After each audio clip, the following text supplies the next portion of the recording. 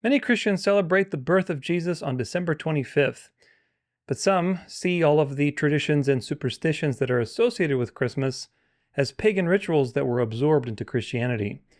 So, is Christmas pagan, and should you celebrate it? Today we're going to do a deep dive in history and scripture to separate truth from error.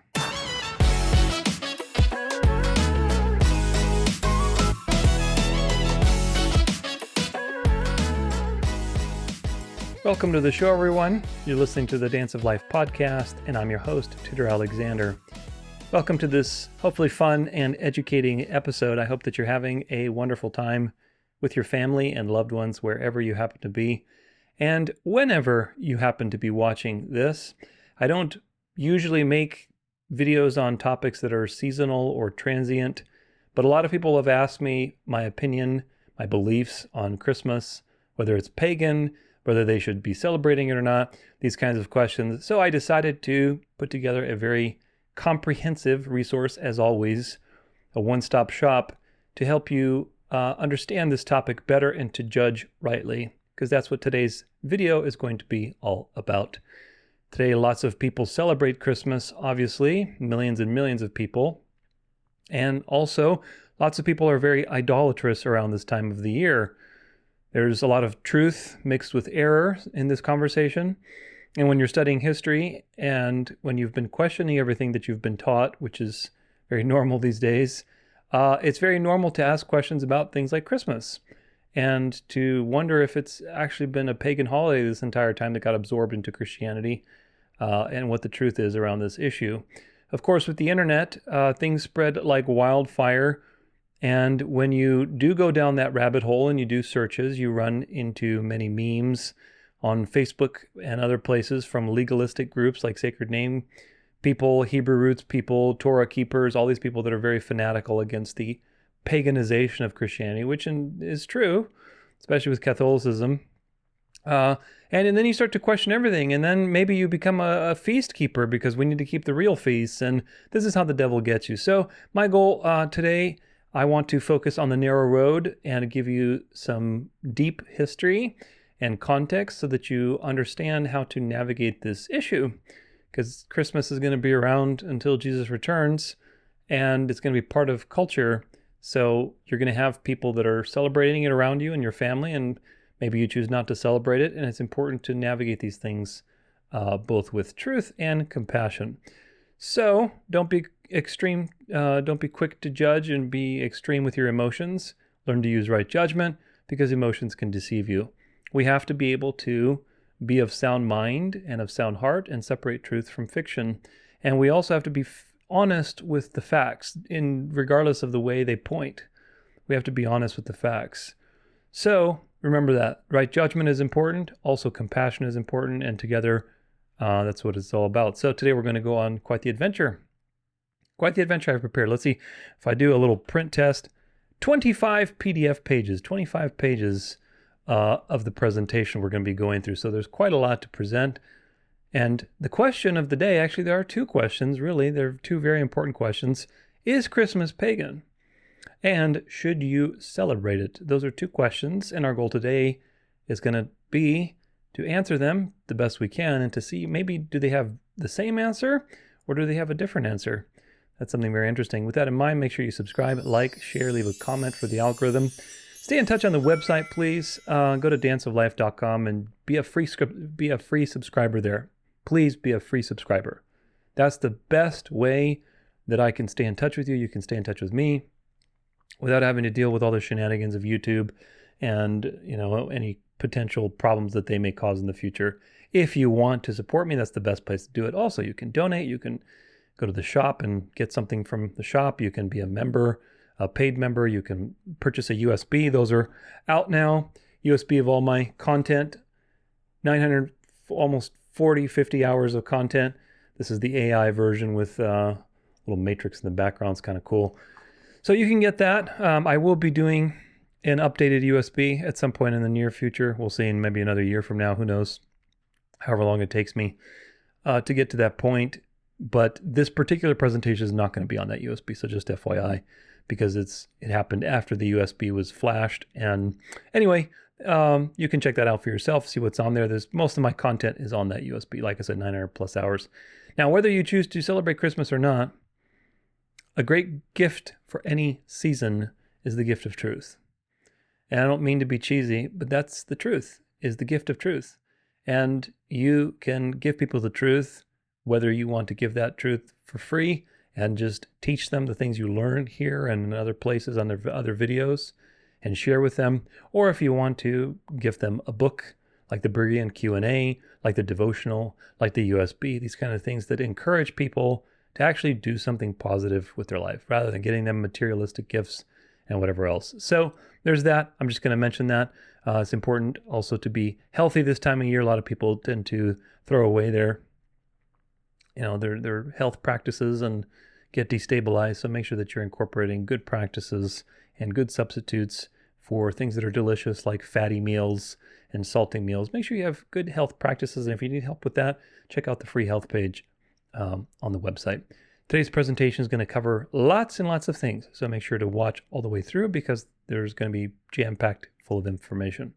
History, of course, is always nuanced. It's very important if you want to deal with history that you are patient enough to entertain nuance and not make hasty judgments. And you understand how to balance things that are opposing and truth with error and separating truth with error. It's a surgical situation. Let's put it that way. Anytime you're dealing with history, especially complicated things that have been around for like thousands of years, you have to be very surgical in your approach. If you're not, it's very easy to be deceived. And hopefully you'll learn that today because there are many, many shades of gray when you're dealing with history. So with that said, I want to talk to you about my own experience. Before we get into it, I want to share kind of how I've grown up with Christmas and what did I think about it as a child? How was it part of my life? Obviously, I grew up Eastern Orthodox, if you didn't know that. So Christmas and Easter were the big holidays, right? We would go to church, we would do all sorts of things. I went to Catholic schools, so yet again, Christmas and Easter were pretty big celebrations every year for many, many years. In Orthodoxy, they usually do several fasts, especially before Christmas. There's a Christmas fast for several weeks where you don't have any animal products. And then Christmas Eve, you go to church at night and you come home and, you gorge on real food, quote unquote, and then you fall asleep. So I always looked forward to that part because I hated being forced to eat, just vegan food for whatever reason. But then you'd wake up the next day, you'd open your presents and you have a nice lunch with nice, settings, specific holiday settings and really nice plates and things that my mom would pull out only for special holidays with golden plated, utensils. And, my mom loved that kind of stuff. So, we'd have food that's very unique too, that would take hours and hours to prepare. So it was a really big deal. We'd put up a Christmas tree and lights and decorate the house and change the table coverings. So all in all, Christmas was a big deal. It was always a big deal that I grew up with. Today, however, many things have changed. My grandma passed away when I was a freshman in college. So over the years, the cooking responsibility, obviously after that, fell solely on my mom. And my mom's not getting any younger. She's gotten older. She got into a really horrible accident, especially this year, a couple months ago. And that changed her capabilities, her activity level. She's doing better, but it's a long road, especially when you're out of shape and you're older, you're a senior, you're more frail. It's tough. If you've seen your parents get old, it's really disheartening in that sense. So I've changed a lot also personally from all the things that I've studied and learned about history, about the Catholic Church, about all these types of things.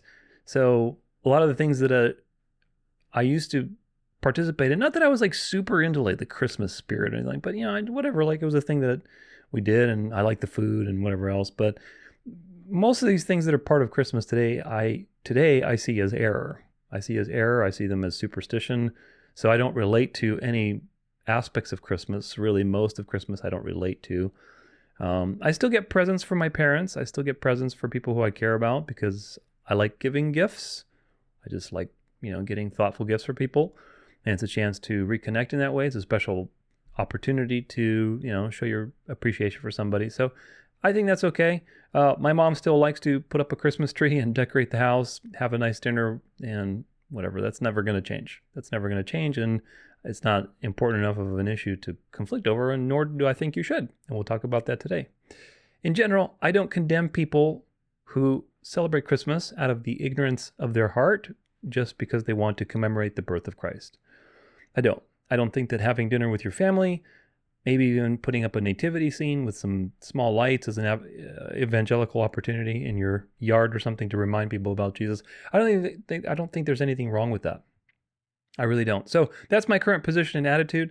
We'll be exploring that as we go along, but there are actually many things about Christmas that need to be exposed and documented. Very, very important, which we'll be doing today. Hopefully, though, you'll learn something new and also be able to walk down the narrow road with this topic, because it causes lots of division around this time of the year. And I don't want that for you and your family. However, it is important to be educated on the truth. If you are on the other side of the debate, where you think that Christmas is pagan and you basically want to condemn anybody doing the things that I just described, my invitation to you is the same as to the people who are very involved in the Christmassy kind of stuff. My invitation is you're going, hopefully, to learn to walk the narrow road on this topic, because the road is actually very narrow. It's a very fascinating history with Christmas, but it's a lot more narrow than people realize. So both sides of the debate, wherever you happen to be, my goal is to bring you to the middle and that you have better judgment coming out of this video. 1 Corinthians 10 verse 31 says, "So whether you eat or drink or whatever you do, do it all to the glory of God." You want to put a nativity scene out to remind people of Jesus, because people become very materialistic around this time of year. Do it to the glory of God. You want to have dinner with your family and celebrate the birth of Christ on December 25th, even though he wasn't born on December 25th. Do it to the glory of God. Do it to the glory of God. So there's a big difference between someone having a humble get-together, celebrating Jesus' birth, exchanging maybe some thoughtful presents that are, based in love and not materialism, and making it about God in general. There's a big difference between that and people throwing up giant, inflatable idols of winter spirits like penguins and snowmen and Santa Claus in their yard and being materialistic and worldly, and Jesus is not even on their radar. There's a big difference between those two.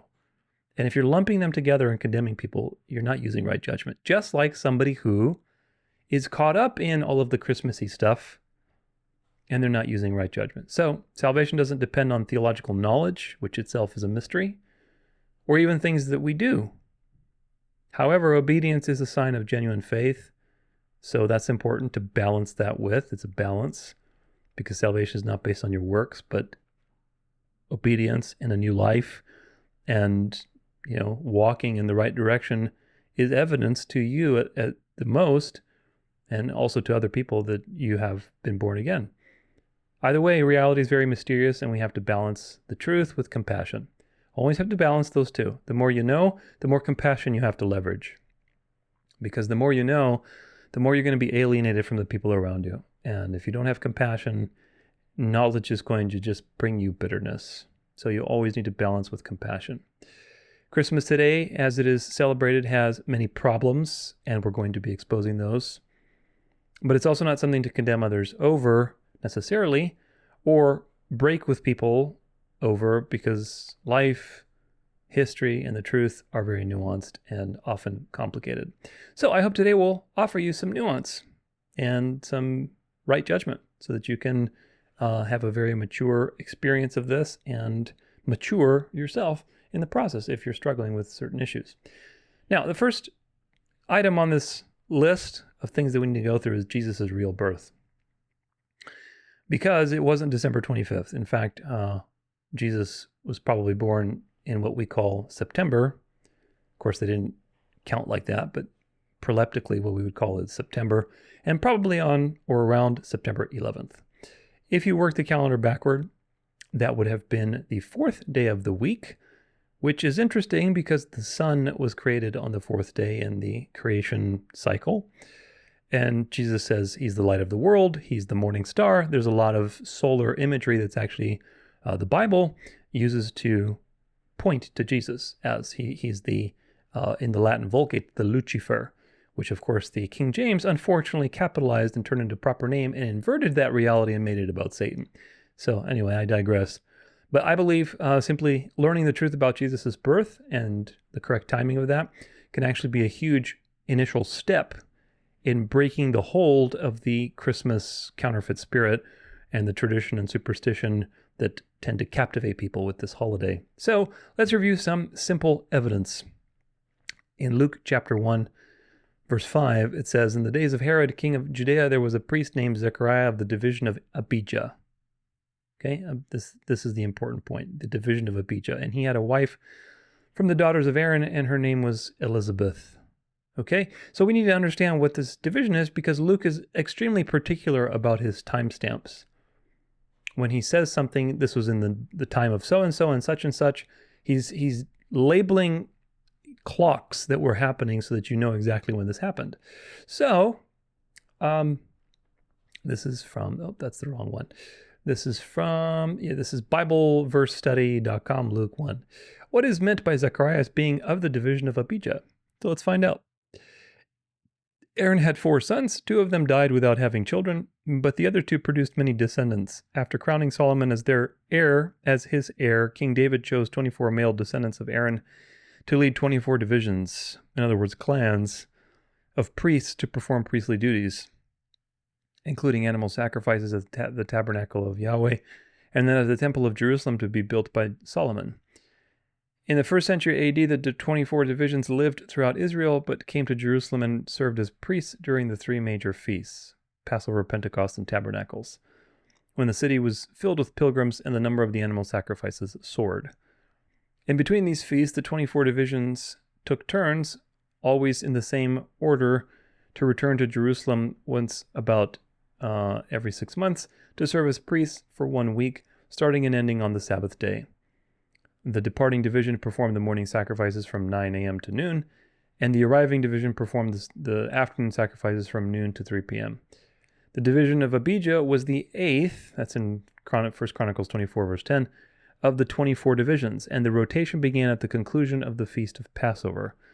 Since Passover falls in April or late March in our Gregorian calendar, and Pentecost falls 7 weeks thereafter, the 2 non-feast weeks of priestly duty for the division of Abijah were in June and July, and 25 weeks later, which is the 24th week plus the Feast of Tabernacles in December, January. This is important to the timing of the birth of Jesus. Both Elizabeth and Zacharias were descendants of Aaron and members of the Israel's priestly clan. So, the 2 windows are December, January, and June and July. Those are when this division was active. And that's an important point because that gives us a very clear understanding of when this whole situation with Elizabeth and John the Baptist happened. So, Zechariah served in the temple around June. The reason that's significant is because soon after this service, Elizabeth conceived John the Baptist. That's in Luke 1, verse 23 through 24. And when his time of service was ended, he went to his home. After these days, his wife Elizabeth conceived, and for 5 months she kept herself hidden, saying, "Thus the Lord has done for me in the days when he looked upon me, to take away my reproach among the people." So Mary visits Elizabeth, who was 6 months pregnant with John when she visited, around the time that Jesus was conceived. Later it says the birth of Jesus foretold. In the 6th month, the angel Gabriel was sent from God to a city of Galilee named Nazareth, to a virgin betrothed to a man whose name was Joseph of the house of David, and the virgin's name was Mary. And he came to her and said, "Greetings, O favored one, the Lord is with you." But she was greatly troubled at the saying and tried to discern what sort of greeting this might be. Can you imagine? And the angel said to her, "Do not be afraid, Mary, for you have found favor with God, and behold, you will conceive in your womb and bear a son, and you shall call his name Jesus.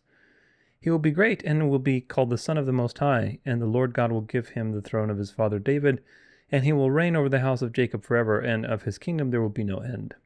And Mary said to the angel, "How will this be, since I am a virgin?" And the angel answered her, "The Holy Spirit will come upon you, and the power of the Most High will overshadow you. Therefore, the child to be born will be called Holy, the Son of God. And behold, your relative Elizabeth, in her old age, has also conceived a son, and this is the 6th month with her who was called barren, for nothing will be impossible for God. And Mary said, Behold, I am the servant of the Lord. Let it be to me according to your word. And the angel departed from her. Then she visits Elizabeth. In those days Mary arose and went with haste into the hill country to the town of Judah, and when she entered the house of Zechariah and greeted Elizabeth. So around the time that Elizabeth was 6 months pregnant, we have the timestamp that Mary also, basically conceived, or, was overshadowed by the Holy Spirit. So that's really an important nuance.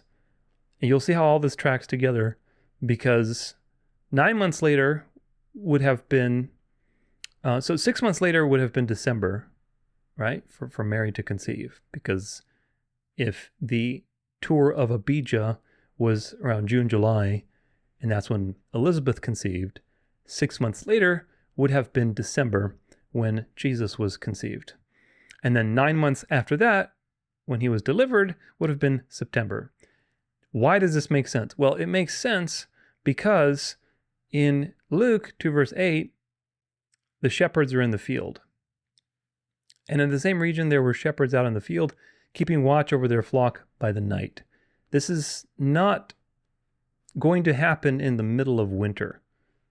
This would not be the case if it was the middle of winter. So Jesus was born in September, which means that if we fall everything back, he was conceived in December. 6 months before that, that would have been June and July. That matches the time period of the Abijah tour. Because if we use the other tour period, which would be around December, the winter, the middle of winter, midwinter for the Abijah tour. If we use that date, then Elizabeth would have conceived in December, middle of December sometime. Then 6 months later, Mary would have conceived, right? And then 9 months, Jesus would have been born like in March or something. So that's possible. Some people have suggested that. However, there are other points that you'll see triangulated very firmly to September, meaning very likely that the conception for Elizabeth happened during the June and July tour of Abijah that they were experiencing and doing. You'll see what I mean by that. But very likely he was born in September. Again, some people say that the spring date aligns with some of the Passover lamb typology and stuff, and how they would raise them at that time and so on.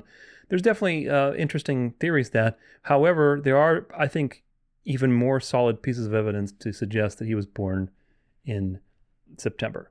Either way, he wasn't born in December. Do you get it? So either date that you use, the point is that he wasn't born in December, very clearly so.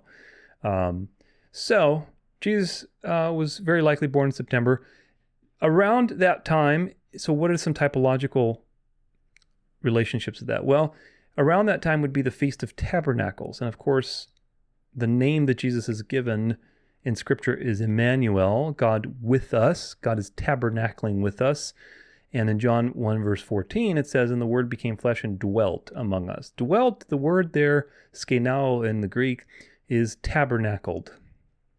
He tabernacled among us. In other words, he pitched his tent among us. He became one of us. So the Feast of Tabernacles has a very important typological connection to the incarnation. The Hebrew word for manger or stable also has interesting relationship, because it can mean a temporary shelter, like the booths that are used for the Feast of Sukkot. So there's a sense of the lack of room at the inn, basically having pushing them towards a temporary situation, which relates to the Feast of Tabernacles because it's a temporary tent that you put up and so on. So there's a typological connection there. Luke says that Jesus began his ministry also at about 30. And we know that also happened during the fall for various reasons, which I'm not going to document here because they're very complex. I will refer you to my Daniel's 70 weeks, because Luke's timestamps in Luke 3, for example, he says in verse 1, it says, in the 15th year of the reign of Tiberius Caesar, Pontius Pilate being governor of Judea, and Herod being tetrarch of Galilee, and his brother Philip tetrarch of the region of Euteria and Trichontis, and Lysanias tetrarch of Abilene, during the high priesthood of Ananias and Caiaphas, the word of God came to John, the son of Zechariah, in the wilderness. These are very specific timestamps, and with very surgical historical analysis, we can triangulate this to the fall of 27 AD. And there's a lot of very deep dive in that in my Daniel 70 Weeks video. Nevertheless, during this timestamp, in verse 23, Luke says, Jesus then, when he began his ministry, was about 30 years of age, being the son of Joseph, the son of Heli, and so on and so forth. So he was about 30 in the fall of 27 AD. Now, Daniel's 70 weeks, besides confirming this, that he started in 27 AD, also tells us that his ministry has to be 3.5 years, because the prophecies about the Messiah getting cut off after 3.5 years. If you are a dispensationalist, you're going to miss that, because dispensationalism, which is a Jesuit invention, inverts that prophecy and makes it about the Antichrist in the future, which of course it's not. So please get deprogrammed on dispensationalism and realize it's a deception. But anyway, the 70 weeks was fulfilled already. It's about the Messiah, and the Messiah gets cut off after half a week, which is 3.5 years. So that has to happen, meaning his ministry, according to the 70 weeks prophecy, because the 70 weeks prophecy starts in 457 BC. And again, I go into great detail on all of this I have a 3.5 hour episode on just that prophecy, and just like 3 verses in Daniel 9. So very, very in-depth historical analysis there. However, just a bird's eye view, the prophecy tells us it has to start in 457 BC, and the Messiah must show up in 27 AD. He must get cut off 3.5 years later, and all of that points to Jesus' ministry beginning in 27 AD, just like Luke's timestamps state. And because we know that Jesus' ministry is 3.5 years, it has to be, and then he gets cut off. And we know that Jesus was the Passover lamb, and he was crucified in the spring, right? 3.5 years from 27 AD in the spring would be 31 AD. And that checks out with all of history and so on. Which, by the way, also 3.5 years counting backward from 31 AD in the spring would be 27 AD in the fall, which again confirms the 27 AD fall reckoning, where he was about 30 when he started his ministry. So that means that, again, do you see how all this lines up very perfectly? According to Daniel's prophecy, he has to start in 27 AD, and he would be crucified in 31 AD in the spring, because it's 3.5 years. But 3.5 years from the spring of 31 AD, counting backwards, is 27 AD in the fall, when Jesus started his ministry. So that means he was about 30. Now, again, that's another weight and proof that he was about 30, meaning he was born in the fall. Luke could be saying he was about 30 if he was born in the spring. That could work, but I think it's more appropriate given all of the evidence so far. And you'll see there's even more evidence, again, that he was born in the September date, not the March, spring date. So, Luke is very specific about that, and check the 70 Weeks video for a little more detail. The final piece of evidence with this is with Revelation 12. And this is a very interesting piece of evidence because the descriptions there are not of Mary, first off, if you're Catholic. They're not of Mary. They are typological. Number one, they're typological of Israel and, of course, the church, because it's the same woman. The woman doesn't change. It's the same woman. It's the body of elect believers that brings forward the Messiah. And then after the Messiah is born, the body of elect believers runs away from the dragon. So there's that. However, most people don't realize that these vivid images of the woman are also astronomical positions. They're very precise astronomical positions. We're not dealing with astrology. God created the constellations. In other words, if you look at the stars, they're not just like evenly distributed stars. God specifically determined they would be shapes in the sky. And this is even written in the Bible with the Mazzaroth and things like this nature that I talk about in my Lunar Sabbath episode, talking about God's true calendar. But the point is, God created the constellations. As to their full meaning, who really knows? But the book of Job talks about the constellations, and God refers to the constellations. So constellations in and of themselves are not astrology. What people have done with them, yeah, that's astrology. But God created the constellations. And that means that they are there for appointed times and seasons.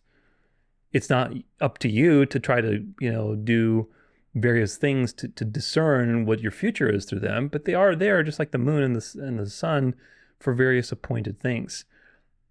And of course, if God is going to give John a vision, he's going to give him a very specific revelation of the astronomical alignments that point to something very important, which of course was the birth of the Messiah.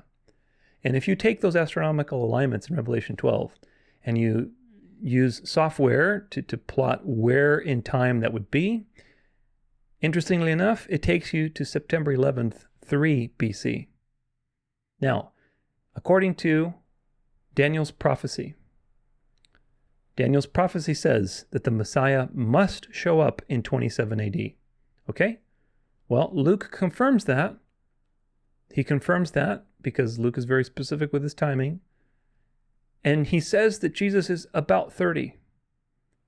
If that's the case, and Jesus is about 30 in 27 AD, then that means he must be born in 3 BC. And the astronomical positions in Revelation 12 confirm that.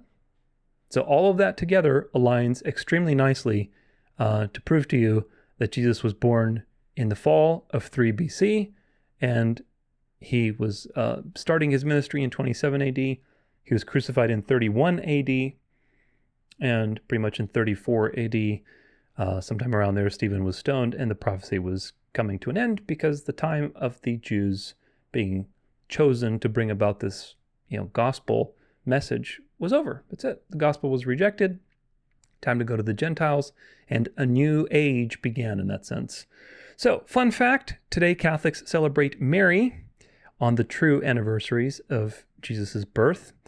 In December 8th, they have the Feast of the Immaculate Conception, which is a blasphemous doctrine that basically Mary was born sinless. And probably around that time is exactly when Jesus was actually conceived, which is the true Immaculate Conception. You get it? In September 8th, they have the Nativity of the Blessed Virgin Mary, celebrating the birth of Mary, obviously. However, there's no biblical record whatsoever of when Mary was born. There's a record of her lineage, because that relates to Jesus, but there's no record of when Mary was born. There's a record of when Jesus was born, because Jesus is the hero of the story. But Mary is not mentioned. So this is an invention. Of course, it happens to be very, very close to the true date of Jesus' birth. So you wonder if they probably know these things and they just cover it up so that they can cover up Christ's birth. In September 12th, you have the Holy Name of Mary. Again, worshiping, Mary and hiding Jesus' true birth and covering up the truth, and of course blaspheming God in the guise of honoring God and honoring his mother and honoring Jesus' mother and so on and so forth. So all these things, nothing new under the sun, right? Nothing new under the sun, but just be aware. Conclusion, Jesus was not born in December.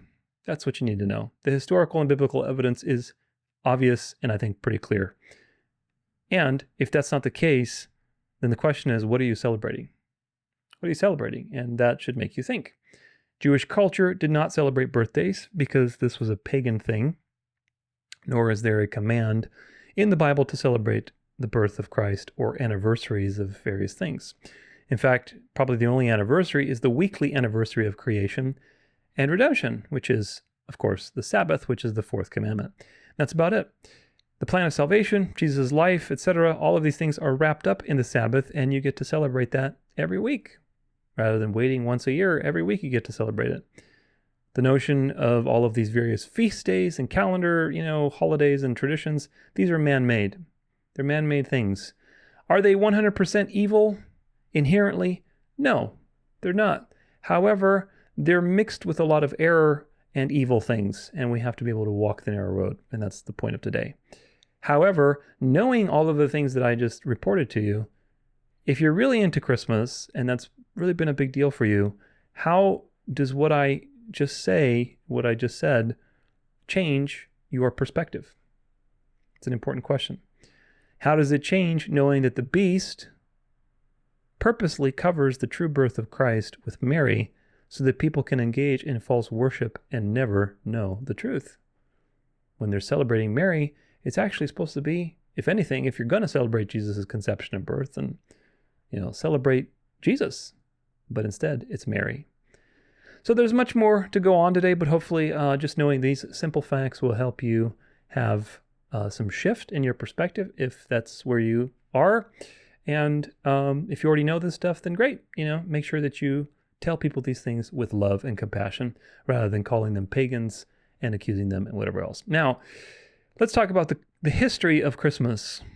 With all that out of the way, we need to examine history and see where we can separate truth from error. We want to know what we can definitely claim, what is speculation, we can speculate, and what is simply not true. Christmas has a very complicated history, and today many things are interwoven into it to make it even more of an erroneous celebration than it probably was in the very beginning, or that it would be in general based on just the previous conclusions. So we have to look at those things carefully, as there are many parallel threads. And just like with the history of the Sabbath that I've documented in hours upon hours of content, or any nuanced topic that we've documented, we have to see those threads and lay them out in our mind. There's multiple threads. You have to be patiently to unravel them and weave them together and create a proper narrative throughout all of these things, because there's a lot that's happened. So I want to point you to a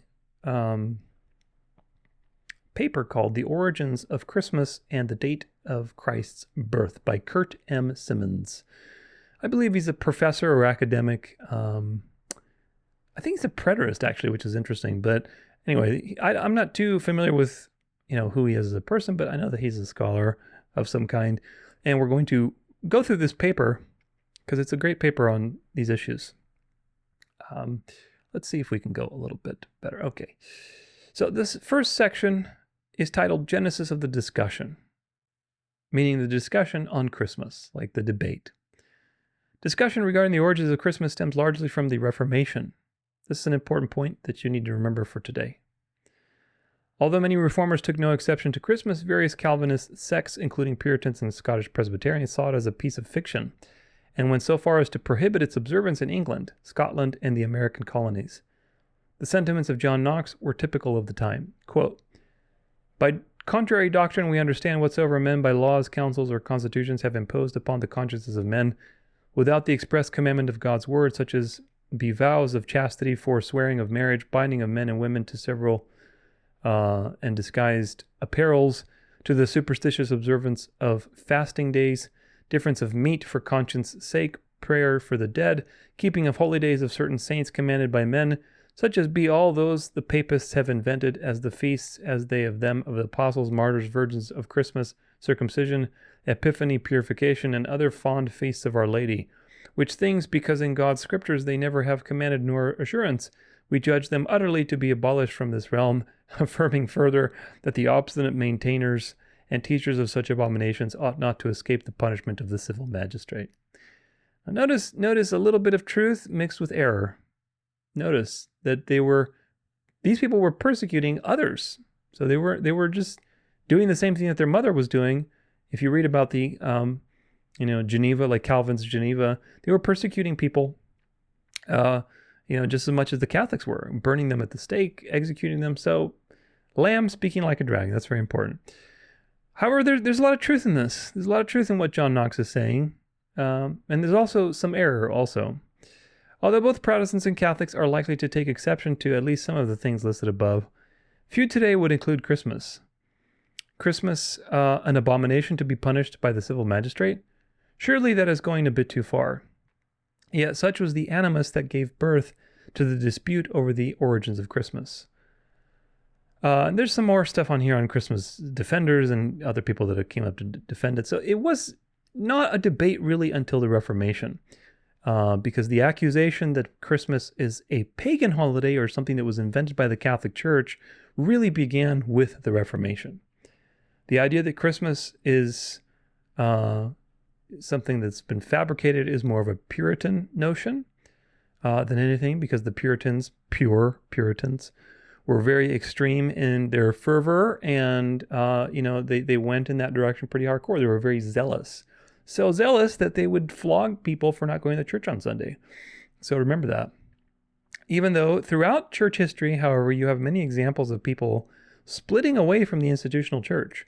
They were splitting away on the basis of these problems of tradition, superstitions, idolatry. A lot of people, for example, the iconoclastic church fathers like Tertullian, the iconoclastic movement of the Middle Ages. I've talked about these before in various places. People who were basically rejecting icons and any material expressions like statues. There's a lot of people like that. Bishop Agobard of Lyon, Claudius of Turin, Archdeacon Berengarius of Tours, Peter of Bruys and his sect of followers, the Petrobrugians in the 12th century, Henry of Lausanne, the Waldensians, the Picards, the Lollards, which were pre-Puritan, and of course the Puritans. So all of those that I just listed were from about, the 200s through the Middle Ages into 1400, give or take. Not once, with the exception of the Puritans, not once did any of these groups single out Christmas as a pagan holiday, which is a very important thing. Very, very important thing that you understand that, because the idea that, people rebelled against the Catholic Church, rebelled against the institutional church, protested the paganism and the idolatry that was coming into the church, absolutely, in general. But none of these groups ever really singled out Christmas as hey, this is a pagan holiday, we're splitting because of Christmas. The Petrobrugians rebelled against the Catholic Church in general, and as a result, they saw feast days to various saints and relics and things to be abandoned. It wasn't until the Lollards, which were pre-Puritan, and the Reformation with the Puritans that you start to really see animosity against Christmas specifically. However, even then, it's not black and white, because there were pockets of people sticking to the liturgical cycle of the year. And based on what we know from records of sermons, for example, from these times, from the 1500s, 1600s, whatever, you see people, because of the records of the sermons, having sermons on Christmas Day, Christmas season sermons, so they were still keeping it, even though these things were starting to fracture and people were starting to question it. Also, there was a lot of polemic works claiming that the Waldensians and other groups that rebelled from the Catholic Church rejected Christmas and Easter. However, these were written after these groups were alive and around. We don't have documentation from the Waldensians that they were necessarily calling Christmas pagan.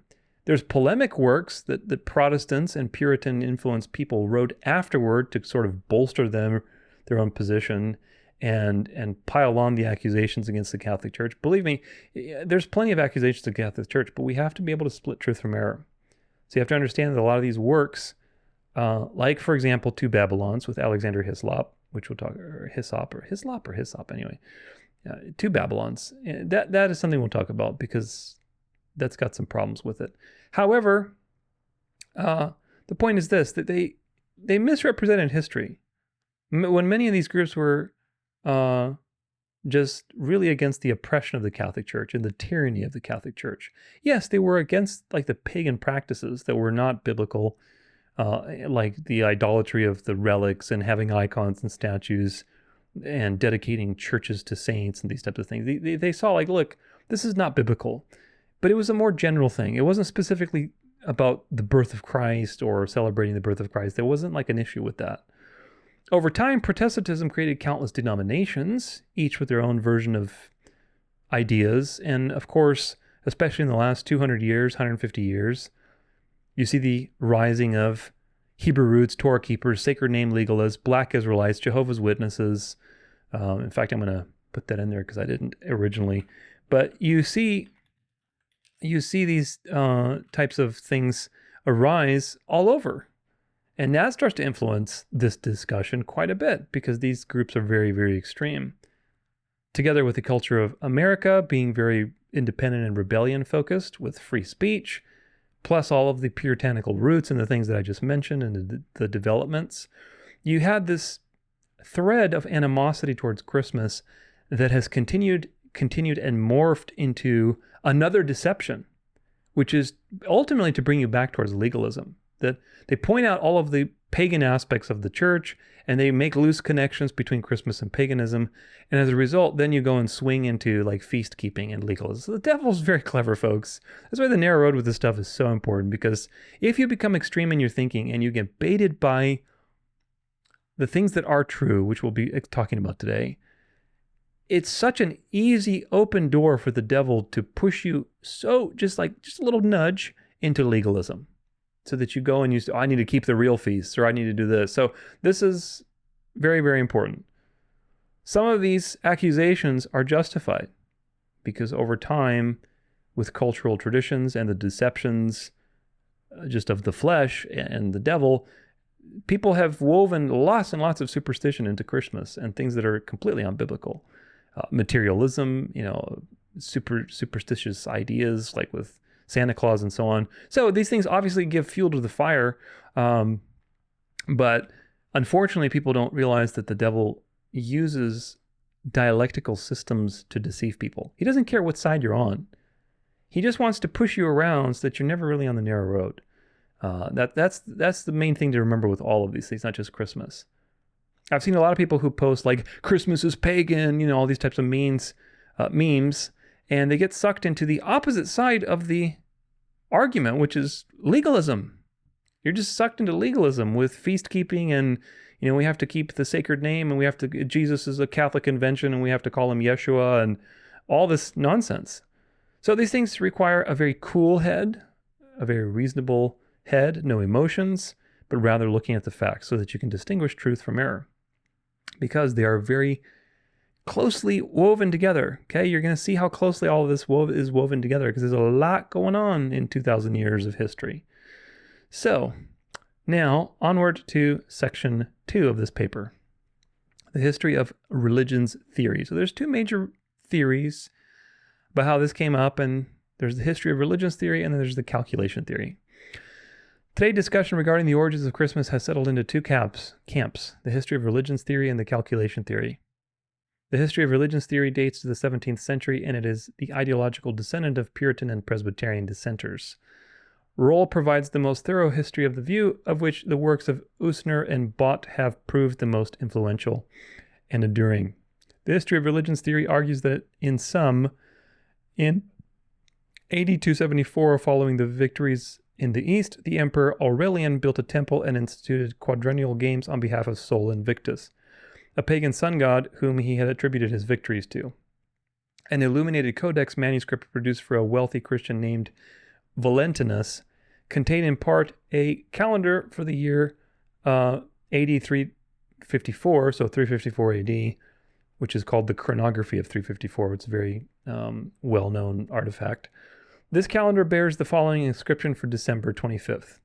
N invicti CM XXX. N is Natalis birthday nativity, invicti of the unconquered one. CM is circenses missus, games ordered. XXX is 30. Thus, for the birthday of the unconquered one that year, 30 games were ordered. The same codex in part 12, in a section set in calendrical order devoted to annual commemoration of the martyrs, contains reference to the birth of Christ. The first entry given in the Depositio Martyrum reads, some Latin stuff, 8 calends of January is December 25th. So this old artifact has like 2 things in it that are time-stamping things that were happening at that time. One of them is basically the celebration of Christ's birth on the 25th, and another one is this Sol Invictus, game that was going on. It is generally agreed that the Deposito Martyrum originally dates to AD 336, but was updated in 354 AD for inclusion in the Codex. The Deposito Martyrum is arranged from December 25th to December 25th, indicating that at Rome, In 336 AD, the Nativity of Christ marked the beginning of the ecclesiastical year. This is the earliest undisputed evidence we possess for celebrating of Christ's nativity on December 25th. Discussion regarding the origins of Christmas therefore typically begin here. Advocates of the history of religions theory infer from the coincidence that both the Natalis Solis Invicti and the Nativity of Christ appear in the same codex, share the same date, and were both kept at Rome, that the latter was derived from the former. In other words, that the birth of Christ tradition was derived from Sol Invictus. Moreover, dating as it does within the reign of Constantine and considering his program to make Christianity the religion of the empire, it is argued that Christmas was instituted at Rome by Constantine. Finally, advocates also argue that the use of sun symbolism vis-a-vis the nativity and winter solstice by patristic writers evidences a type of solar syncretism, confirming Christmas was adopted from Sol Invictus. In fairness, it must be admitted that the notion of that Christmas is derived from the pagan solstice is not entirely without basis. There are many traditions and dates that have grown up and been adopted by the Church, the Roman Catholic Church in particular, which have no basis in historical fact and are widely perceived as being derived from pagan sources. This perception, more than anything else, is what has lent the history of religions theory the broad acceptance that it enjoys. The notion that Christmas is derived from the pagan solstice presents an all too familiar scenario and meets with many people's skeptical estimation of the Church, which they therefore accept all too uncritically. This is an important point, folks. We know that the Roman Catholic Church is paganism 2.0, Satan's kingdom, disguised in plain light. And so it's very easy to pick on the Catholic Church. That's why you have to use discernment, because certain things people will use. Again, in my End Time series, in the Mark of the Beast episode, I talk about how there's some wild theories out there, like literally, and they play off of the truth because they're like pointing at all the blasphemies of the Catholic Church, and then they take you way off the deep end, and they tell you that like Jesus is like the Antichrist, and Jesus is not really the true Christ, it's actually Yeshua, and all of this nonsense. And when you're so shocked and you're seeing some truth, you get, bait and switched and flipped into another narrative. So these kind of things are very, very important to walk with a narrow road. So yes, the Catholic Church, I'm one of the first people to point the fingers, okay? But at the same time, we have to also use discernment, because the devil will use your eagerness to point the finger at his, kingdom to bring you back into his kingdom without even knowing it.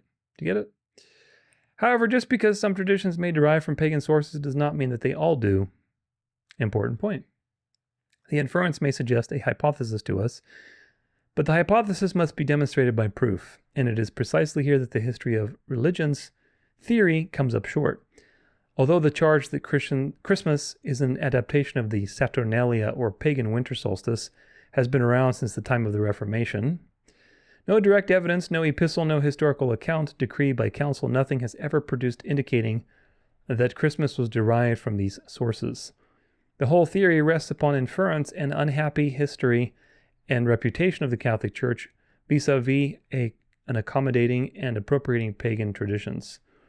So a lot of this stuff really was appropriated as polemics against the Catholic Church, which again, it's low-hanging fruit during the Reformation. To the contrary, the strong opposition of the early church toward any form of paganism, coupled with the complete absence of any hint of period writers that the Christmas date was received other than by tradition of the fathers, renders the hypothesis improbable.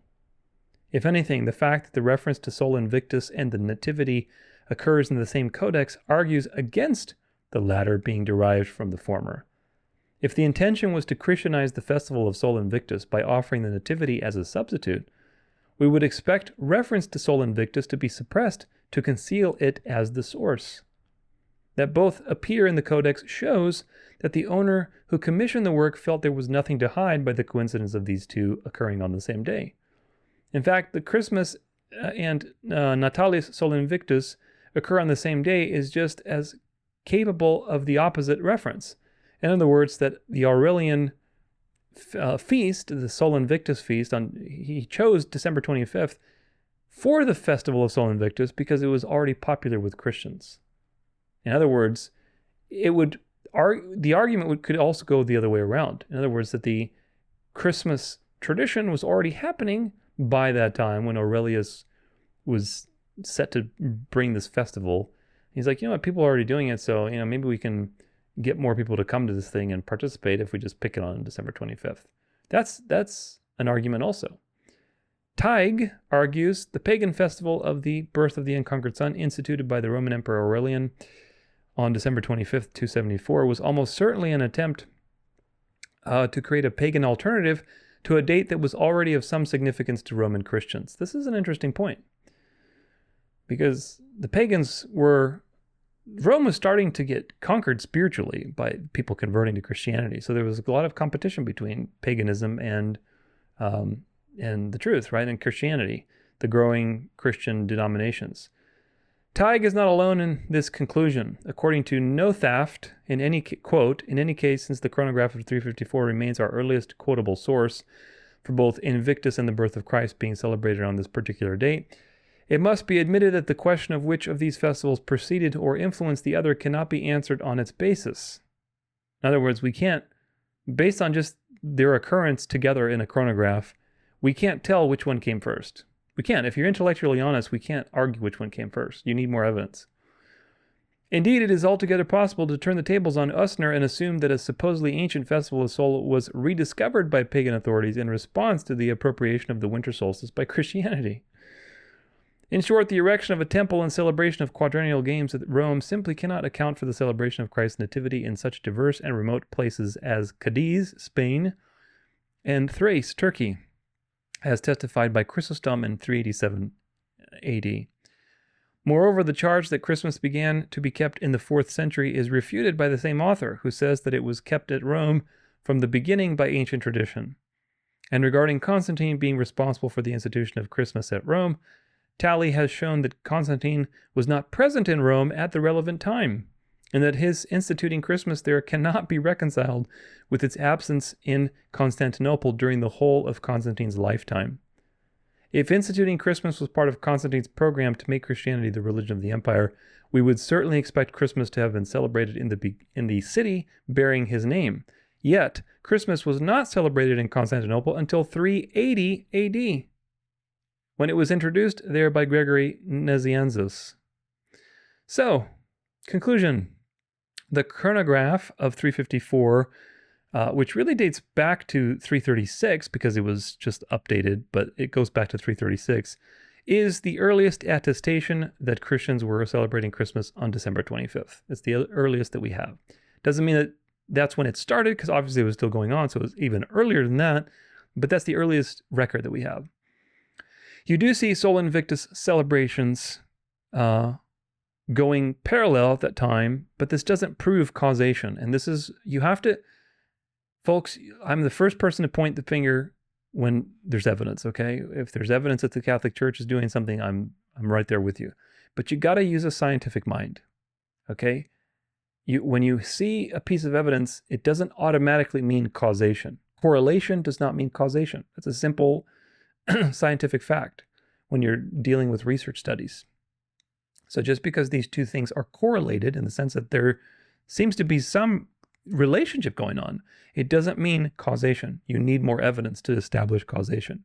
And causation is sometimes very difficult to prove. If anything, it proves competition. Do you get it? It proves competition because the author had them, side by side, and they were comfortable with that. They weren't like trying to hide anything, and the person commissioning the codex had nothing to hide, and there was nothing. It was very matter of fact. So they were like in their own world, and the pagans were in their own world. So there were two processes going on. If they were trying to appeal to pagans with Christmas as this thing, then that wouldn't be the case. We wouldn't see that evidence. Some argue that Sol Invictus in 274 was a rebirth of pagan festivals to compete with Christianity that was arising at that time, which would indicate that Christianity's tradition of Christmas was even older than 336 and certainly older than 274 when Sol Invictus was inaugurated. In the late 4th century, Chrysostom writes in his writings of nativity celebrations in Spain and Turkey, which are very far. I mean, in the ancient world, that's relatively far from Rome. And it wouldn't be plausible if that had just started in Rome with Sol Invictus in the late 3rd century. Does that make sense?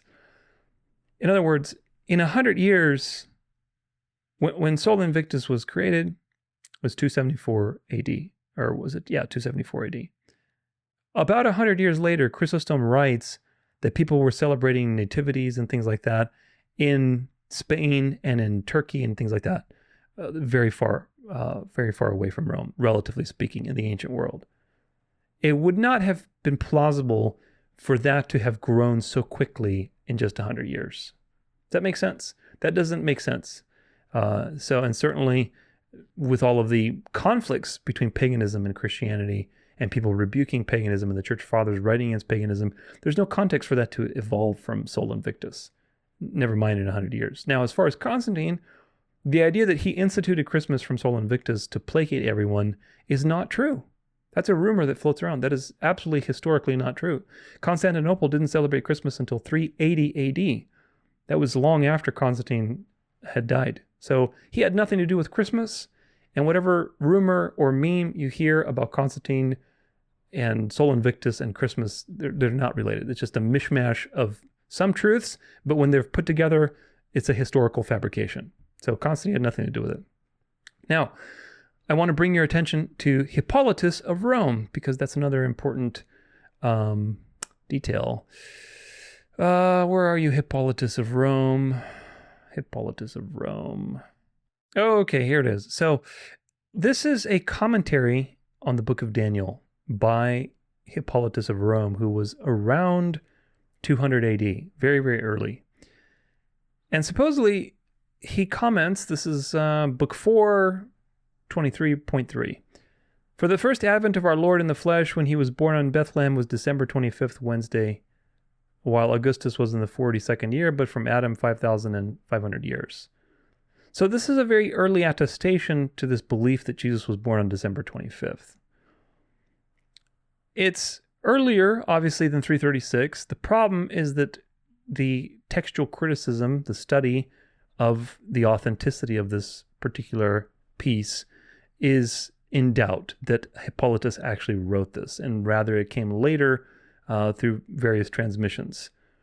However, a recent work that was peer-reviewed suggests that there is some evidence for an early 3rd century dating of this idea that Jesus was born on December 25th, which would put it before Sol Invictus being created. And that is right here, calculating the December 25th as the birth of Jesus in Hippolytus's Canon and Chronicon. So the commentary on Daniel is dated to 200 AD, which is very early, especially in Hippolytus's career. It's earlier, but it's not clear that that was actually written by Hippolytus. However, this is a peer-reviewed paper and peer-reviewed study of Hippolytus's Canon and Chronicon, which was in 235, that does suggest that people believe this around that time. I'm just going to read the abstract. You can find this paper and read it yourself if you want to. This article argues that around 235 CE, Hippolytus of Rome placed the birth of Jesus on December 25th. While this has been theorized in the past, this article brings forward hitherto unheralded evidence about Jesus' birth from Hippolytus' Canon and his Chronicon. First, the Canon marks the Passover as the something of Jesus, a word which scholars have previously thought refers to birth. This article, however, uses evidence from an extensive word study to show that the term most likely refers to conception, which would then place the birth of Jesus sometime in the late fall or early winter. Secondly, the article shows that in his Chronicon, Hippolytus placed Jesus' birth exactly 9 months after the anniversary of the world's creation. This is the very, very important point to understand for this particular section on the history of Christmas. I'll read it again, because we're going to go into depth with it. Secondly, the article shows that in his Chronicon, Hippolytus placed Jesus' birth exactly 9 months after the anniversary of the world's creation. Calculations in his Chronicon and Canon indicate that Hippolytus thought that the world was created on March 25th, meaning that he likely believed that Jesus was born on December 25th. This is where they get the date from. So, very, very interesting thing. Now, there is also a thing on the abstract. Yes, okay, that's the abstract. And now that's it for that. All right. Conclusion with that. There's some very good evidence to believe that people had started to associate December 25th to Jesus' birth as early as the 3rd century. We'll look at more too, because there's even earlier evidence than this. This is at least so 235 AD, when this is dated, is at least about a decade before Sol Invictus was created. Even so, the reasoning for this date actually was not based on the solstice, but on the equinox. So the reason for the December 25th date wasn't because they were worshiping the solstice and were doing pagan winter festivals. It was because, as you'll learn more and more, they saw a lot of typological connections between the creation of the world and Jesus' birth. They assumed that the conception would align because of typology, because they were philosophers. That's the mistake. But their intent was biblical, and they were using typology. They weren't using pagan sources to come up with that date. Basically, the idea is this. The thinking is that the spring equinox, spring is when life begins. The spring equinox is when the world was probably created.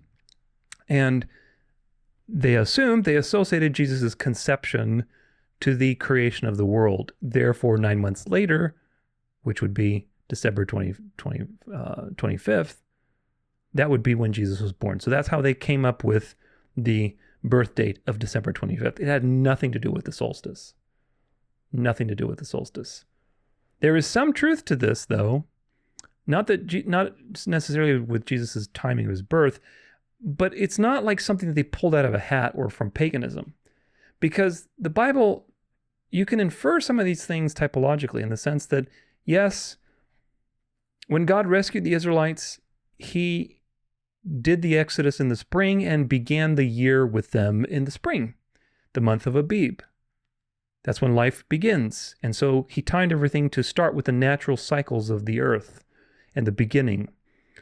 And of course, there's a lot of very interesting things with that. I talk about that in my video on the last decade, in my video on the history of the Sabbath and so on. So God started, or I should say, brought them back on the original calendar after the Exodus. Everything was started right in the beginning. So that means that God starts things with the spring. That makes sense because that's when life begins. That would be intuitively correct. The equinox also is when light and dark are even and the sun is in its neutral position of its track. It's not on an extreme north or an extreme south. It's on the equator. It's neutral, right? So it would stand to reason that around the spring equinox is when the world was created, and when the lights in the sky were created, they didn't start, like if you were creating the world, right? If you just put yourself in God's shoes, if you're creating the world and you're bringing the sun into existence and it has a path that it has to go on that oscillates, wouldn't it make sense that you would start with the neutral position? That would make sense, right?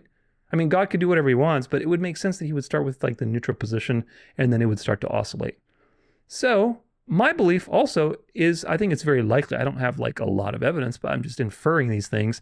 I think it's very likely that when God created the earth, it began with life, with spring.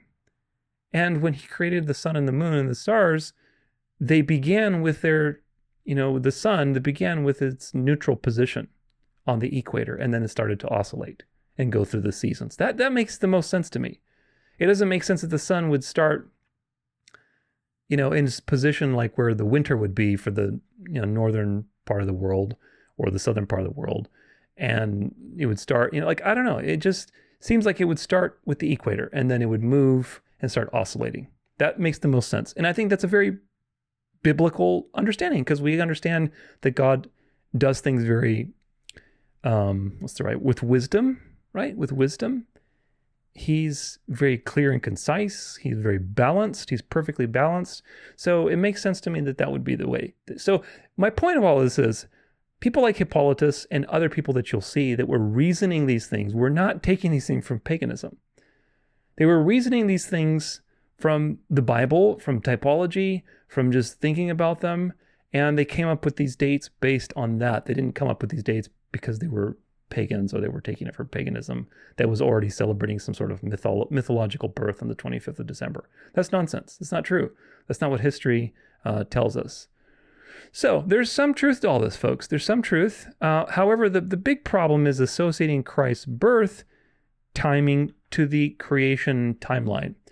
The big assumption is that Christ was conceived with the anniversary of the creation of the world. Right? You're assuming the world was created in the spring. I don't think that's like a wild assumption. I think that's probably true. I think that's an educated guess, pretty good. But then to go from that and to say, well, therefore, because of the typology, then Jesus was probably conceived at the beginning of the anniversary of the world, and he must have been born on December 25th. That's the leap of logic that is the problem here. Either way, the notion of December 25th as a Christian understanding did not originate on solstice worship or Sol Invictus or anything else, because it actually came before Sol Invictus.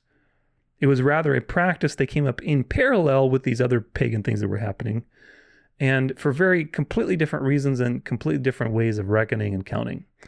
Now, let's go to the section 3 of this paper. And we're going to go and read section 3. Section 3 is the calculation theory. The calculation theory of the origin of Christmas was first articulated by Louis Duchesne in the late 1800s. Duchesne proposed that the December 25th birth of Christ was calculated from the Annunciation and Conception, which in turn was obtained from the supposed date of Christ's Passion. Rabbinic tradition embraced a fiction referred to as integral age, which had it that the great patriarchs and prophets of Israel died on the same day as their birth, typically Passover or Tabernacles. Noting that early Christian writers believed Jesus died on March 25th, Duchesne reasoned that the idea of integral age would place the Annunciation on March 25th, which would in turn would place Christ's birth 9 months later on December 25th.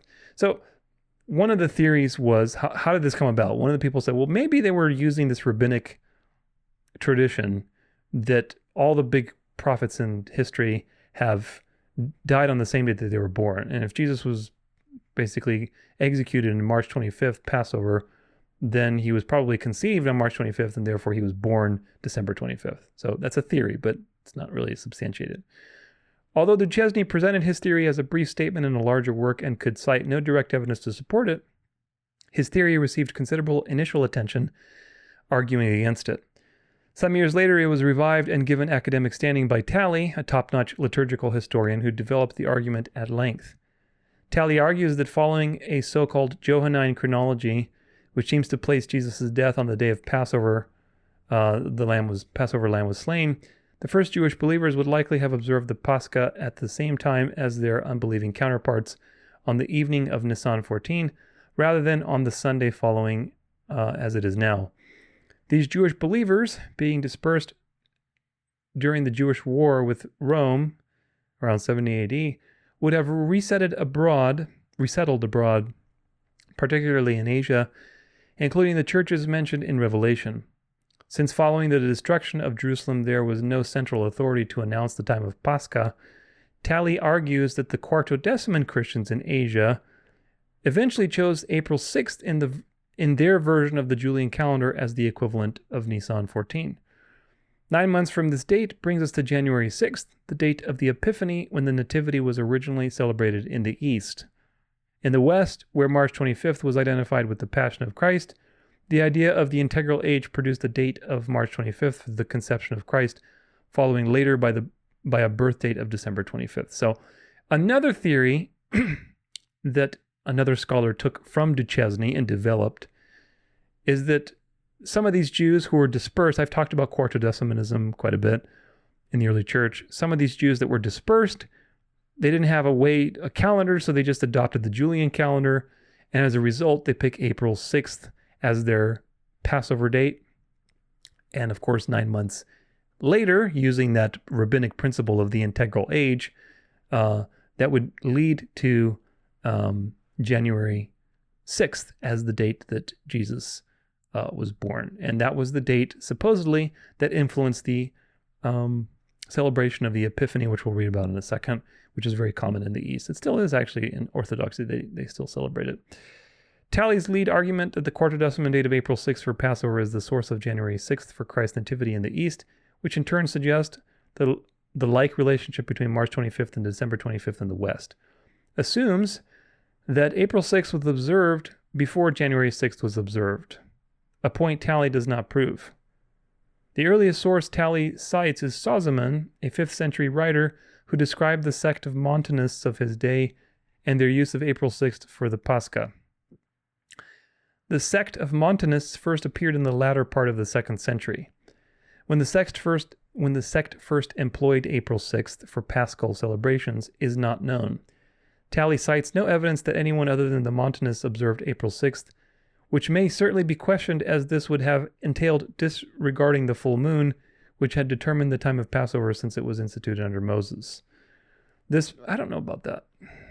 But anyway, this plus the fact that the sect of Montanists was heretical makes it difficult to accept the argument that a widely kept date like January 6th could have originated from such a source. To the contrary, that January 6th had significance early on from sources unconnected with Montanists, solar quartodecimanism is clear from Clement of Alexandria. This is where I mentioned now that there is even earlier evidence than Hippolytus. So Clement of Alexandria reports that the followers of Basilides kept the Egyptian date of Tb 11, which is January 6th, as the date of Christ's baptism. The association of January 6th with the Nativity of Christ derives, in turn, from a misreading of Luke 3:23, which was thought to teach that Jesus turned 30 on the very day of his baptism, a fact Talley acknowledges elsewhere. In addition to Christ's nativity and baptism, Epiphanius, around the 4th century, reports that the arrival of the Magi and the water miracle at Cana were also assigned to January 6th, none of which can fairly be said to derive from calculations based on the April 6th date. Thus, Talley's lead argument comes up considerably short of proof. However, that we are not dealing with the notion of integral age in the chronologies of the patristic writers is apparent from the fact that they do not use the two-point approach of birth and death, but a three-point approach, which adds the Annunciation and Conception and often substitutes the resurrection in place of the Passion. Where we would expect a December 25th birth and death, instead we have a March 25th conception, December 25th birth, and a March 25th death. This shift from a two-point to a three-point approach has never been explained by advocates of the calculation theory. How can it be argued that we are dealing with the rabbinic fiction of integral age when the patristic writers do not adhere to its two-point approach and, indeed, never articulate the concept at all? Yeah, and that's true because, first off, they hated the Jews, so they would have no reason to be basing their beliefs off of rabbinic fairy tales. A better explanation for the March 25th, December 25th, March 25th triad in patristic chronologies is that they are driven not by the concept of integral age or calculations based upon the date of Christ's death, but tradition regarding the date of Christ's birth, confusion regarding the year of his death, and symbolic associations between salvation history and the increase-decrease of light connection with the solstices and equinoxes. Number 1, symbolic association in the use of solstices and equinoxes by patristic writers. This is where the narrow road is very narrow, okay? Because there's very interesting things with this. The symbolic importance of the solstices and equinoxes to the early fathers is seen in the fact that they uniformly attempted to make the various events of salvation history, including the first day of creation and the passion and resurrection of Christ, correspond with the astronomical events. Since in the mind of the early fathers, God would have divided light from darkness perfectly, which for them meant equally, they caused the first day of creation to coincide with the vernal equinox, where day and night are equal. And because they mark the new creation and triumph of light and life over darkness and death, the fathers also assign Jesus' passion and resurrection to the equinox. Julius Africanus, now another very early source, 160 to 240, is credited as the earliest Christian chronographer, Although his chronographia is now lost, fragments have come down to us culled from the manuscripts of later chronographers. Evidence from fragments and the statements of later writers indicate that Africanus believed the first day of the creation was Sunday, March 22nd, which day he characterized as intelligible to distinguish it from the fourth day, when the sun and celestial bodies were made or arranged, which Africanus equated with March 25th, the vernal equinox in the Roman calendar. Africanus also equated March 25th with Passover Day, the 15th day, and full moon of the first lunar month. This is the date Africanus assigned for Jesus' resurrection. Now, you have to understand that it's hard to calculate Passover because there were so many different calendars at that time, and even the original Passover, the way that it was given to the Israelites was based on a calendar that they didn't use even after Babylon. The original calendar was the sun's position in the constellations. According to when life actually began, you had to watch the barley sprout because everything's on a natural clock. And every month was not really 30 days. It was a period of time that the sun was in that particular constellation because you always had 12 constellations and you don't need to intercalate. Over time, that's been lost. I talk about that in my various episode, the one on the lunar Sabbath. So all this stuff these people are well-meaning, okay? They're well-meaning and they're trying to find the truth, but there's a lot of assumptions that they're making in all these calculations. Some of this is typological and it's very interesting, but then they start to get into more and more calculations and assumptions and it starts to get erroneous. That's the problem. Nevertheless, they weren't pagans. They weren't pagans. They weren't taking these from paganism. That's an important point. According to Africanus, Jesus died in the 5,531st year from Adam, AD 31. He's right about that.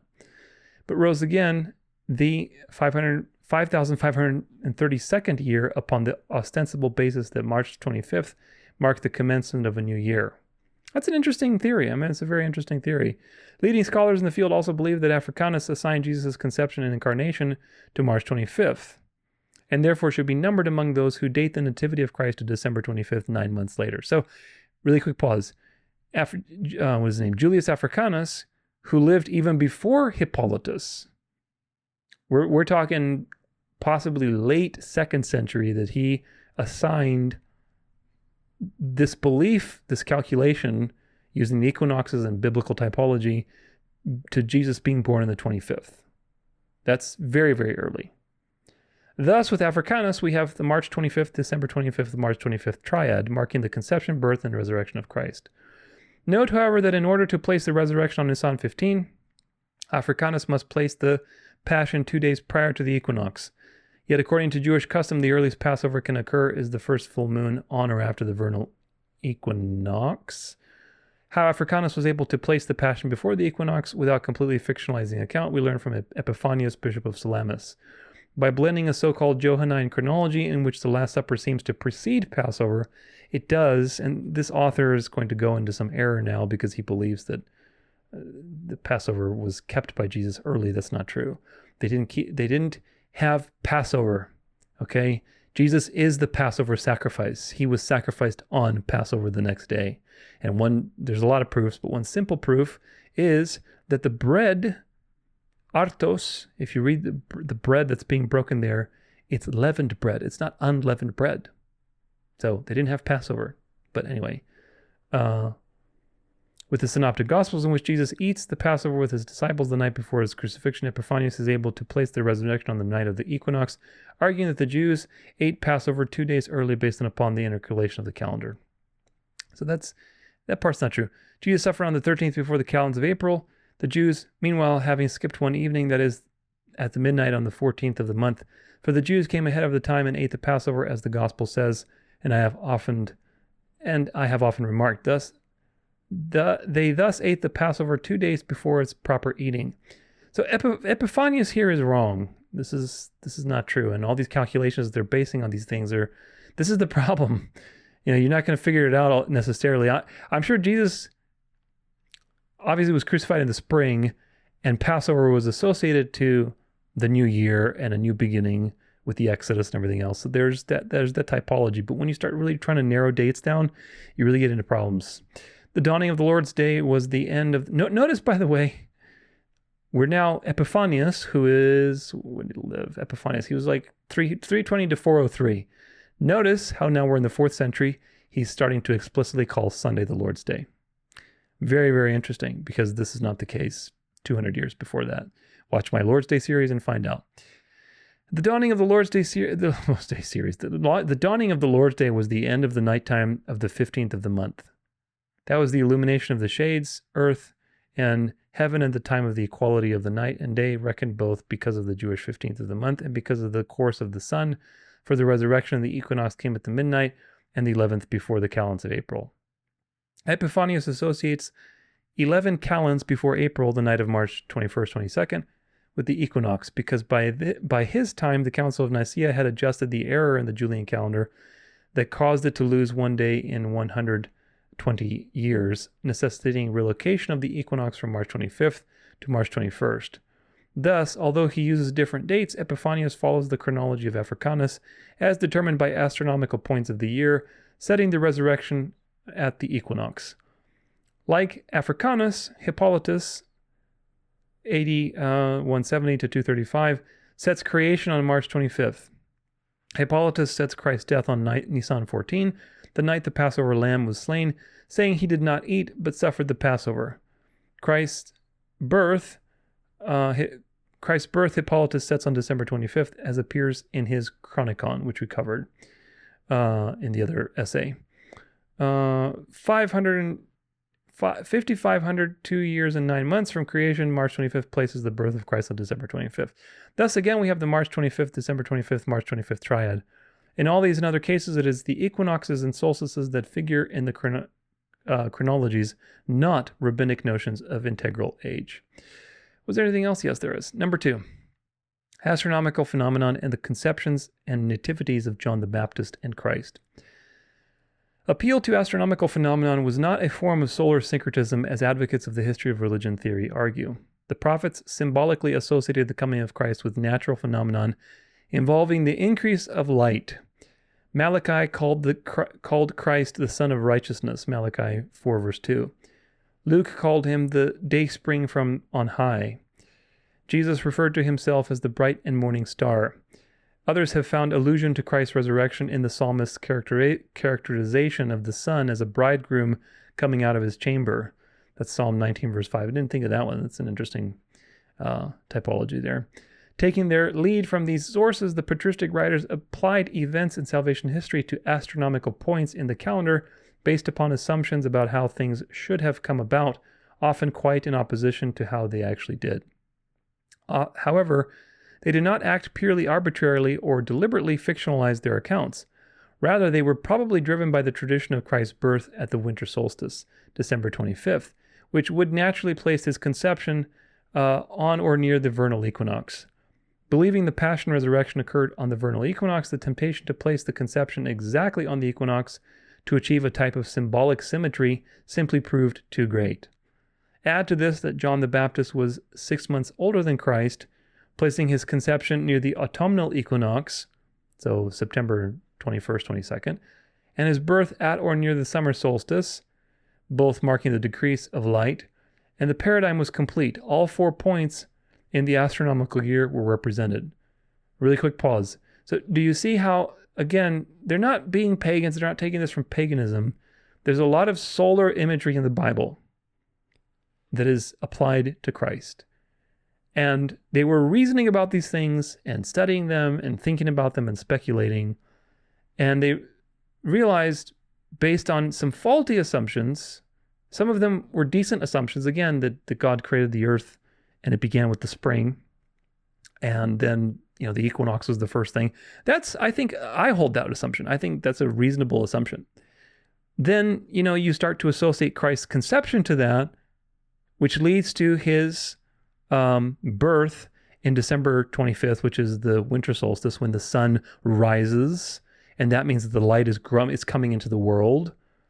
And then you go to John the Baptist and you say, okay, he must have been conceived September, when the autumnal equinox is happening, and then he was born in the 9 months later in the summer solstice. John the Baptist was born in the summer solstice when the light starts to decrease. And John the Baptist says, I must decrease, he must increase. So there's a lot of like actual parallels there. And so imagine that you are a church father and you're speculating these things and you're like, oh my gosh, I'm making all these connections. This is amazing. This is the glory of God because God must have designed this entire thing. It must be true. And it's very seductive. That's why typology is something you have to be very careful with. I think that it's reasonable to believe that God created the earth and it began with the spring and the equinox and everything. I think that's a reasonable guess. I think that's a very educated guess, just knowing everything. We can't absolutely prove it, but I think it's a very reasonable guess. However, the jump from that is that Jesus must have been conceived on that anniversary with the equinox. And then that leads to all these other things that very nicely fit typologically. They fit very nicely. And so, of course, this entire thing developed because it was very appropriate. It wasn't pagan. It was just very appropriate. And they saw how creation basically mirrored the gospel. That was their thinking. Moving on. It was only a matter of time before these things found their way into chronologies of early writers, not for the approximations they almost certainly were, but as dogmatic statements of fact they believed testified to the wisdom and providence of God. This is evidenced by the 4th century tractate, very long Latin name, or more briefly, De Solstitius, Solstitis. The argument of De Solstitis is anchored to the conception of John the Baptist, which is affirmed to have occurred at the time of the autumnal equinox when Zechariah was fulfilling his priestly duties during the Feast of Tabernacles in the month of Tishri. Since Elizabeth was in the 6th month of gestation at the time of the Annunciation to Mary, the conception of Christ would have been at the vernal equinox and his birth 9 months later at the winter solstice. De Solstitis comments regarding the conception of the Passion of the Christ on the same day as the following. Quote, therefore our Lord was conceived on the 8th of the calends of April in the month of March, which is the day of the Passion of the Lord and his conception, for on that day he was conceived on the same day he suffered. So again, these are calculations that people were making. They're erroneous, but nevertheless they were making them in good faith and goodwill. They weren't trying to take something from paganism and say, Jesus is just like Sol Invictus. Talley believes that the above comment validates the calculation theory, however it does not. De Solstitis does not coincidence. De Solstitis notes coincidence between the asserted date of Christ's conception and that of his passion, yes. However, the nativity is not reckoned from the passion in De Solstitis. It is derived from the date of John the Baptist's conception. The argument in De Solstitis, that's the right pronunciation, I'm guessing, is framed around the astronomical points of the year as the title suggests, not rabbinic notions of integral age. There is no evidence that patristic writers subscribe to the notion of integral age or base their chronologies upon it. Yeah, again, because the early church really hated the Jews, and in fact, the church hated the Jews up until the Reformation, and the Jesuits had to change that around, but that was a big thing in the church. So there's that. Okay, next piece of information is going to be... where is it at? This is Epiphany. So put these on pins. We're going to comment about them in just a second. Epiphany is a tradition in the Christian feast day commemorating the visit of the Magi, the baptism of Jesus, and the wedding at Cana. In Western Christianity, the feast commemorates principally, but not solely, the visit of the Magi to the Christ child, and thus Jesus' physical manifestation to the Gentiles. It is sometimes called the Three Kings Day, and in some traditions celebrated as Little Christmas. Moreover, the Feast of the Epiphany in some denominations also initiates the liturgical season of the Epiphany-tide. Eastern Christians, on the other hand, commemorate the baptism of Jesus in the River Jordan, seeing as his manifestation to the world as the Son of God, and celebrate it as the Feast of the Epiphany or the Theophany. The traditional site of the ministry of John the Baptist is Al-Magtas in Jordan, with the baptism of Jesus once marked in Byzantine times by a cross in the middle of the Jordan River between the Jordanian site and Qasr al-Yahud in West Bank. The traditional date for the feast is January 6th. However, since 1970, the celebration has been held in some countries on Sunday after January 1st. Those Eastern churches that are still following the Julian calendar observe the feast on what, according to the internationally used Gregorian calendar, is January 19th. Because remember, they're on the Julian calendar. Because of the current 13-day difference between the Julian and Gregorian calendars. The Alawites and the Middle Eastern Christians also observe the feast on January 19th. In many Western churches, the eve of the feast is celebrated as the 12th night on January 5th. The Monday after Epiphany is known as Plough Monday. Popular Epiphany customs include Epiphany singing, chalking the door, having one's house blessed, consuming 3 king's cake, winter swimming, as well as attending church services. It is customary for Christians in many localities to remove their Christmas decorations on Epiphany Eve, although these in other Christian countries historically remove them on Candlemas, the conclusion of Epiphany Tide. According to one 17th century tradition, it is inauspicious to remove Christmas decorations before Epiphany Eve, and those who do not remove them on that date have the opportunity to take them down on Candlemas. Etymology. The word Epiphany is from Koine Greek, epiphaneia, meaning manifestation or appearance. It is derived from the verb phanein, meaning to appear. In classical Greek, it was used for the appearance of dawn of an enemy in war, but especially of the manifestation of a deity to a worshipper or a theophany. In the Septuagint, the word is used of a manifestation of the God of Israel. That's in 2 Maccabees 15. In the New Testament, the word is used in 2 Timothy 1 verse 10 to refer either to the birth of Christ or to his appearance after his resurrection, and 5 times to refer to his second coming.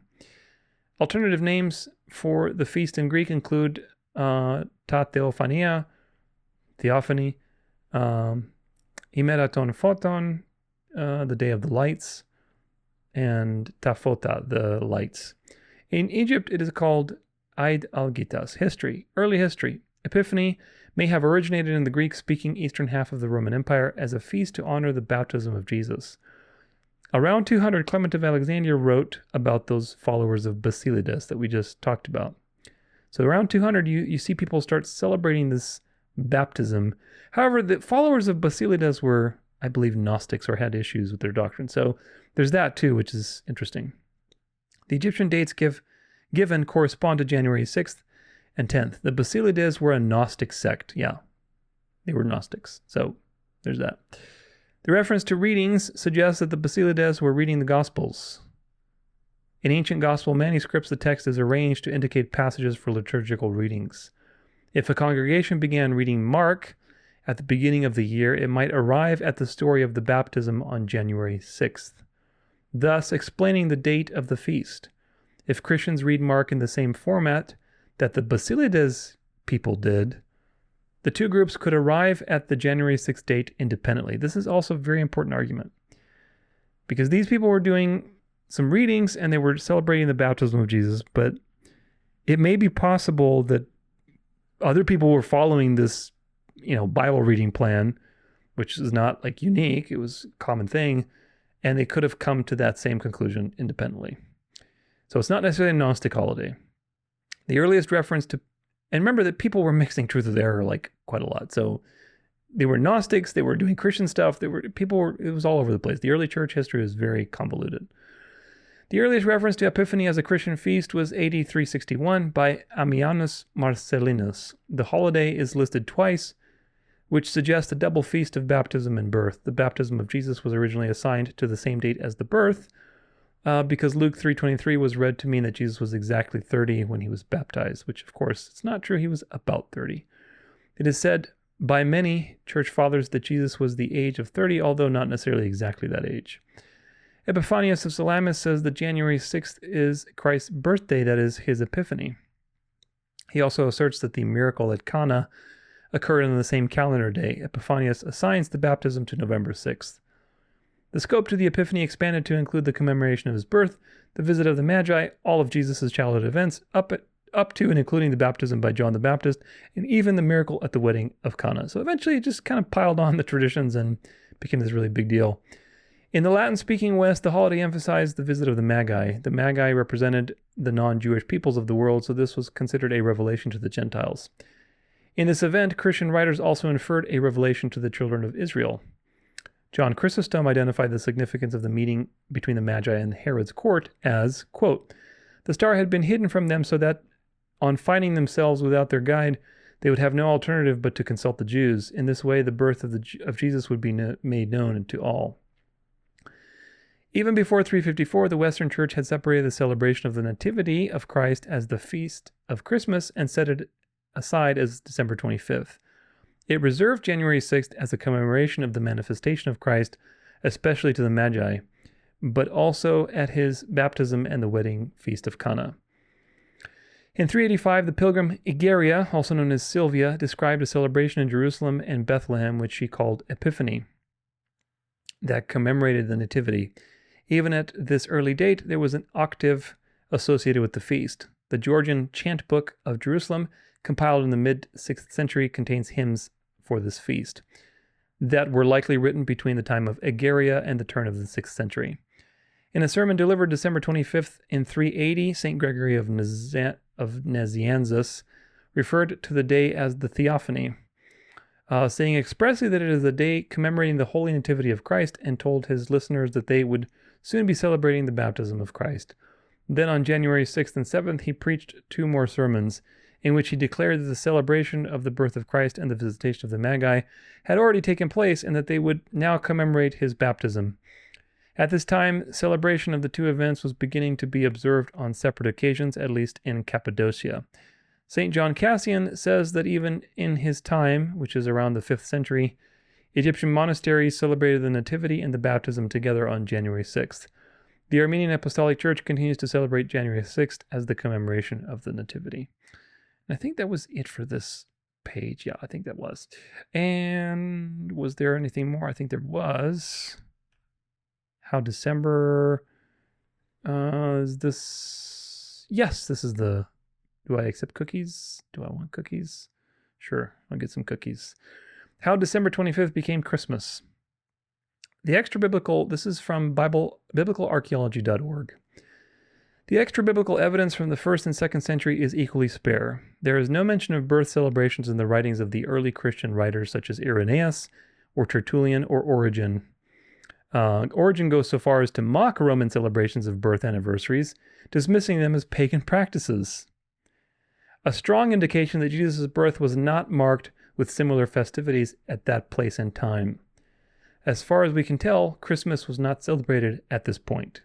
Another crucial historical, pin to put in your board, in your mental board, that early writers like Irenaeus, Tertullian, Origen, there's no mention of any birth celebration of Christ.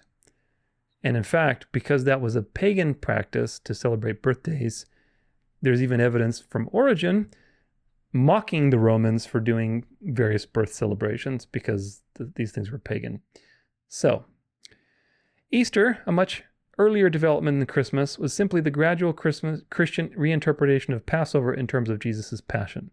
This is true. Easter has a very different story. And I talk about it quite a bit in my Lord's Day series. Its observance could even be implied in the New Testament. It was certainly a distinctively Christian feast by the mid-2nd century AD, when the apocryphal text known as the Epistle to the Apostles, has Jesus instructed his disciples to make commemoration of his death, that is, the Passover. Jesus' ministry, miracles, and passion and resurrection were often of most interest to 1st and early 2nd century Christian writers. But over time, Jesus' origins would become of increasing concern. We can begin to see this shift already in the New Testament. The earliest writings, Paul and Mark, make no mention of Jesus' birth. The Gospels of Matthew and Luke provide well-known but quite different accounts of the event, although neither specifies a date. In the 2nd century, further details of Jesus' birth and childhood are related in apocryphal writings such as the Infancy Gospel of Thomas, the Proto-Gospel of James, etc. These texts provide everything from the names of Jesus' grandparents to the details of his education, but not the date of his birth. Finally, in about 200 AD, a Christian teacher in Egypt makes reference to the date Jesus was born. According to Clement of Alexandria, several different days had been proposed by various Christian groups. So now there's a different testimony now that we're adding to the pile from Clement. So the other one that we looked at was that Clement said that the followers of Basilides, the Gnostics, were celebrating January 6th as Jesus' baptism. Again, doesn't mean that January 6th was necessarily a Gnostic holiday, because you could have arrived at that conclusion, just by reading a particular sequence of the Gospels. The point is that now there's another testimony from Clement, who, again, around 200 AD, says that around that time, a lot of people were starting to propose dates for his birth. Surprising as it may seem, Clement doesn't mention December 25th at all. Clement writes, quote, "There are those who have determined not only the year of our Lord's birth, but also the day, and they say that it took place the 28th year of Augustus and in the 25th day of the Egyptian month Pagan, which would be May 20th in our calendar. And treating of his passion with very great accuracy, some say that it took place in the 16th year of Tiberius on the 25th of Famenoth, which would be March 21st. And others on the 25th of Farmuthi. Remember, he was in Egypt, so that's why there's their Egyptian names, which would be April 21st. And others say that on the 19th of Farmuthi, which would be April 15th, the Savior was crucified. Furthermore, others say that he was born on the 24th or the 25th of Farmuthi, which is April 20th or April 21st. So people were speculating already around the 200s with a ton of different options for his, birthday. Clearly, there was great uncertainty, but also a considerable amount of interest in dating Jesus' birth in the late 2nd century. And remember, too, that Julius Africanus, really quick pause again, was documenting and writing around this exact time, probably even actually before Clement wrote this quote about people speculating about Jesus' birth, probably even before that, because Julius Africanus lived before, and he was already starting to offer these calculations of the equinox and et cetera, that we looked at. So you got all that going on already by like the late 2nd century, early 3rd century. By the 4th century, however, we find references to 2 dates that were widely recognized. So the 2 dates became, all that speculation zeroed in on 2 dates, and now also celebrated as Jesus' birthday, December 25th in the Western Roman Empire and January 6th in the East, especially in Egypt and Asia Minor. The modern Armenian Church continues to celebrate Christmas on January 6th. For most Christians, however, December 25th would prevail, while January 6th eventually came to be known as the Feast of the Epiphany, commemorating the arrival of the Magi in Bethlehem. The period between became the holiday season, later known as the 12 days of Christmas. The earliest mention of the December 25th as Jesus' birthday comes from a mid-4th century Roman almanac that lists the death dates of the various Christian bishops and martyrs. The first days list, this is that chronography of 354 or whatever that we looked at very early on. The first date listed, December 25th, is marked Natus Christus in Bethlehem, Judea. Christ was born in Bethlehem of Judea.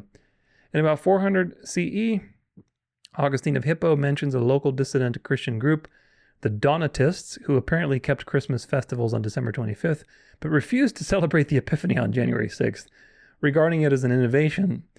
Isn't that funny? They're thinking that, oh, you just made it up, but Christmas is made up to some degree.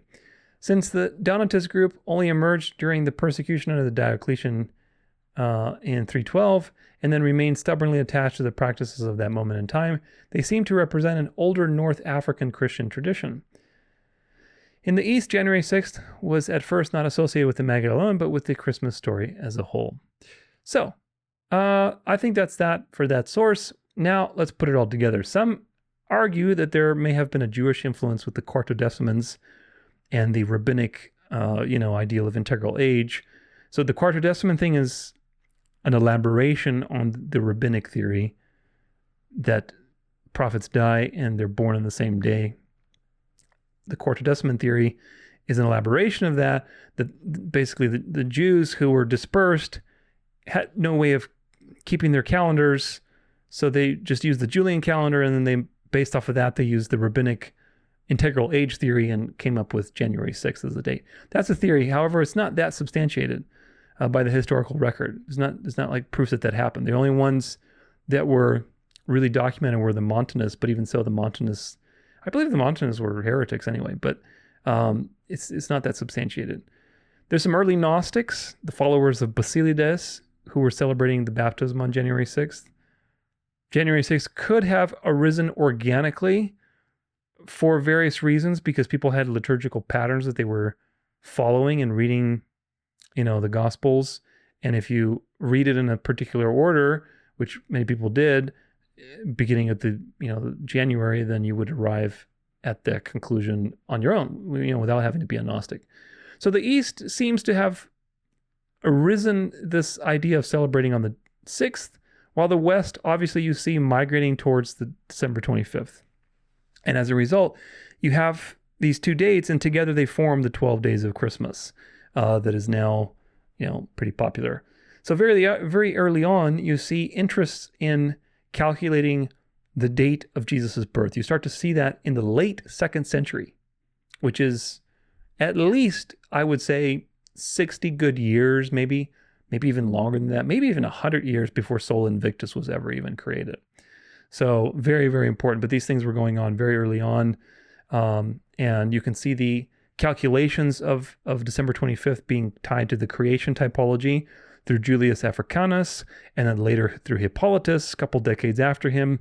And these things being inspired by natural cycles and relating them to biblical typology and so on. Now, very important, the solar imagery and calculations these people derived, again, were not from paganism. This is the fine line. The Bible uses a lot of solar imagery for Jesus because creation is made to point to God. When you have these things, what you have is a mix of philosophy, tradition, and good intent. They were meaning to glorify God. They were trying to speculate and really discern, God's will here and probably uncover the truth. So they had good intentions. They weren't trying to be pagans or copy the pagans. However, they were philosophers, and they were also succumbing to traditions and assumptions. And this is the problem. They were misguided in their application, but they weren't, misguided in their intent. Let's put it that way. The Jewish Christians in the 1st century and beyond, in the beginning, had their calendar and their calculations established in the Old Testament and their tradition. So they had no incentive to do that because, again, the early church did not celebrate birthdays. That was a pagan thing. So they didn't have any incentive to do that. And they already had their calendars. They had no reason to be adding more, feast days and so on and so forth. Not that you should keep the feast, but I'm just saying that wasn't like in the Jewish mind to do that. It wasn't in the people's mindset. However, you had pagan converts that were influenced by paganism and Gnosticism and philosophy, and they didn't have the Jewish traditions of the feast days and Jewish thinking. So, they were into calculations, poetry, astronomy, typology. They were philosophers. They were thinkers. I think some of them were very well intentioned, but they were just misguided. So that's very important. So naturally, people naturally people observed the patterns in the sky, and they were very much paying attention to those things like the equinox, the solstice. And because they were converting and they believed the gospel, they were associating these things to God's wisdom and God's beauty. And it is, if you study the equinox, the solstice, and cosmology, these things are designed to glorify God and to point to the gospel, to be pictures of God's glory and the truth and things like that. So there are very biblical ways to look at these things. It's not wrong to see that because God created these things to point to himself. So I think it's very plausible, again, that the creation began with the equinox in the spring, and there's a lot of biblical solar parallels to Jesus that have poetic connections, and this is what the people were drawing on. And with the desire to speculate about Christ's birth, the thing that won out is the thing that had the most philosophical and typological value, with Christ relating to the growing of the light into the world, with John the Baptist, relating to the light decreasing. There's a lot of typological value there. It seems like, oh my gosh, that totally works. I mean, it's not true. It's not historically accurate, but it's very interesting in a way to relate it typologically, right? So that's the thing that won out over all of these theories. By the late second century and the early 200s, you see a lot of speculation around Christ's birth. And the thing that won over was the thing that seemed like it related more to reality, which is the theory with the equinox, which leads to a birth in the solstice. Very, very simple. Now, the author of this paper, Kurt Simmons, continues to argue. I'm not going to continue reading the paper because he continues to argue that basically because both of these explanations of how Christmas arose do not explain fully, like they have their various problems. These various theories have their problems. His theory is that the only explanation then is Christ must have been born on December 25th. And he tries to prove that in the paper. You're welcome to read it for yourself if you want. He tries to prove that in the paper and basically say that, listen, the only answer then is that Christ actually was born on the 25th, and this was an organic thing that was handed down by tradition, which then developed into, obviously more traditions and celebrations and so on, independent of everything else. I don't think that's the case. I disagree. I think the evidence is overwhelmingly clear that Christ was born in the fall of 3 BC around the Festival of Tabernacles. I think there's a lot of typological relationship to that too. I think there's a lot of actual data that points to that fact, which I showed you in the very beginning. And I think that the absence from many church fathers like Justin Martyr, Irenaeus, Tertullian, Origen, all of these people who were very influential in the early church in writing, the fact that there's absence of anything regarding Christ's birth or, the celebration of Christ's birth. If this was like a thing that the early church did, then we should expect to see something about it. But there would be no motive to do that. There's certainly no instruction from God to do that. And so this thing was just something that evolved out of speculation. Again, not ill-intended speculation, but it evolved out of speculation eventually when the demographics of the church changed from being largely Jewish to being more Gentile and pagan. I think that the date of Jesus' birth in September of 3 BC matches the historical record of the early church, where there's, like I said, there's an absence on any kind of commentary regarding Christmas celebrations and the fact that they're mocking Christians. Another piece of evidence, by the way, is the Didache. That's even earlier than these things. The Didache is extremely early. It's like 100 AD approximately, and there's nothing in there about celebrating Christ's birth. There's something in there about the Sabbath, right? We've talked about that quite a bit, but there's nothing about Christmas or basically celebrating Jesus' birth or baptism or any other type of anniversary every year. By the 3rd century, you do see a major shift, though, and that's an important change.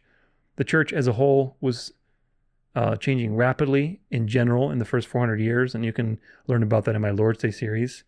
But you see Clement of Alexandria, Julius Africanus, Hippolytus, all of these people were from the beginning of the 3rd century, around 200 AD to 235 AD, speculating and showing a lot of already existing speculations about the birth of Jesus. And of course, the push to align it with the equinox and December was growing more and more because that seemed to be the thing that made the most sense. That was the most poetic option. So there's little to no evidence of Christians celebrating Christ's birth on December 25th before the 3rd century. Little to no evidence.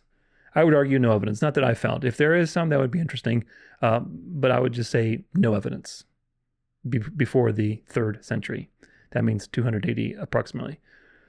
Is there evidence that they were trying to speculate for Jesus' birth before that? Yeah, probably. I'm going to guess that late 2nd century, give or take, people were speculating and starting to want to speculate on Jesus' birth.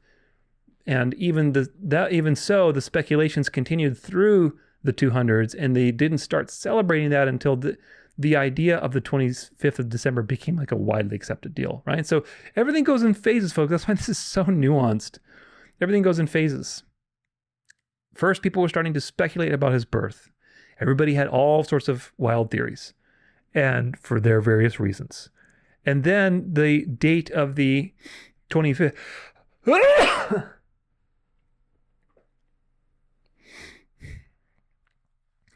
All right. Anyway, hopefully there's no more sneezing.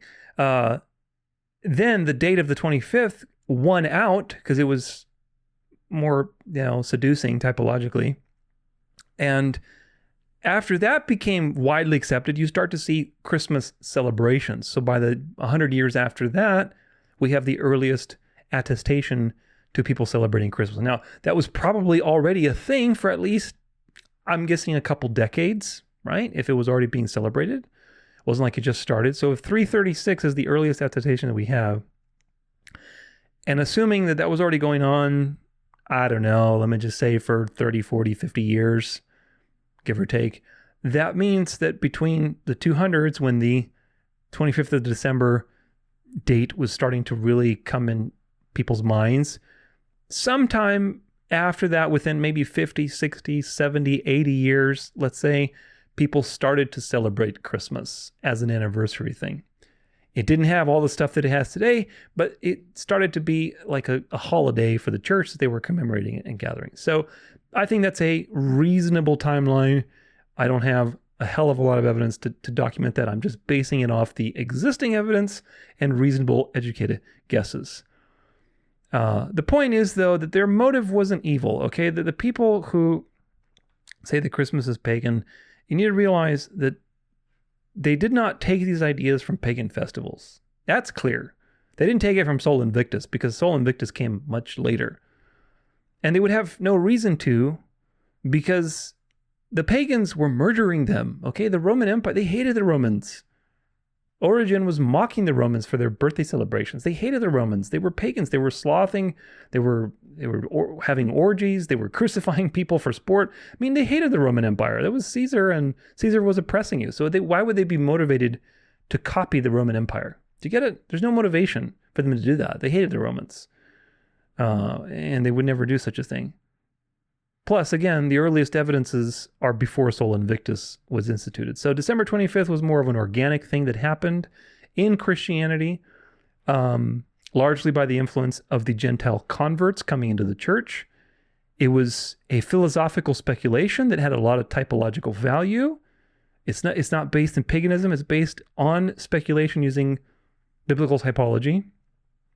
And it was enforced by tradition, and it grew rapidly because, people do these kind of things. It's a telephone game, and they add to it, and it had very much cultural value. It had good intent, but it was based on flawed assumptions that were never proven or handed down from the apostles. So is it evil? No. Is it pagan? No. It was something that evolved naturally out of Christian speculation. Now, let's talk about Saturnalia, because that's another important thread that we need to be aware of, and it has a very complex evolution, especially with its own eventual intersection with Christianity. Saturnalia is older than Sol Invictus, so it's important to document because it predates those Christian sources that we just looked at. Can you see? You can. Okay.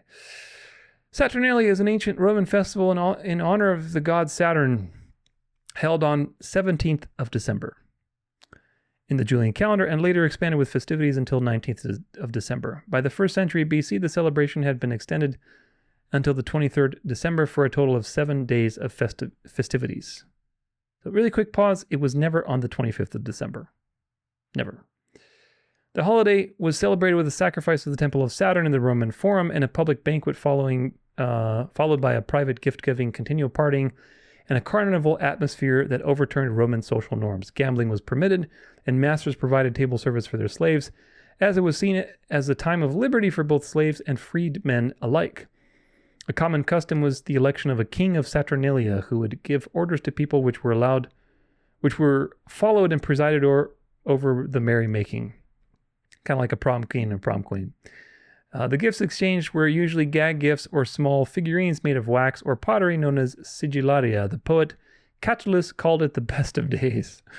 Saturnalia was the Roman equivalent to the Greek holiday of Chronia, which was celebrated during the Attic month of Hecatombion in late midsummer. It held theological importance for some Romans who saw it as a restoration of the ancient Golden Age, when the world was ruled by Saturn. The Neoplatonist philosopher Porphyry interpreted the freedom associated with Saturnalia as symbolizing the freedom of souls into immortality. Saturnalia may have influenced some of the customs associated with later celebrations in Western Europe occurring in midwinter, particularly traditions associated with Christmas, the Feast of the Holy Innocents, and Epiphany. In particular, the historical Western European Christmas custom of electing a Lord of Misrule may have its roots in Saturnalia celebrations. Origins. So there's some overlap, which is very interesting, but we need to be able to separate these threads and judge rightly. Origins. In Roman mythology, Saturn was an agricultural deity who is said to have reigned over the world in the Golden Age, when humans enjoyed the spontaneous bounty of the earth without labor in a state of innocence. The revelries of Saturnalia were supposed to reflect the conditions of the lost mythical age. The Greek equivalent was the Chronia, which was celebrated on the 12th day of the month of Hekatombion, which occurred from around mid-July to mid-August on the Attic calendar. The Greek writer Athenaeus cites numerous other examples of similar festivities celebrated throughout the Greco-Roman world, including the Cretan festival of Hermaia in honor of Hermes, an unnamed festival from Troezen in honor of Poseidon, the Thessalonian festival of Peloria in honor of Zeus Pelorios, and an unnamed festival from Babylon. He also mentions that the custom of masters dining with their slaves was associated with the Athenian festival of Anthesteria and the Spartan festival of Hyacintha.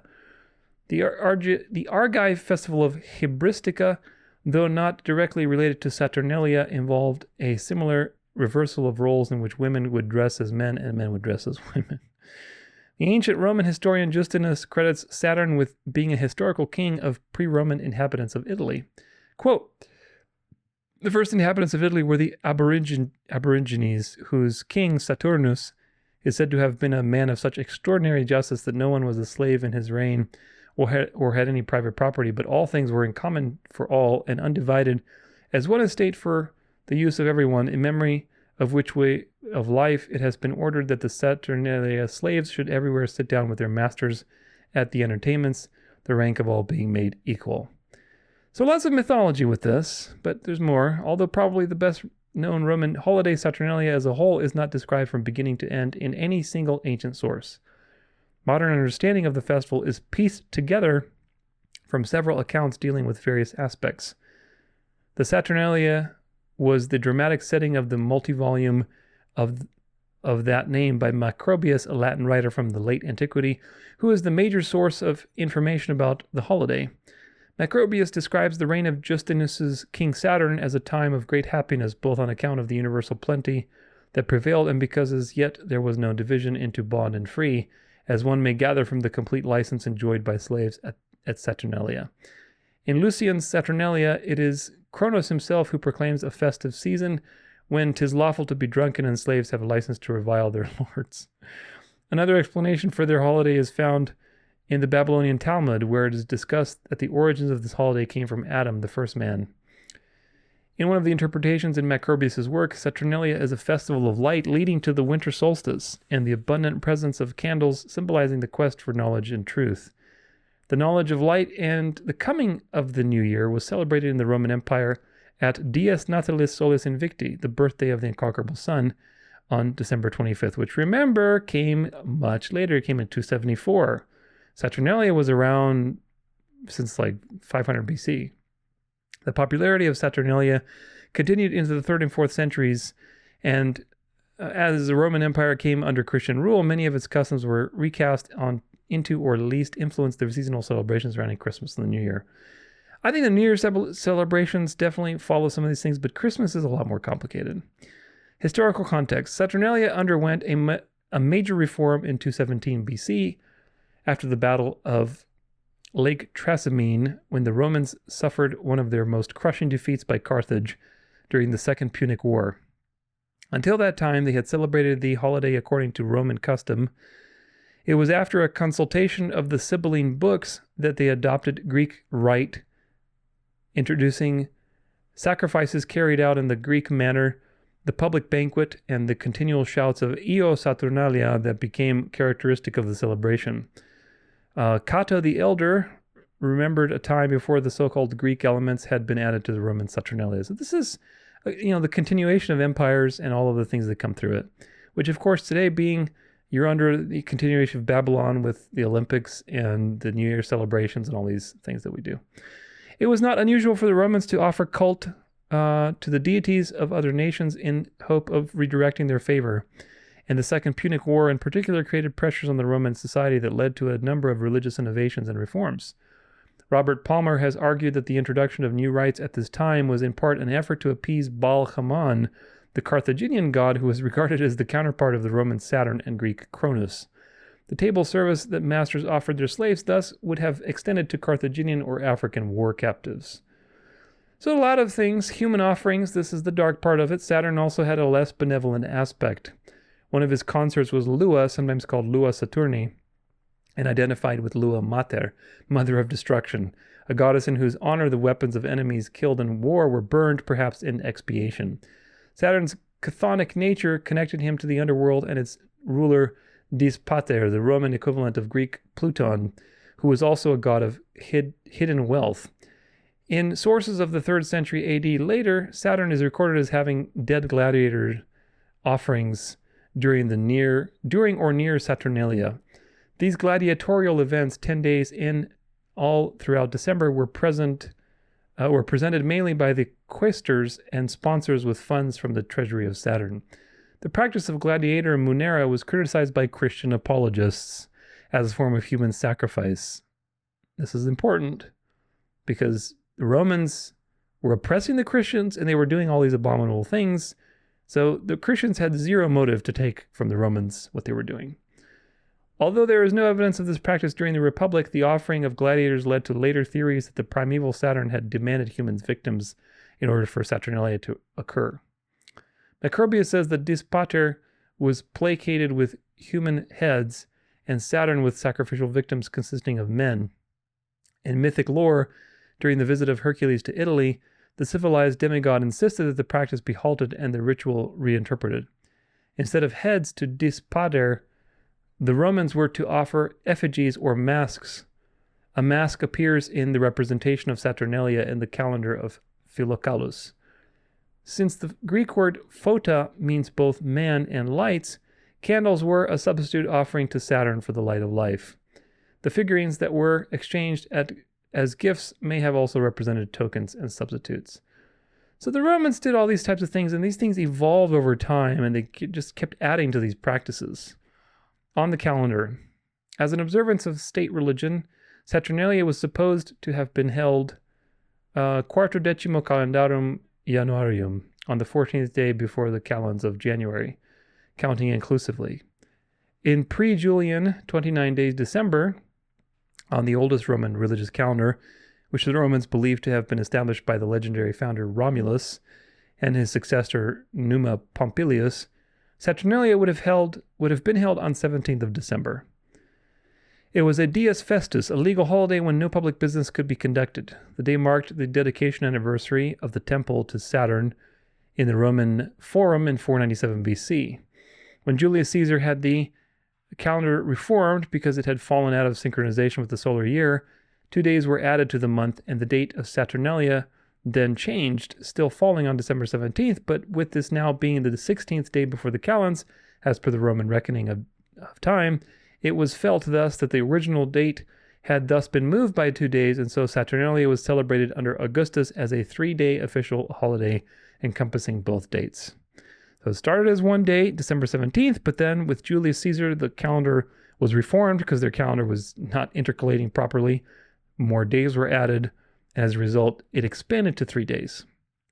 By the late Republic, the private festivities of Saturnalia had expanded to 7 days, but during the imperial period contracted variously to 3 or 5 days. Caligula extended official observances to 5.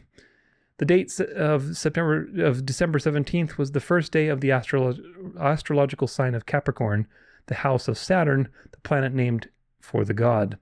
Its proximity to the winter solstice was endowed with various meanings by both ancient and modern scholars. For instance, the widespread use of wax candles could refer to the returning power of the sun's light after the solstice, etc., etc.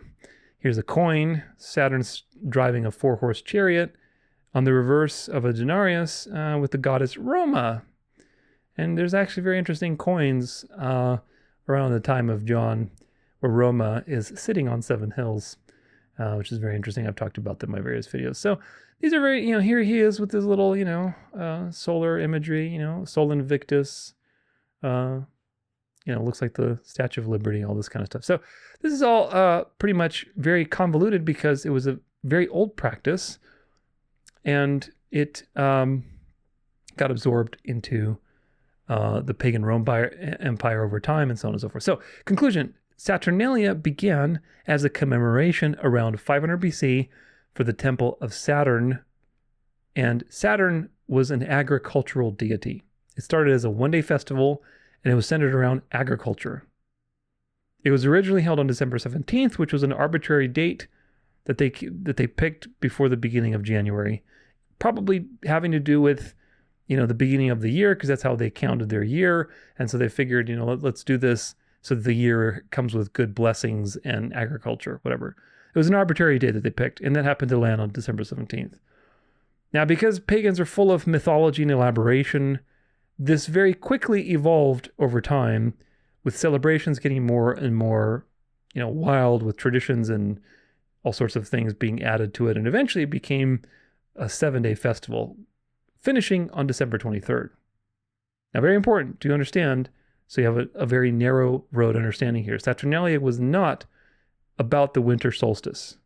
When it was started, and even as it was continued, it was not primarily centered because they were doing some worship around the winter solstice. It was completely dedicated to when the temple was finished and the agriculture god and so on and so forth. It was a one-day festival. Nothing to do with the winter solstice. Even though these themes eventually made their way into the practices and mythology and the writings of the pagans, because the festival was expanded to 7 days. Eventually these things started to become part of the mythology, but it wasn't about the winter solstice. So it had nothing to do with it. That's point number 1. Point number 2, very important point on this list, is that it was never on December 25th.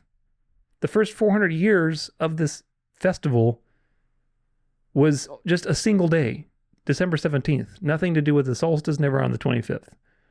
Julius Caesar, in the 1st century, reformed the calendar, and then 2 days were added to December because December got longer. It went from 29 days to 31 days.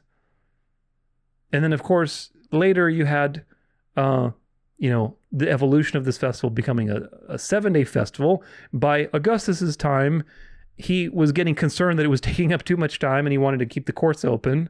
So he reduced it to 3 days. But Caligula, after him, around the 1st century AD, relaxed the rules, the empirical decrees, and he said, okay, we could do it for 5 days. People were still keeping 7-day festivals illicitly.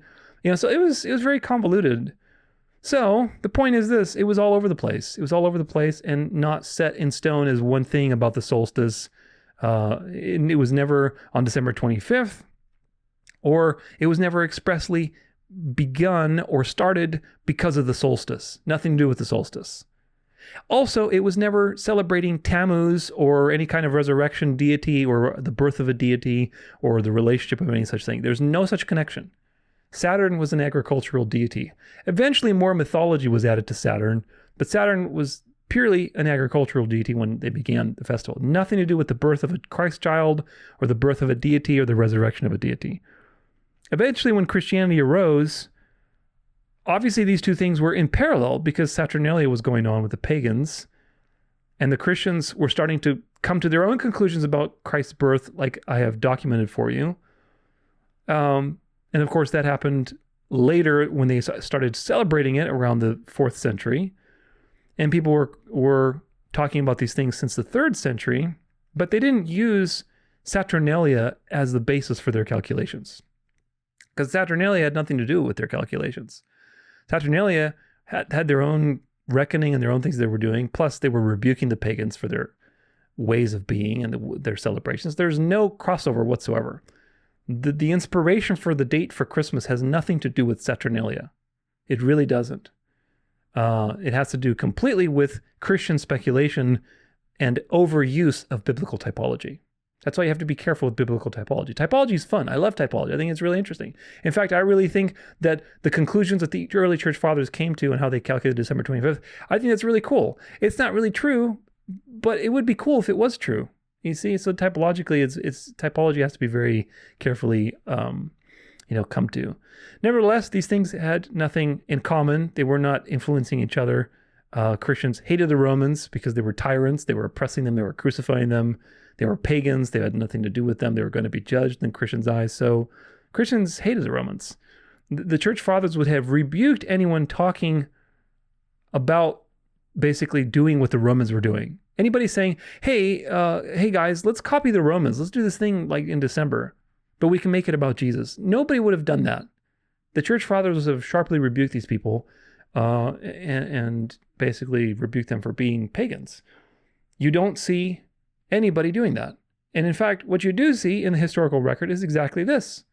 The church fathers writing rebukes on these types of situations. Remember that God's people were always living among the enemy's people. This is by design, folks. God has always placed his people in the heat of the action as a test, because Satan is shaping culture constantly, and Satan has been given authority to shape culture. And you're sitting there and you have to make a choice every day. Do you follow God? Do you follow the devil? Do you follow God? Do you follow the devil? And that's the test constantly, to live in the heat of the moment. So if you look in the history of salvation, from Israel being among, even I would say actually even before the flood, Adam and Eve and the lineage of righteous believers going up to Noah, they were among the people. Do you get it? They were among this world system that was there, the new world order that was going on. They were among them. And they had to make the choice. And then you have Israel, and they were among pagan, they were surrounded by pagan countries, and they were told not to intermarry, don't be like them, don't join their cultural festivities, etc., because that was the test. So it's always been like that. With Christianity, they were surrounded by, the Roman Empire and Greek culture. The same thing with the Jews, too. Before the cross, you had Babylon, and then after the exile, you had Greek culture that was Hellenizing everyone. It was a constant attack, and that was by design, so that you are cognizant of making a choice, making a cognitive choice to pursue God, even in the midst of all of the distractions. That's why the Sabbath says, remember.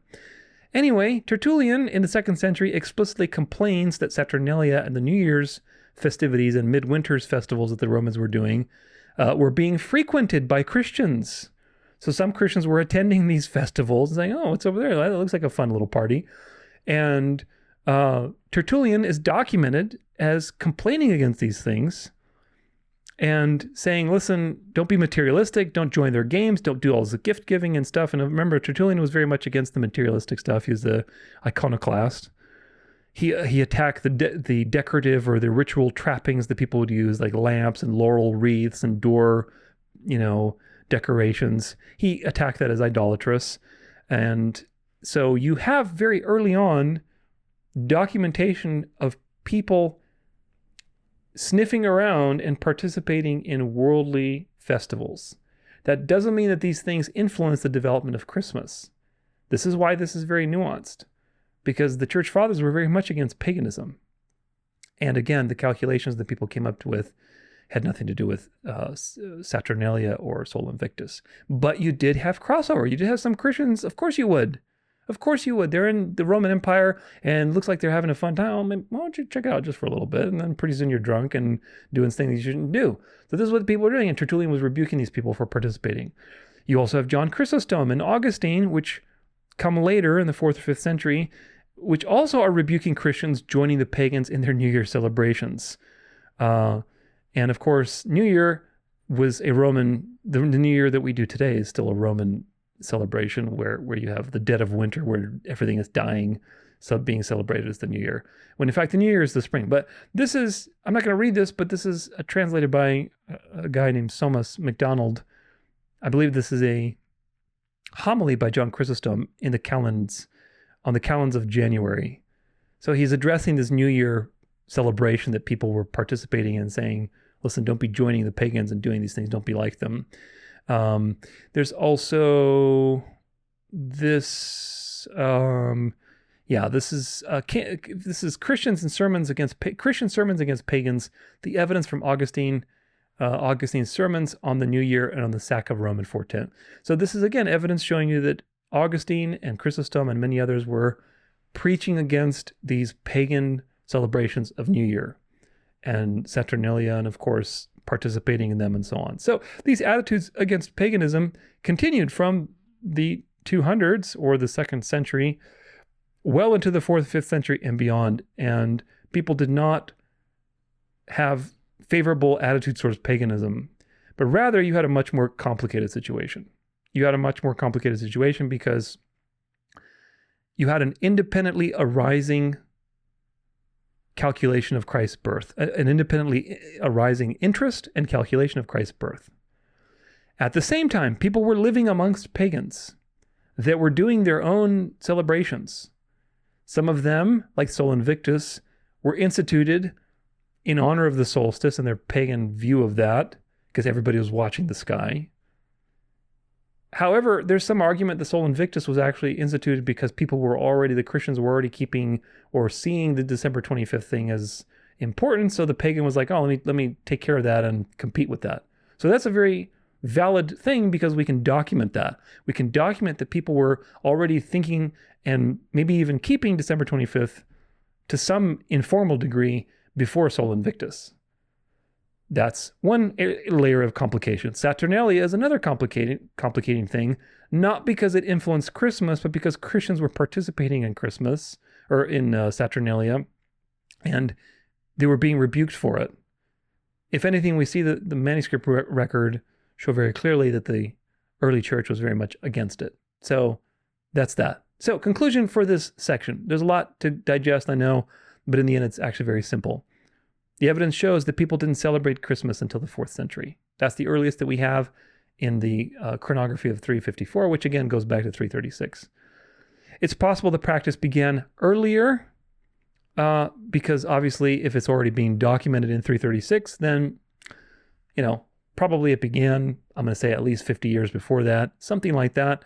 And we know that would be around 280 AD, which would give all of the speculations that were starting in the late 2nd century, maybe like 190, maybe even 180, that were definitely present in 200 with Clement, with, what's his name, Justinius of Africanus, or whatever his name, just Julius Africanus in 221, and Hippolytus in 235. All of those speculations and calculations that were very present at the beginning of the 200s, that was certainly given enough time for a practice to develop by the 280s, 290s. So then, you start to see it very much in view by the beginning of the 4th century. Either way, the point is the church was very disorganized and decentralized, and this happened over many generations. And these iterations of evidence that we have don't prove some widespread tradition. They just show that people were starting to think about it relatively early on, but for various reasons. So it's not something from the apostles. It's not something that the Bible commands. It's not something that a Jewish mind would have thought of. It's something that originated out of speculation, and not ill-desired speculation, but, just ill in practice. What does matter is the following. Christianity independently came to the conclusion of December 25th before Sol Invictus was instituted. That is historical fact. Saturnalia is older, but there would have been no motivation to take that from the pagans or base anything with Jesus or associate Jesus to that holiday, because there's no evidence that ever happened. They wouldn't have any motivation, first off, and all the evidence shows that they were very much against it. Despite many people splitting off from the institutional church over the hundreds of years and criticizing the church for paganism and its various traditions, it wasn't until the Puritans really, and maybe the Lollards before them, the pre-Puritans, but it wasn't until the Puritans and the Reformation that people explicitly began to attack Christmas and single it out as pagan, as a pagan superstition. So that's a very important point, because historically the church celebrated Christmas, and that was well before the Catholic Church can be said to exist. Because the Catholic Church, I would say, really was initiated with Constantine in the 4th century and beyond. But this Christmas celebration is before the Catholic Church was around. People were already speculating about this as early as possibly the late 2nd century, which is very early, very much early before the Catholic Church. Now, what about Semiramis and Nimrod and Tammuz? The Bible does describe the Israelites participating in false worship with the weeping over Tammuz, and his legend goes back thousands of years. The problem is that there's a lot of truth mixed with error on this particular point. The connections between Christmas on the 25th of December and this particular legend with Nimrod and Tammuz and Semiramis were never made by any historian until Alexander Hislop made it in his Two Babylons in the 1800s. This is a very often cited book. Even I've cited it, so I'll admit that. But in doing more research on this, there are many criticisms, and there's a lot of things that Alexander Hislop claims that are not historically substantiated. They're not. Again, I'm the first person to point the finger at the Catholic Church with its pagan manifestations, but we have to discern truth from error. An example is that there's no text ever produced historically that explicitly refers to Nimrod having a consort named Semiramis. Also, the festival of these pagan practices had nothing to do with December or the solstice. Example, this is from Britannica, as you can look up Tammuz. When the cult of Tammuz spread to Assyria in the second and the first millennia, the character of the god seems to have changed from that of a pastoral to that of an agricultural deity. The text suggests that in Assyria, Tammuz was basically viewed as the power in the grain, dying when the grain was milled. The cult of Tammuz centered around two yearly festivals, one celebrating his marriage to the goddess Inanna, the other lamenting his death at the hands of the demons from the netherworld. During the third dynasty of Ur, around 2000 BC, the city of Umma, in the city of Umma, the marriage of the god was dramatically celebrated in February and March, Umma's month of the festival of Tammuz. During Isin Larsa period, a couple centuries later, the texts relate that in the marriage rite, the king actually took on the identity of the god, and thus, by consummating the marriage with the priestess, incarnating the goddess, magically fertilized and fecundated all of nature for that year. The celebrations in March and April that marked the death of the god also seem to have been dramatically performed. Many of the laments for the occasion have as a setting a procession out into the desert to the fold of the slain god. In Assyria, however, the 7th century, the ritual took place in June and July. In major cities of the realm, a couch was set up for the god upon which he lay in state. His body appears to have been symbolized by an assemblage of vegetable matter, honey, and a variety of other foods. So they had their own things and processions and fertility rites, but the two main historically associated times are February and March, and June and July. And this Assyrian practices transferred into Babylon because the Jews renamed their months. Once they came to Babylon, they took on Babylonian names for their months and changed their calendar. And the month that they call Tammuz is in June and July. So that proves the continuity of this particular practice. Now, fun fact with that is that the Pride Month that people celebrate today with all the LGBTQ stuff occurs in June. And of course, if you look into these things, there were some of these cult celebrations with Tammuz, with all sorts of cult, prostitute, transsexual type of situations. A lot of things associated with this, and you say, oh, there truly is nothing under the sun, nothing new under the sun. Now let's talk about Osiris, because some people believe he's an analog, but Osiris had different festivals in different times.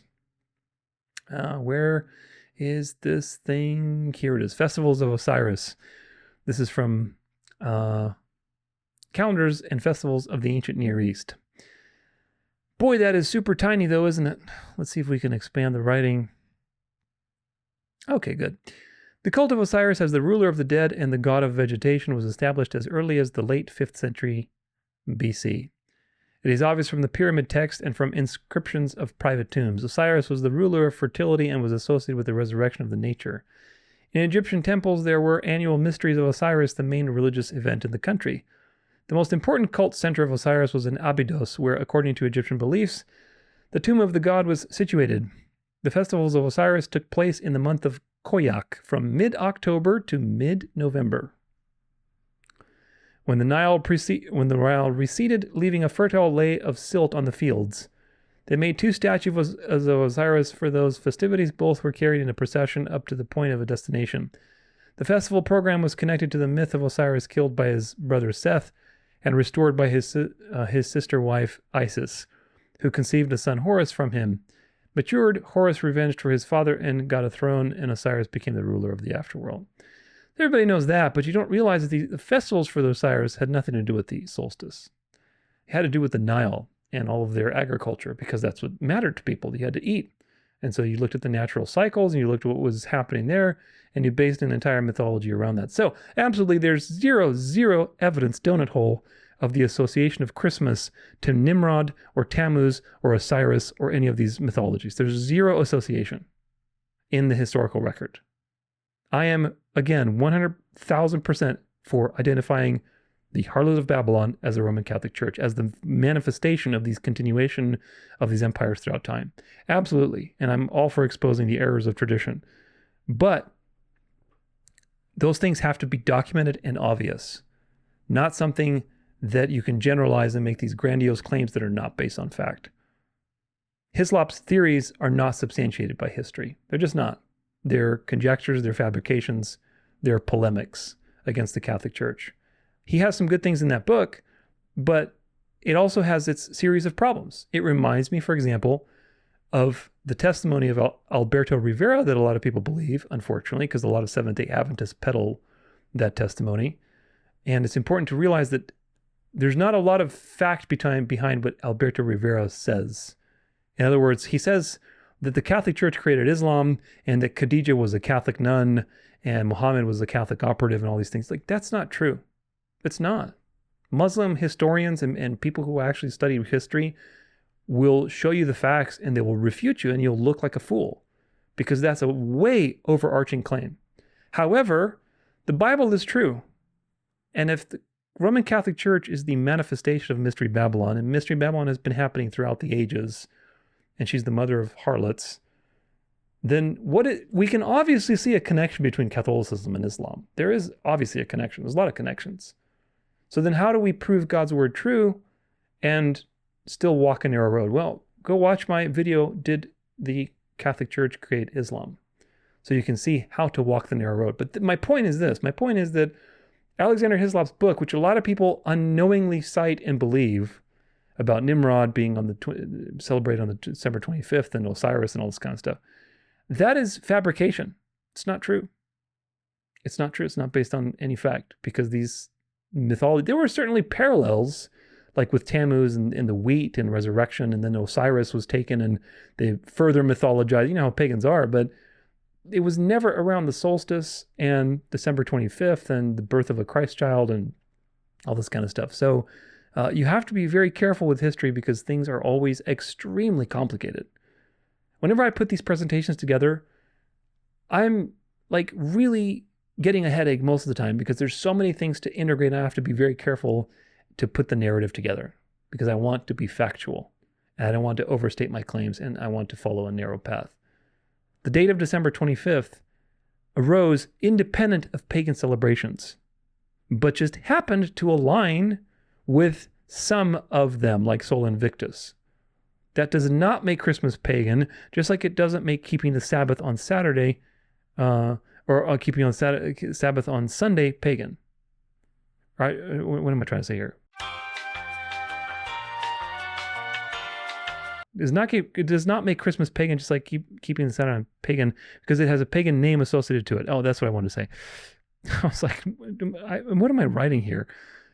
It doesn't make Christmas pagan, just like it doesn't make keeping Sabbath on Saturday pagan, because Saturday has a pagan name to it. Like, for example, people say, oh, you keep Saturday pagan, you don't realize that that's a Roman day and that's honoring the god Saturn.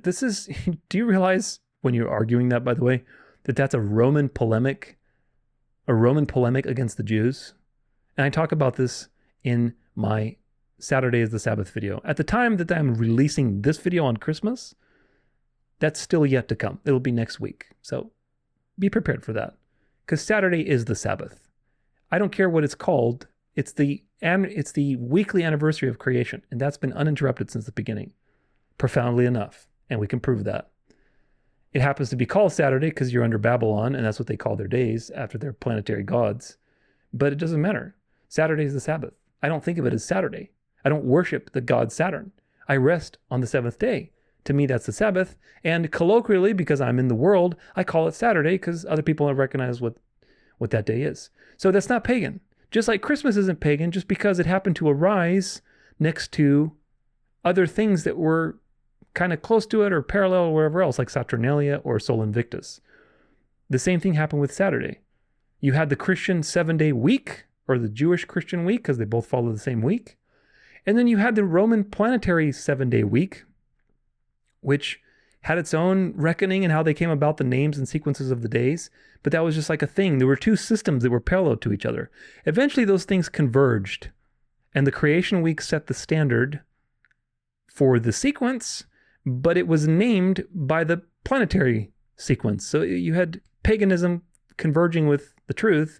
That doesn't mean that the days have been changed. It just means that you have to understand your history. That doesn't make resting on Saturday pagan and you're paying homage to Saturn. It just means the two systems are together parallel. And that's by the decree of God, so that you are tested. Do you remember or do you forget? Remember the Sabbath. The same thing is with Christmas. Just because these two things were parallel to each other doesn't mean that Christmas is pagan. However, after that point, an important point is that there are many, many corruptions that happened over time to create the modern holiday that we have today and deceive people with idolatry, materialism, even traditions of the Catholic Church, which we will talk about. By the year 1000, the name Christmas began being used, and it commemorates something very blasphemous, which of course is the Catholic Mass.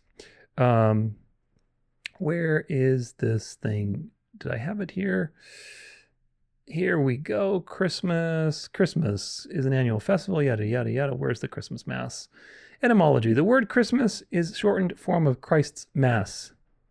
The word is recorded as Christus Masse in 1038 and Christus Messe in 1131.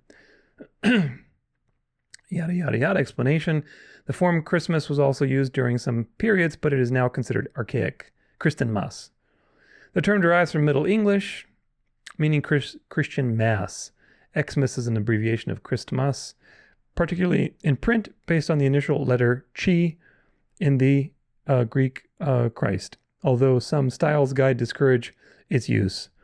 This abbreviation has a precedent in Middle English, yada, yada, yada. So it comes from Christ's Mass, meaning Christmas, Christ's Mass, meaning the Mass, the Catholic Mass, which is really the sacrifice of Christ, because the Catholic Mass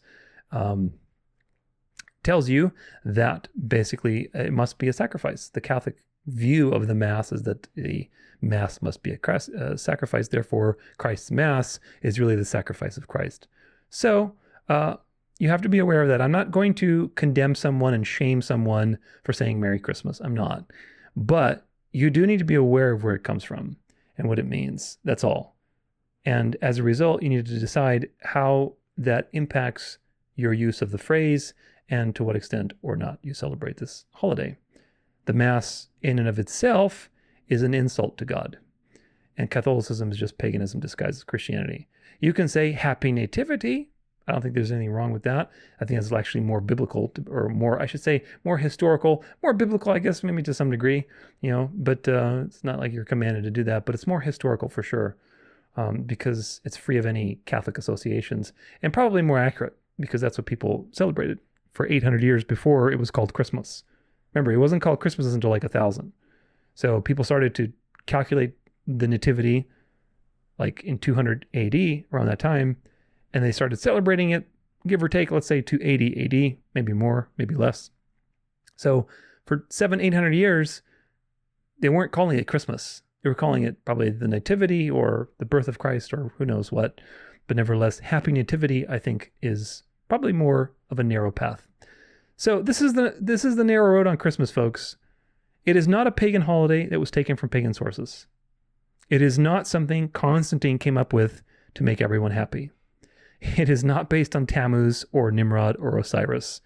It is not taken from Sol Invictus or Saturnalia. It does not originate from Jewish customs or beliefs. It was not celebrated by the very early church, first 200 years or so. It is also not accurate because Jesus was born in September. He was not born on December 25th. However, it naturally arose out of a desire to commemorate Christ's birth. People increasingly speculated as to the date and had their own theories, where it was. And over the time, the ones that had the most typological impact won. And that was December 25th, because it was aligned with the equinox and solstice and it was very poetic. These eventually became the tradition of the church, and it diversified over time with all sorts of habits and, additions, like we'll talk about with Christmas trees, carols, St. Nicholas, and so on. Eventually, the name Christmas came around because the Roman Catholic Church was dominant, and so Christ's Mass. The Western world, being influenced by Rome, always celebrated Christmas. And the Reformation, and slightly before that, with the Puritans, you start with the Lollards, I should say, you start to see direct attacks on Christmas as pagan. These attitudes continued through the Reformation into the 1800s, with people like Hislop creating mythology and fake history and polemics against Rome that aren't substantiated. And that creates more mythology around Christmas that doesn't need to be there. Christmas is already mythologized. Do you get it? This is just another version of mythology. It's a negative mythology, but it's still a mythology that it came from Tammuz and Nimrod or whatever else. These things become magnified even more with the 1800s. All sorts of sects coming up, like the JWs, the Hebrew Roots, the Torah Keepers, Sacred Name Legalists, Black Israelites, and so on, attacking the Roman Catholic Church and picking out truth, which is very obvious, but mixing it with lots of error and leading people back into legalism. Today, it's all the rage to question everything and go down rabbit holes, which everybody does. But most of the time, people are very imbalanced when they do that. And in their evaluations, they forget that history is very complicated and very nuanced.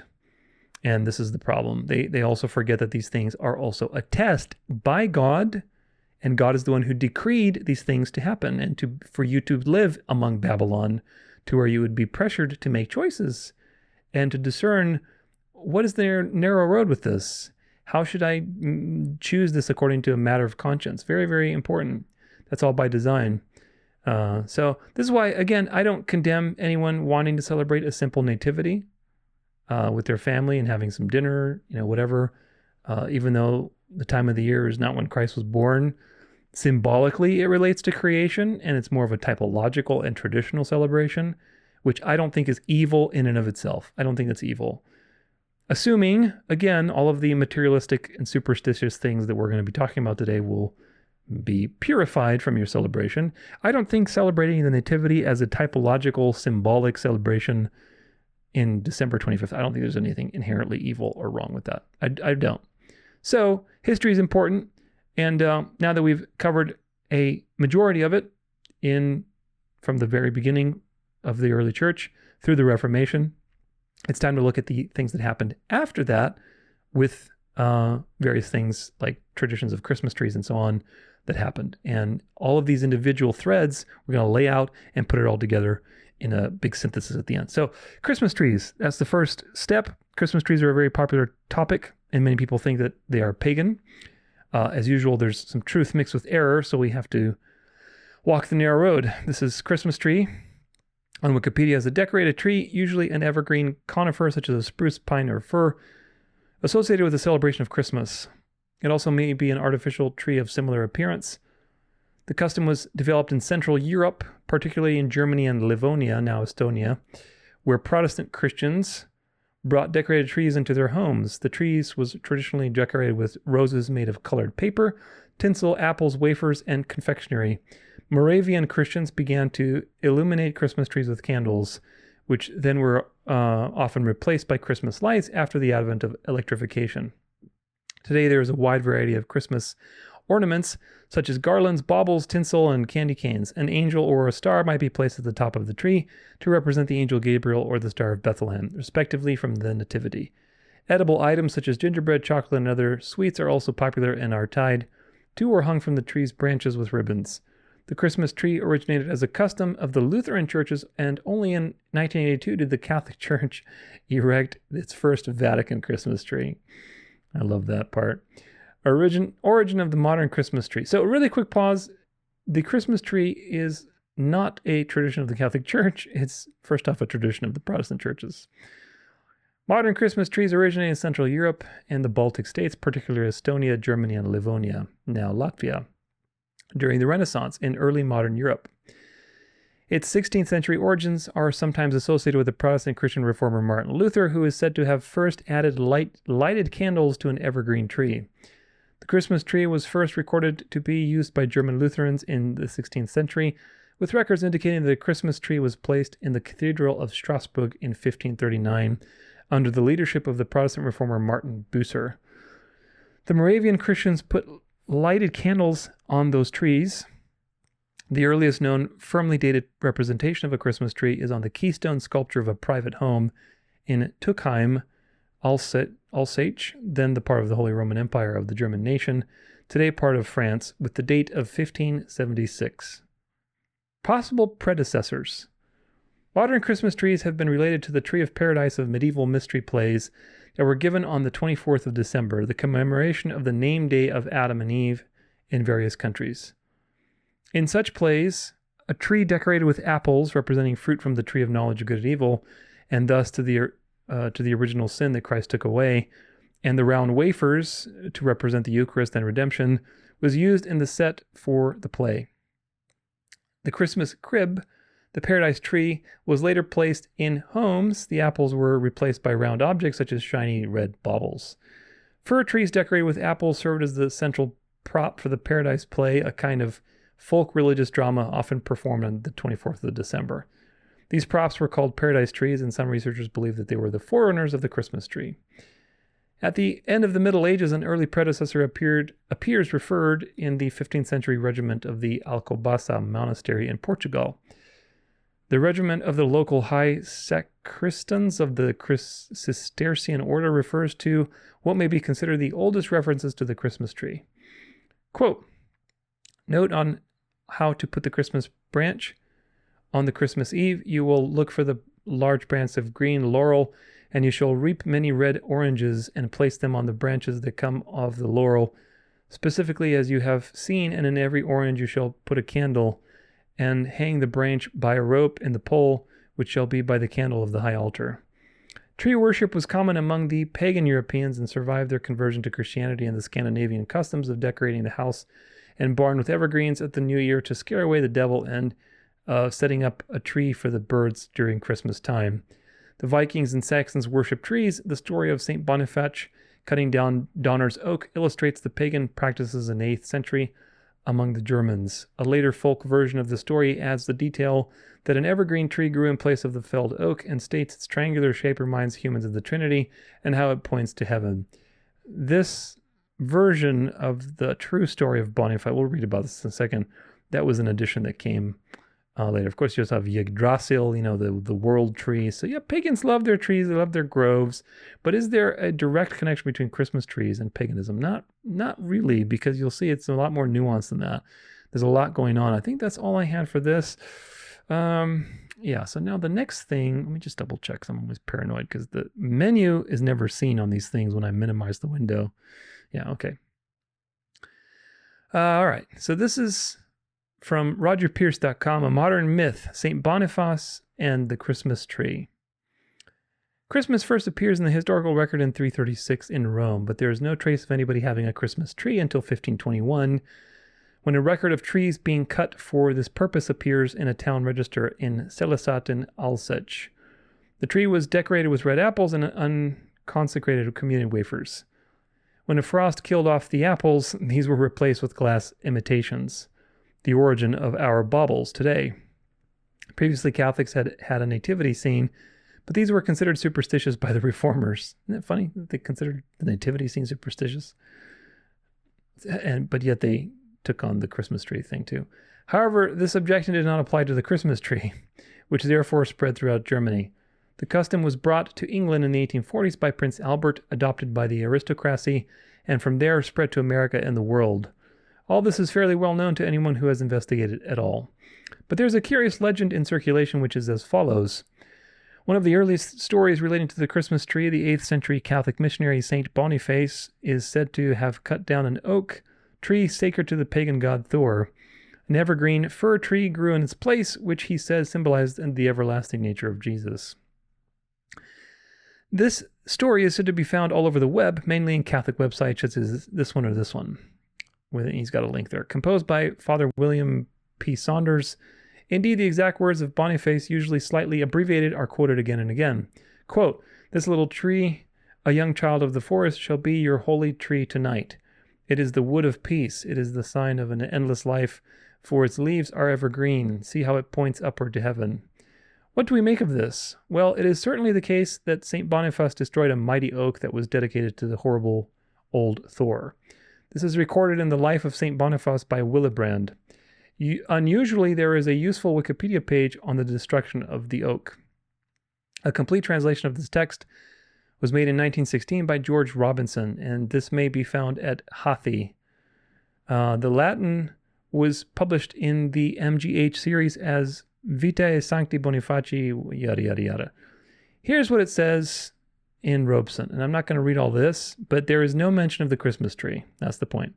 A brief search of Google Books leads back to 1905 through a trial of quotations where the name varies slightly. Wilfrid, Winifred, Winfried are all attested. But curiously, it does not give the original, which I found indirectly. The words of Boniface above, in fact, originate in a short story. Henry Van Dyke, The Oak of Geismar, published in Scribner's Magazine in 1891, yada yada, with an illustration by Howard Pyle. The volumes of Scribner's Magazine can be found here. The right volume is here. Here is the relevant section in page 686. A child is about to be killed with an axe as a sacrifice to Thor at the oak. Boniface intervenes. So he intervenes in the situation. The story was a success, and the publisher reissued it in book form and in a large version as The First Christmas Tree, A Story of the Forest, 1897. So this was an adaptation on something that was written about this guy, Boniface, in like the 800s by like a historian at that time. It was adapted later and embellished, which again, I hope that you see a continual thread of embellishment and mythology that human beings just naturally do. With additional illustrations, it is available at Gutenberg here, but interestingly, this form of the story does not seem to have influenced the transmission of the modern legend, for the words of Boniface are always given in the form taken from the magazine. Here is the expanded text. Quote, "And here said he as the eyes fell on a young fir tree standing straight and green, with its top pointing towards the stars amid the divided ruins of the fallen oak. Here is the living tree with no stain or blood upon it. That shall be the sign of your new worship. See how it points to the sky. Let us call it the tree of the Christ child. Take it up and carry it to the chieftain's hall. You shall go no more into the shadows of the forest to keep your feasts with secret rites of shame. You shall keep them at home with laughter and song and rites of love. The thunder oak has fallen, and I think the day is coming when there shall not be a home in all Germany where the children are not gathered around the green fir tree to rejoice in the birth night of Christ." An abbreviated version, yada yada. Modern novelizations seem to be a fertile source of false quotations, as is perhaps inevitable. This is then another example. So what's the point? The point is that this whole thing about like keeping a Christmas tree and so on is an embellishment that was done in the late 1800s on a very old story of Boniface cutting down a pagan tree. And that was it. There was not like Christmas tree associated with it. So that is an embellishment. That's why these things are very nuanced. So, conclusion, Christmas trees weren't a thing until the Reformation.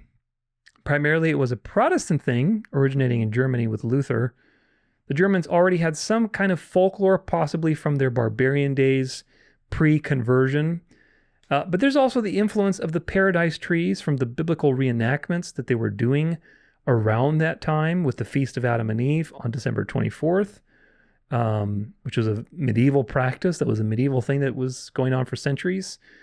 You also have mythologies that were later built on real stories, like with Boniface that I just read to you. The core Boniface story is early medieval, very early medieval, like I said, prior in the 800s or something, from the life of Boniface by Willibald. That was in the 8th century, so 700s. basically Boniface goes to Geismar and he cuts down a sacred oak that they were worshiping there, the oak of Jupiter, after which he uses the timber to build a Christian oratory, dedicating it to St. Peter. The popular line where he points to a fir tree as the symbol of the gospel and Jesus and institutes the Christmas tree tradition, that's not in Willibald. That came like 1,000 years later. So modern researchers have tracked it to the 19th century short story, The Oak of Geismar, by Henry van Dyke, which again, that was published in 1891. It was a fabrication, a lot of fabrications and, historical fiction that just later gets recycled, and pretty much people think that that's like actual historical fact, but it's not. This is what you're dealing with when you're dealing with lots and lots of history. Now, what about Jeremiah 10, 1 through 5? Let's read Jeremiah 10, 1 through 5, because a lot of people get hung up on it. Idols and the living God. Hear the word that Yahweh speaks to you, O house of Israel. Thus says Yahweh, learn not the way of the nations, nor be dismayed at the signs of the heavens, because the nations are dismayed at them. For the customs of the peoples are vanity. A tree from the forest is cut down and worked with an axe by the hands of a craftsman. They decorate it with silver and gold, and they fasten it with hammer and nails so that it cannot move. Their idols are like scarecrows in a cucumber field, and they cannot speak. They have to be carried, for they cannot walk. Do not be afraid of them, for they cannot do evil, neither is it in them to do good. So, is this about Christmas trees? No, it's not. That's the problem. This is not about Christmas trees or pagans decorating trees with lights or baubles or fruit or anything else of that nature. It's talking about the idols that people were carving down and bowing down to because they believed the spirit was behind them, would grant them various blessings. These idols were taken from trees, carved, decorated with gold and silver, and people were bowing down to them in worship. Okay, this is a very specific activity. It's not describing to you some sort of December 25th, some whatever, Christmas, pre-Christmas type of pagan ritual. That's not what's happening here, folks. They're taking the trees, they're carving them into statues, and they're bowing down to. Now, what this does apply to is statues of Mary that the Catholic Church parades around in processions, and people come on pilgrimages, and they kiss her feet, and they offer flowers and candles. Yeah, that definitely applies. That absolutely applies. But to Christmas trees, no, it doesn't. So you have to learn to use right judgment, because never in pagan history do you see the practice of adorning pine or fir trees on December 25th in connection to the birth of a deity. That's just there's no such thing that's ever happened. So equating this verse to Christmas is very erroneous. It's very poor exegesis, and it's poor history. Are there materialistic or worldly ways of going about Christmas and Christmas decorations? Absolutely, there are. Yes, like anything, but that doesn't mean Christmas trees in and of themselves are pagan. They came out of the celebration of Adam and Eve plays and dramas that people were doing in the medieval ages around the time of Christmas. And that tree symbology that was really symbolizing the tree of knowledge of good and evil, which is interesting, that eventually became adopted by Protestants. Never mind, they probably had some of those mythologies and stories like Boniface and the tree with Thor that influenced their desire to do that in the first place. But nevertheless, this was a Protestant thing. And the Protestants eventually migrated out into the world, and this became like a tradition throughout the world. And you had more mythologies and so on and so forth that added to it. Of course, today it's a whole thing. Now, let's talk about Yule and Norse mythology. The connection between Norse mythology, Odin, and Christmas has some things to discuss, but as usual, there's a lot of grossly overplayed facts that you find online and in memes, and there's a lot of error baked into these things. So our richest surviving Norse myth source, really, because there's one, is something called Prose Edda. And it was written in the 13th century, which is the 1200s, by Snorri Sturluson. Snorri Sturluson. Actually, wait, there we go. Here we are. So this is it. Prose Edda, Snorri Sturluson. Written in the 13th century Iceland by the poet and historian Snorri Sturluson. The Prose Edda is part of the cosmic origin story, part poetic handbook, and part mythic encyclopedia. It's our richest surviving source of Norse mythologies, the strange, brutal, radiant tales of Odin, Thor, Loki, and the twilight of the gods. But the Prose Edda is more than legend. It is a deliberate attempt to preserve a dying world. A pagan past reimagined for a Christian age, cast in prose to explain poetry, and passed down to ensure that the old stories outlive their time. Within its pages, the Norse cosmos opens like a riddle, wild, cold, and profound. Snorri writes with clarity and cunning, arranging the raw materials of oral tradition into a coherent, almost literary architecture. The result is both source and scripture, a guide to the poetic language of the skalds, and a sacred relic of the northern imagination. So this was put together by a historian of that time in the 1200s to preserve Icelandic mythologies and culture. Iceland was already Christianized. You have to realize that Iceland was already Christianized around 1000. So when this was put together, it was several hundred years after that, 200, 300 years later. So these stories were written down more in an effort to collect everything in one place and to basically preserve the culture, not as because paganism was continuing. People had already converted. They were just writing the particular historian in question wrote these things down to preserve them as just folklore. But these things were written after Iceland was Christianized. So that's a very important point because that means that there's no influence between these things and Christmas. Because these things the earliest source that we have is this collection of mythologies in one book. But you have to remember, the mythologies were all over the place. So these things were organized in a thoughtful way, but they were organized in one place many hundreds of years later. Now, what about Christmas and Yule and how that all worked together with the Yule festival? Well, a couple things to talk about there. This is Britannica.com, connections with Christmas. Yule became a name for Christmas about the 9th century. And in many languages, so this is predating Christmas, like Kristen Masse. Yule is an even older word that was applied to this celebration of the Nativity.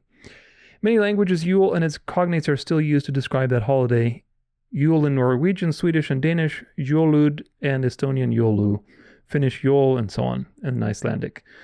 The Christmas holiday is still referred to as Yule in Scots language. According to the saga of King Hakon Haraldsson of Norway, who ruled in the 10th century, the Norse Yule celebration and Christian Christmas celebration were merged during his reign.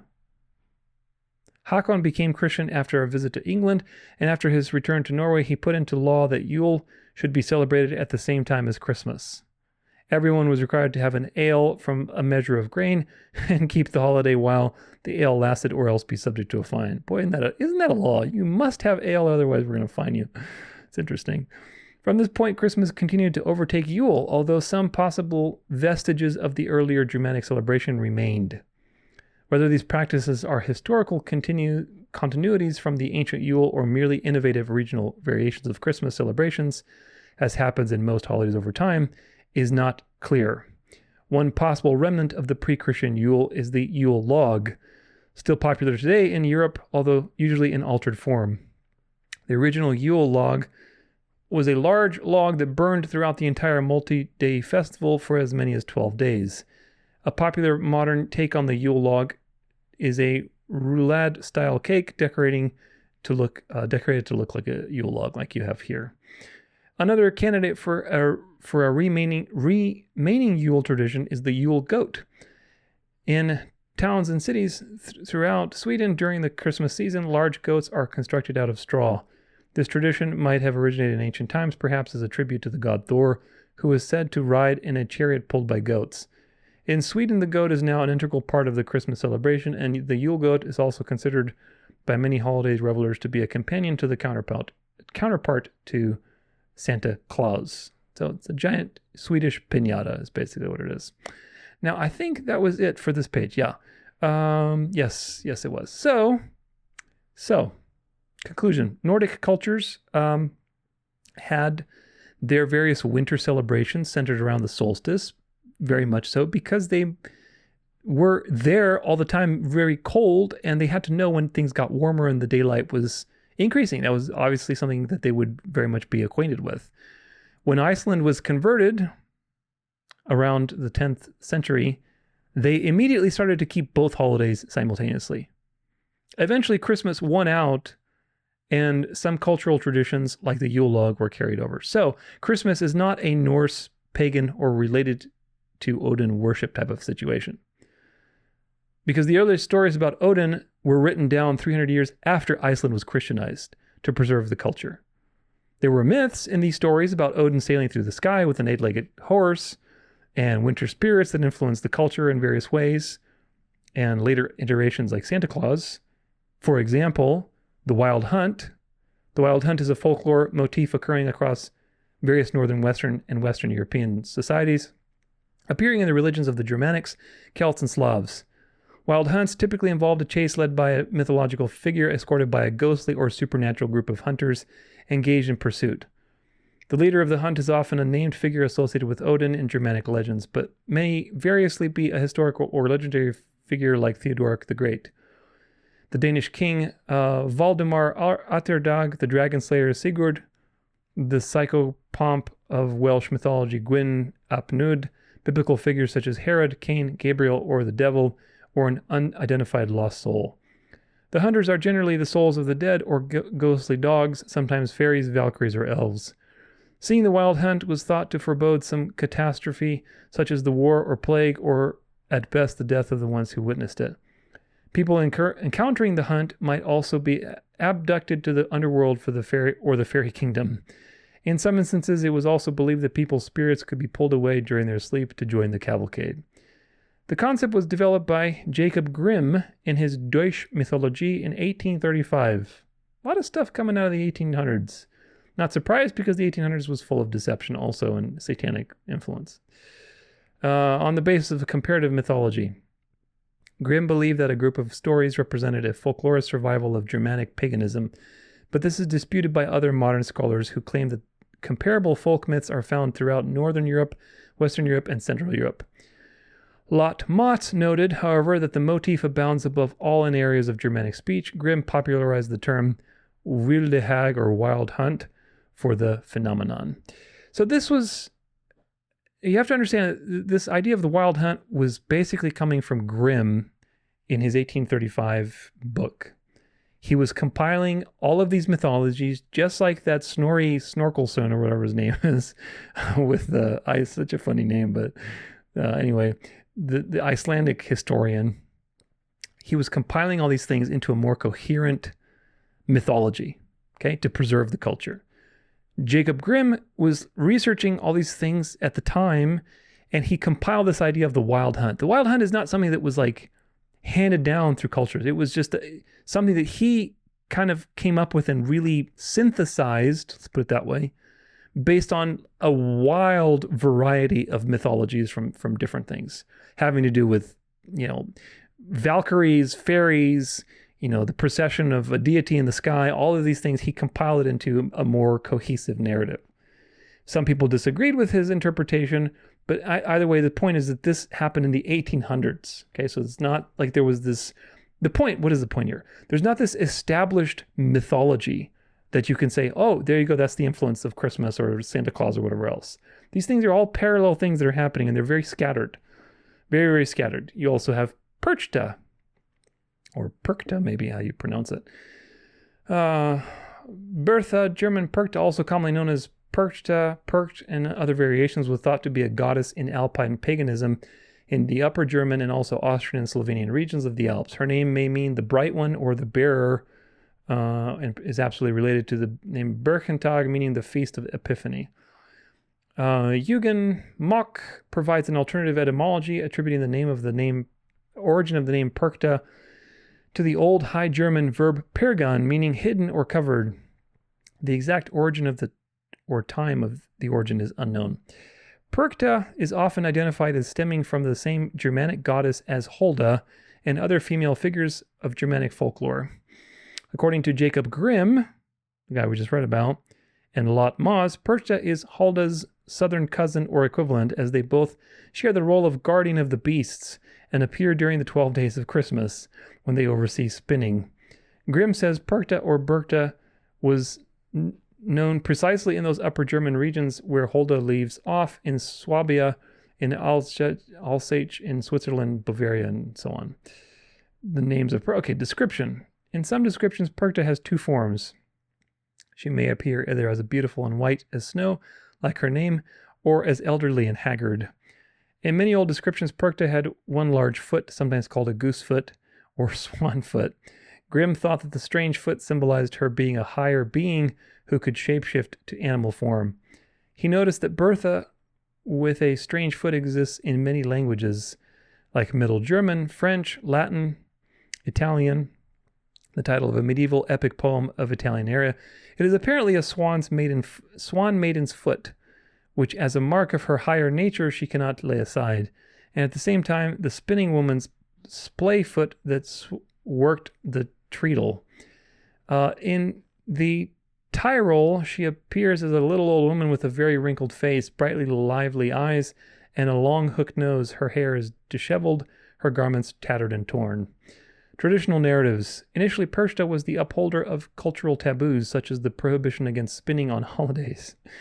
In the folklore of Bavaria and Austria, Perchta was said to roam the countryside at midwinter to enter homes during the 12 days between Christmas and Epiphany. She would know whether the children and young servants of the household had been behaving themselves and worked hard all year. If they had, they might find a small silver coin the next day in a shoe or pail. If they had not, she would slit their bellies open, remove their stomach and guts, and stuff the whole with straw and pebbles. She was particularly concerned to see that girls had spun the whole of their allotted portion of flax or wool during the year. She would also slit people's bellies open and stuff them with straw. Ate something on the night of her feast day other than the traditional meal of fish and gruel. The cult of Perchta, under which followers left food and drink for Frau Percht and her followers in the hope of receiving wealth and abundance, was condemned in Bavaria in the Thesaurus Paparum, that's 1468, and by Thomas Ebbendorfer von Hasselbach in 1439. Later canonical and church documents characterize Perchta as synonymous with other leading female spirits like Diana, Herodias, and so on and so forth. Here's a very grim mask that people would wear, all these types of things. So there's that. Of course, there's also Krampus, which everybody maybe knows about now. Meet Krampus, the Christmas devil who punishes naughty children. Every year, let's see if we can we do this more Zoom? Okay.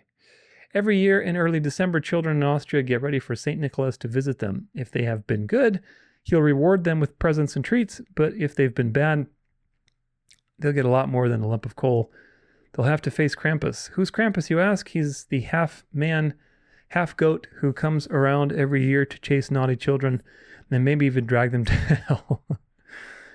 European versions of St. Nicholas have long had scary counterparts like Belsnickel and Nucht Ruprecht, who dole out punishment. Krampus is one such character who comes from folklore in Austria's Alpine region, where he's been frightening children and amusing adults for hundreds of years. Yada, yada, yada. I think that was pretty much it. So Krampus he's this like devil creature that's been around. And the point is this, folks, these folklorish things developed from superstitions in the medieval ages, because the medieval ages were full of superstitions. And they mixed with local celebrations of Christmas that were already going on for hundreds of years, which were obviously very old. The Wild Hunt mythology was actually organized from loosely arranged ideas in Germanic folklore by a guy named Jacob Grimm in 1835. So he's the one who actually organized the Wild Hunt mythology. It wasn't like this organized thing that you could say, oh, this is what made all of these other Christmas things come about. That's not true. It was a mishmash of ideas, and then Jacob Grimm put them together in the 1800s and presented them as the Wild Hunt mythology. Krampus actually evolved naturally out of an existing Christian practice, which is Christmas plays. Remember that they were doing the dramas with Adam and Eve. They were doing various other dramas like with St. Nicholas. The Christmas season from December 6th through Epiphany, that whole month was full of like all sorts of celebrations. And a lot of them was also dramas and reminders of biblical things like Adam and Eve and sin and death and, St. Nicholas and so on. So all these things were very much going on, especially by the medieval ages. Originally, with these St. Nicholas plays, you saw like generalized like little demons and devils that were playing their part as enemies in the drama, in the play. By the 16th century, you see these things much more pronounced in German literature. And of course, by the 17th century, you start to see official Krampus lore like becoming this individual now that's kind of the counterpart to St. Nicholas, St. Nicholas is like the rewarder. He's the one that comes and brings you candy and gifts and things. But Krampus is like, the devil that comes and punishes you, so you better behave. So you start to see that duality come by the 17th century. Perchta, or Perkta, whatever her name is a similar story with a lot of superstitions arising around the 1200s. That's probably the earliest that we can find with this superstition, and evolving over time, becoming solidified by the 15th century. Now, did these mythologies influence Christmas? No, because Christmas was already going on for a long time before that, about 1,800 years. Is Christmas pagan because of these things? No, also not really. A lot of these things evolved independently, and they came into Christmas celebrations, but the naughty or nice thing, the checking whether you're naughty or nice, seems to be influenced more from St. Nicholas and the St. Nicholas plays that people were doing.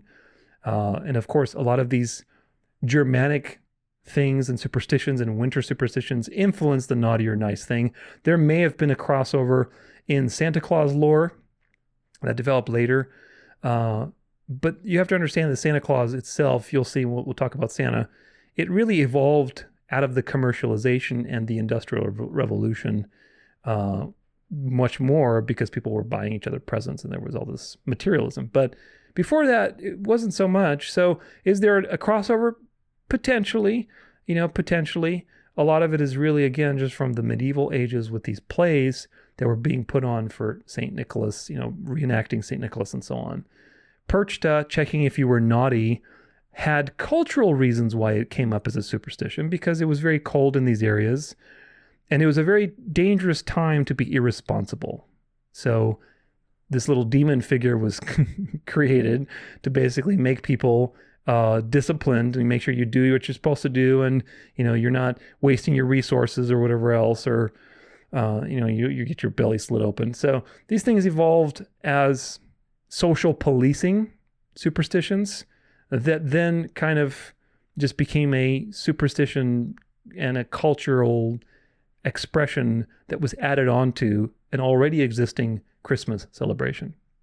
The same as with Krampus and so on. So Christmas was already existing in practice in a culture, i.e. Central Europe, that had rich history of superstitions, mythologies, a cold climate.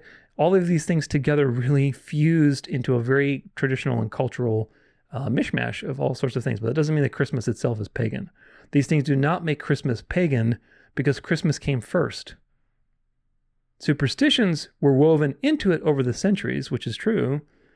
If Christmas was pagan in and of itself, we would expect the reverse to actually happen. We would expect to see these things to be first for hundreds of years. In other words, you should be able to see in the historical record, like Perchta and Krampus and the Wild Hunt and all these things, as very clear, identified, recurring patterns, when they're not. And then Christmas comes up. We should see that. The sequence should be opposite, but it's the other way around.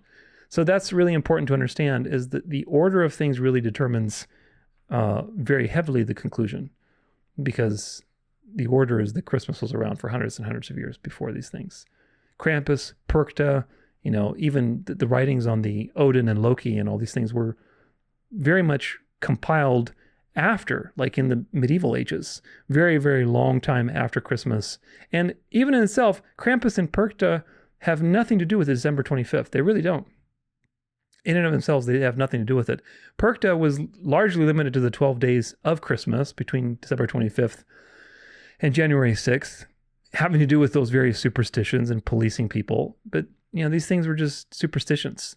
They weren't something that is connected to December 25th inherently. They just arose because there was already an existing practice of Christmas, and people were very superstitious.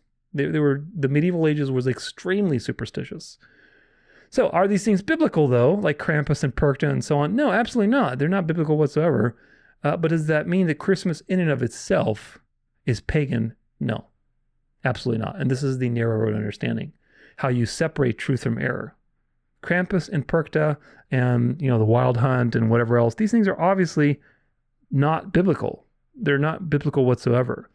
But that doesn't mean that the inherent underlying thing that they refused to is pagan. It's not.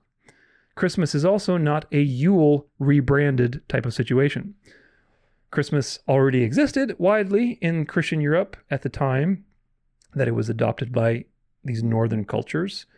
Winter cultures across Europe in general used evergreens as symbols of life in the dark season because, again, winter is very rough in that time of the year, and you're in medieval Europe and everything's dying. So yeah, they had that lore and mythology. Germany's Christian tradition of basically having paradise trees for their Adam and Eve anniversary was the main connection to Christmas trees developing through Luther, through the Germanic traditions, through the Protestant Reformation, which eventually was migrated outward into the Protestant world. Eventually, after Vatican II shifted the policy of the Catholic Church to being much more open and ecumenical and loving, on the surface at least, the Catholic Church picked up on the practice and began incorporating their own Christmas tree at the Vatican as an ecumenical move. And today, of course, Catholicism is all about these practices and has no problem with it because it's the mystery religion and it's going to integrate everybody together. And it's not a problem for them to integrate all sorts of mythologies into their practices because their practices are mythology. They're traditions of men. So Christmas also does not come from Norse mythology. It does not. Christmas existed long before these practices, and they arose independently of one another. Some things were absorbed culturally because of traditions, local traditions like Yule logs, Yule goats, Krampus, etc. But that doesn't make Christmas pagan. It just makes people very worldly. It makes people very superstitious. It shows you the influence of culture and tradition over time and mythology. It just shows you human nature. That's what it shows you. The mistletoe legend with Baldur in Norse mythology also has nothing to do with December 25th. Or even kissing. The kissing thing actually came much later. It was just about about the power of the herb that a lot of the writings originally were, because in the ancient world, they revered mistletoe for its medicinal properties. So the Baldur Norse mythology has mistletoe in it, but it has nothing to do with like December or the solstice or kissing or anything else. All that stuff came much later with kissing under the mistletoe. Baldur and the Norse association to mistletoe is more about the reverence for the mistletoe as a medicinal herb.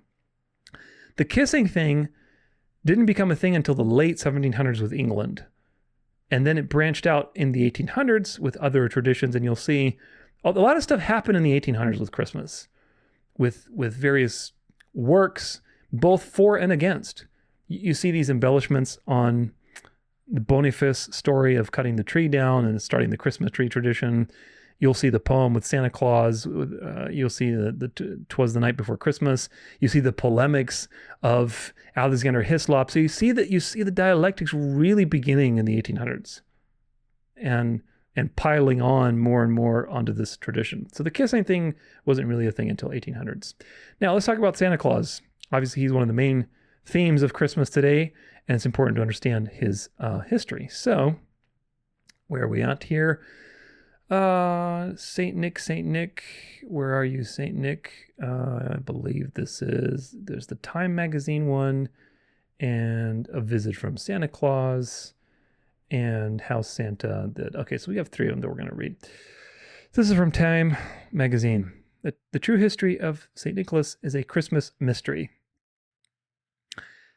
Usually when the Christmas season prompts talk of the truth about St. Nicholas or Santa Claus, the problem is how to explain to kids how all those presents really get under the tree.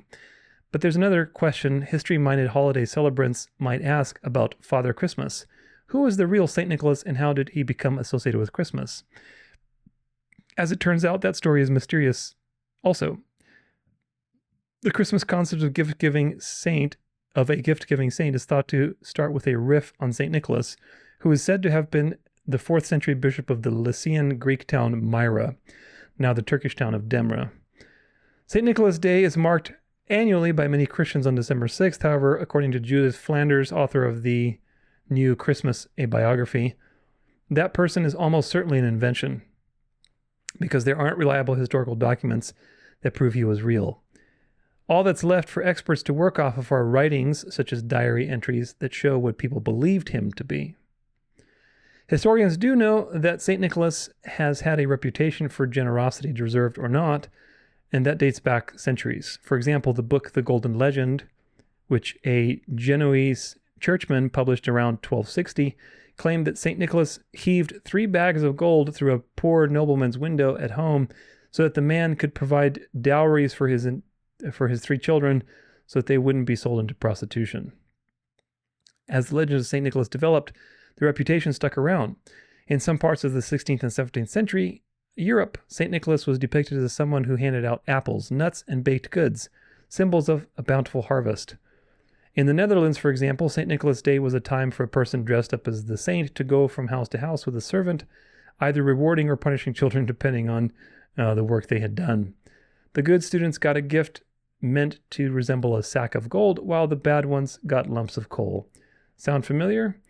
In France and England, books became the gift of choice as more people became literate, Flanders notes. Gradually, small jewelry, wine, and luxury goods became gifts of choice as well. But how St. Nicholas came to North America and eventually became merged with Santa Claus is deeply mysterious. Flanders argues, there are 2 small references to Santa Claus in Rivington's New York Gazetteer in 1770s, one of which refers to St. Nicholas, otherwise called Santa Claus. That debunks the theory that the writer Washington Irving coined Santa Claus because Irving was born in 1783. And then the name or word is impossible to find in print for a couple of decades. What Irving does deserve credit for is promoting the mythical Dutch past of the benevolent St. Nicholas. In his early 19th century satirical history of New York, Knickerbocker's History of New York, he claimed that celebrating the saint was an old Dutch tradition of early New Amsterdam. He positioned St. Nicholas as a symbol of a simpler, kinder way of life at odds with the growing, more bustling New York City in the early 1800s.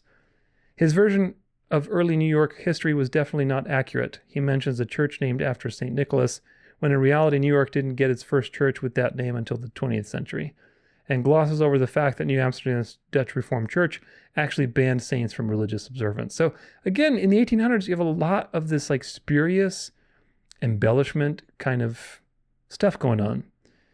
When the book appeared in both directions, that are kind of creating Christmas mythologies or, mythologies of it being pagan or whatever else. So you have to weed through all this stuff. When the book appeared, people knew it was satire, but that was quickly forgotten, Flanders says, and it began to be treated as history. So what really happened? If anyone brought the name Santa Claus to the Americas, Flanders credits should probably go to the roughly 25,000 Swiss people who settled in large concentrations in New York, North Carolina, and Pennsylvania. They came from regions that marked St. Nicholas's Day and St. Nicholas in various dialects of Schweizerdeutsch or Swiss German becomes either Sammy Claus or Santa Claus, both of which sound far more like Santa Claus than the latter, supposedly Dutch derivation of Sint Niklaus. So this came from likely these immigrants that were celebrating St. Nicholas and had their whole tradition and brought it over to the Americas, and it just kind of stuck. The idea of St. Nicholas as the man who would come down a chimney to deliver presents is much easier to trace. It was Clement Clarke Moore's 1822 poem, A Visit from St. Nicholas, which famously starts, "'Twas the night before Christmas," that painted the memorable picture. As the Industrial Revolution made consumer goods more affordable for all, popular depictions of that version of Santa Claus increased as well, along with the traditions of Christmas cards, Christmas trees, and so on. Later that century, Christmas became a federal holiday. Christmas customs encouraged a sense of community and unity at a time when urbanization, industrialization, and the memory of the recent Civil War had made many people feel more unsettled than ever. Historian Penny Restad explained it to Time last year. But the lack of knowledge about St. Nicholas doesn't necessarily put a damper on the holiday. In fact, that's part of what has allowed interpretations of him to flourish. This much is clear. St. Nicholas now and throughout history is whoever people want him to be. Yeah, he's very likely a very ongoing mythology. And tracing the story of Santa Claus and Christmas in general is very interesting because you see the evolution of mythology throughout time. This is from Library of Congress blogs. A visit from Santa, who you might not recognize. Let's see. This is a picture of, this is an old Santa described visit. So that visit from St. Nicholas, the poem that was written in the 1820s that set the stage for all this stuff with Santa coming down the chimney. This was an invention, and this was done in the 1800s. And here is a very early illustration, kind of like this little elfy kind of creature that comes in and gives you presents and so on. People are always talking about the traditional Christmas that used to grace the American landscape, one that was somehow more pure, more spiritual, and not caught up in commercialism. The problem is no one can agree when that was, other than a long time ago. Snow was whiter, air was colder, people were nicer. The seasonal theme, it seems, is nostalgia. For example, in the ever-popular White Christmas sung by Bing Crosby in 1942, even then he was longing for a season just like the ones I used to know. Certainly we wouldn't go all the way back to the Puritans, who considered religious spectacles, particularly around Christmas, to be an apostasy. How about the era of the Founding Fathers, even the early 19th century? Not quite. Christmas trees weren't really a thing in the United States until the 1840s. Remember, because of all of these elaborations that were happening. And Christmas wasn't even a federal holiday until 1870. Even then, there was a political angle. President Ulysses S. Grant, not exactly known as a pious teetotaler, anyway, made it a national holiday in an attempt to give the North and South something peaceful and kind to unite around after the Civil War. But Santa, you say, now there's a tradition. There's a soot-stained, pipe-smoking, pot-bellied elf looking sketchy in a dirty fur coat with miniature reindeer. That was the man himself as depicted in A Visit from St. Nicholas by Clement Clarke, Moore's poem, first published 197 years ago. It's better known by its first line, The Night Before Christmas. That has been a seasonal constant ever since. The library's card catalog lists more than 300 different editions, adaptations throughout the years, and that, boys and girls, is truly undeniably an American tradition. But in Moore's foundational myth-making rendition, Santa is not the large, barrel-chested grandpa that we have known for the past century or so. Instead, Moore's version of Santa was written during the midst of the Industrial Revolution, on the eve of the Victorian era, and half a century before the creation of the light bulb. Santa, as we know him today, did not exist. The poem was first published anonymously in the Troy, New York Sentinel newspaper on December 23rd, 1823. Moore, a biblical scholar and wealthy real estate developer in Manhattan, eventually claimed credit nearly 15 years later. Really strange that he would publish it anonymously. A friend had sent it to the paper without his knowledge. I guess that's why. He later said, and as an esteemed literary figure, he said that the simple poem had been intended just for his children. There you go. The family of Henry Livingston, Jr., a military man and sometimes poet in New York, also made a later claim that Livingston was the author. Livingston himself died before Moore claimed credit. Some modern scholars support this view. So that's interesting because a family friend of Henry Livingston. So Livingston is another person that's claimed to be the author of this. So there's maybe debate on who wrote this, and it just kind of influenced culture, which is very, very interesting. In any event, here's every description of St. Nicholas in that poem. But a miniature sleigh and eight tiny reindeer with a little old driver so lively and quick, I knew in a moment it must be St. Nick. He was dressed in all fur from his hand to his foot, and his clothes were all tarnished with ashes and soot. A bundle of toys he had flung on his back, and he looked like a peddler just opening his pack. His eyes, how they twinkled, his dimples how merry, his cheeks were like roses, his nose like a cherry. His droll-like mouth was drawn up like a bow, and the beard of his chin was as white as snow. The stump of a pipe he held tight on his teeth, and the smoke it encircled his head like a wreath. He had a broad face and a little round belly that shook when he laughed like a bowl full of jelly. He was a chubby and plump, right jolly old elf. So he was depicted as an elf, as this little old elf, and all of these imageries were in the 1800s that painted future pictures and influenced the development of St. Nicholas and Santa Claus merging into one thing. Let's note that nowhere in this poem is St. Nicholas referred to as Santa. The actual St. Nicholas was a Christian saint born in modern-day Turkey in the 3rd century who gained a reputation as a devout soul who especially was kind to children. His feast day was celebrated on the anniversary of his death, December 6th. Fast forward roughly 1,500 years. Some Dutch immigrants to New York gathered each year to celebrate his feast day, but the Dutch nicknamed of Sinterklaas, short for the Dutch Sint Nicholas. And remember, the theory is maybe the Dutch did it or the Swiss. There was a lot of immigrants that came to the United States, and very likely that name is how we got Santa Claus. Washington Irving included this good-natured character in A History of New York, his satirical take on Dutch traditions in the region, published in 1809. Moore's poem was written a few years later, and the jump from Sinterklaas to Santa Claus had not yet been universalized. Second, there's no mention of the fur outfit being red, only that it is covered in ashes and soot, which would render him, well, a grimy little mess. Sinterklaas had no fixed appearance prior to this point, but was often portrayed as a thinner, sterner figure. Here he's tiny and old, with a white beard, pot-belly, and a cheerful demeanor. In 1931, the illustration of the poem by Arthur Rackham at the top of this post, you can see, so the illustration that we saw at the top of this post of this poem was actually in 1931. So this actually came even later. The illustration textually doesn't lend necessarily to that. This was made by somebody on top of the myth. So it's myth upon myth upon myth. An illustration of the poem, yada, yada, yada, of how he described, although by that point Rackham skipped the soot-covered coat and the pipe. So everybody had their own, here's another illustration, their own interpretations of these things. This is Thomas Nast, Merry Old Santa Claus in 1881. So by the late 1800s, you start to have this mythology coming into being with Santa Claus and, all this kind of stuff. It was full generation later that America got the Santa that we'd recognize today. This image was the creation of Thomas Nast, often credited as the father of the American cartoon. Note that Santa Claus by now was the character's name.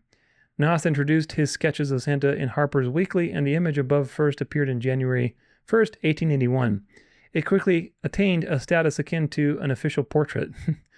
Many of the trappings of the Santa story were supplied by Nast's drawings. His red coat, his pipe, his workshop, and even his North Pole location first appeared in Nast's Santa's vignettes. This made sense as explorers had not yet reached the North Pole. So all this is just mythology being built upon previous mythology. Later iconic renditions followed, such as in 1902 when L. Frank Baum, The Wizard of Oz, took a shot at an origin story with the life and adventures of Santa Claus. So, more mythology. In Baum's take, Santa did not begin life as a Greek-Turkish priest, but as a mythical creature tied to the world's earliest mysteries. He's found as a baby in the forest of Burzi by Ak, the master woodsman of the world, and placed in the care of the lioness Shigra. He eventually settles in the laughing valley of Ho-ha-ho, not the North Pole, delivers gifts to children, and is granted immortality. Here in the illustration by Mary Cowles Clark, he's rocking some serious red boots and pairing them with a stylish black coat with leopard skin trim. By that point, America had been seeing popular renditions of Santa for 3/4 of a century, or about 3 generations. The children who had first read Moore's poem were now grandparents or great-grandparents. The consensus had been reached on what he mostly looked like. So the poem that people read in the 1820s, by the time you get to the 1900s, the generation was already very well doing these things. So by the 1900s, this stuff was very well ingrained. One more, how Santa brought Coca-Cola in from the cold. Very interesting story about Coke's reapprobation of Santa. Here we go. This is all this rendition of the Santa and Coke. This is Santa Claus's impact. I should say Coca-Cola's impact on the whole Santa Claus myth is very interesting. Santa Claus in the 1910s and 20s had largely come into focus as the jolly, bearded, happy soul we would recognize today. But artists still occasionally tweak the color of Santa's robes or the amount of girth they added around the middle. At that time, Coca-Cola relied on the images of Santa that had prevailed for a century. In 1822, the American poet Clement Clarke Moore wrote a poem for his daughters about a visit from St. Nicholas, describing the holiday gift giver as a little old driver, so lively and quick, who was small enough to fit down chimneys. By the 1860s, famous cartoonist Thomas Nast had turned Santa Claus into a fully human-sized character and given him a home at the North Pole. Here's another one. This is all Coca-Cola stuff, mythology. In the early 1930s, Coca-Cola turned to Haddon Sundblom, an advertising artist with the RC agency, to design a new Santa. Sundblom redrew Santa Claus as a plump, cheerful man with a snow-white hair and dressed him in red and white colors that had already become associated with Santa, but which happily matched Coca-Cola's signature colors. Sundblom even provided a Mrs. Claus based on his own wife. Today, it is Sundblom's Santa who decorates everything from Coca-Cola cans to Christmas sweaters, from greeting cards to home decor, all because Coca-Cola wanted to increase its winter sales. So winter was typically like the lowest time of the year for them to make money. So they hired a artist to basically propagandize winter with this Santa figure that was already in play by that point in time, but they pushed it over the edge and they monopolized it for Coca-Cola and created another layer of mythology to this. And of course, the rest, as they say, is history with all these things. They were very effective. When doing research for this project, I came across another bit of surprising history that ties Coca-Cola even closer to the holiday season. In 1965, Charles Schulz, the creator of the Peanuts comic strip, and his friend Lee Mendelson pitched a story about Charlie Brown, the world's worst baseball player, to network television. No one took the bait, but that summer, Coca-Cola reached out to Mendelson asking if he and Schulz could turn out a Charlie Brown Christmas special in the 6 months remaining before December 25th, 1965. Schulz and Mendelson jumped at the chance, but Schulz insisted both that the special include a full minute of Linus reading the Nativity chapter from the Gospel of Luke, and that all of the characters be voiced by real children, not actors. Coca-Cola agreed to the terms, and in about 3 months, a Charlie Brown Christmas was born. The show aired on CBS for the first time on December 9th, 1965, and almost half of America's television audience tuned in for it. Another Coca-Cola-sponsored Christmas tradition was born. A few more objects from Coca-Cola will be appearing in the American Enterprise exhibition, including some Spanish-language commercials and the recent Coke-Cans ad.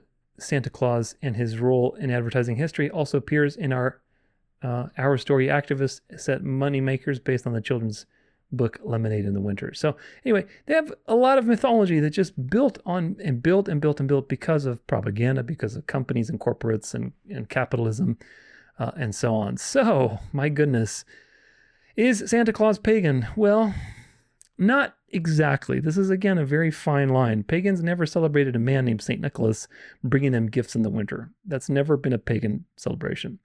Saturnalia had gifts, but those were more like mock gifts, and they were tiny. They weren't really meaningful gifts.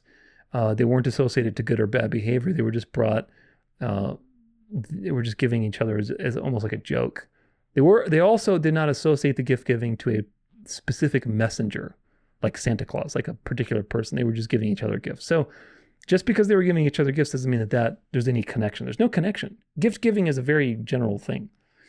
So Santa Claus is not pagan, but rather it's a mythology that got woven into traditional Christmas celebrations of St. Nicholas and has now become practically pagan because paganism is mythology, because it's very worldly and it's just myth upon myth upon myth. That's an important distinction. Santa Claus, the Santa Claus did not originate as paganism. How it's manifesting today is practically pagan, I would say, but it doesn't have pagan roots. It's just a series of mythologies that have come full circle into something that manifests as pretty pagan. But nevertheless, it's an important distinction. The story of Santa Claus shows you, over time, how quickly people tend to create mythologies and myths and fairy tales, and basically how they evolve through culture, how people add to it. This is just typical story and delusion and typical worldly flesh that mankind does all the time. That's why, in fact, by the way, just a tangent, but you can, like when people say, well, the flood narrative is older, like Gilgamesh is older than the Bible, so the Bible copied it from Gilgamesh. Well, no, we can trust the Bible because it's the Word of God, and it's true, and there's many reasons why. And there are other renditions of certain stories like the flood by these pagans, but paganism didn't have a reason to keep things, what's the right word? It didn't have a reason to keep things true. The Israelites and the Jews were very, very particular because you're dealing with God and they're dealing with God's word. They're very particular about preserving the truth. Pagans had no such concern. So for the pagan mind, they would mythologize things every generation. Everybody would add something to it. That was like a common practice. That's why when you look at Gilgamesh in the Bible, they're both talking about the same event. It's not that the Bible took it from Gilgamesh. They're both talking about the same event. Yes, Moses came later and wrote that down later after the Epic of Gilgamesh. But they're both pointing to the same event. And I take the Bible's words because the Bible has every reason to be true, and the people who wrote the Bible had a very different culture of preserving knowledge, as opposed to the pagans who were very liberal and, basically mythologized everything very quickly. So it's important to distinguish these things. Santa Claus originally comes from St. Nicholas in the 4th century. I think it's possible St. Nicholas didn't exist. The earliest documents we have about him are actually a few centuries after that he supposedly lived. Considering other examples of people like Ignatius of Antioch, who we don't have any proof that he existed, and his letters are forgeries, half of them at least. Well, actually, all of them really are forgeries. It's possible that St. Nicholas never existed. I don't know 100%. I don't have conclusive evidence either way. If he did exist, he was someone that was known for his generosity, possibly his kindness towards children, and those simple things got mythologized over time, because mythology around St. Nicholas quickly developed, especially over the medieval ages and so on. His generosity eventually became this thing about giving people gifts, and it was a whole celebration. I know personally as a kid, when I would grow up, we would celebrate St. Nicholas because Orthodox do that. And, you get excited for St. Nicholas to have candy in your shoes and chocolate and things like that. Eventually, more myths surrounded him and the holiday of December 6th, like being on the naughty or nice list, like Krampus in certain areas, like we talked about before. So there's a lot of things that got absorbed into it. St. Nicholas was almost like its own Christmas. Do you get it? Like how Christmas was a thing that naturally arose, but then eventually like more and more things got absorbed into it, like the Yule log and things like that were cultural.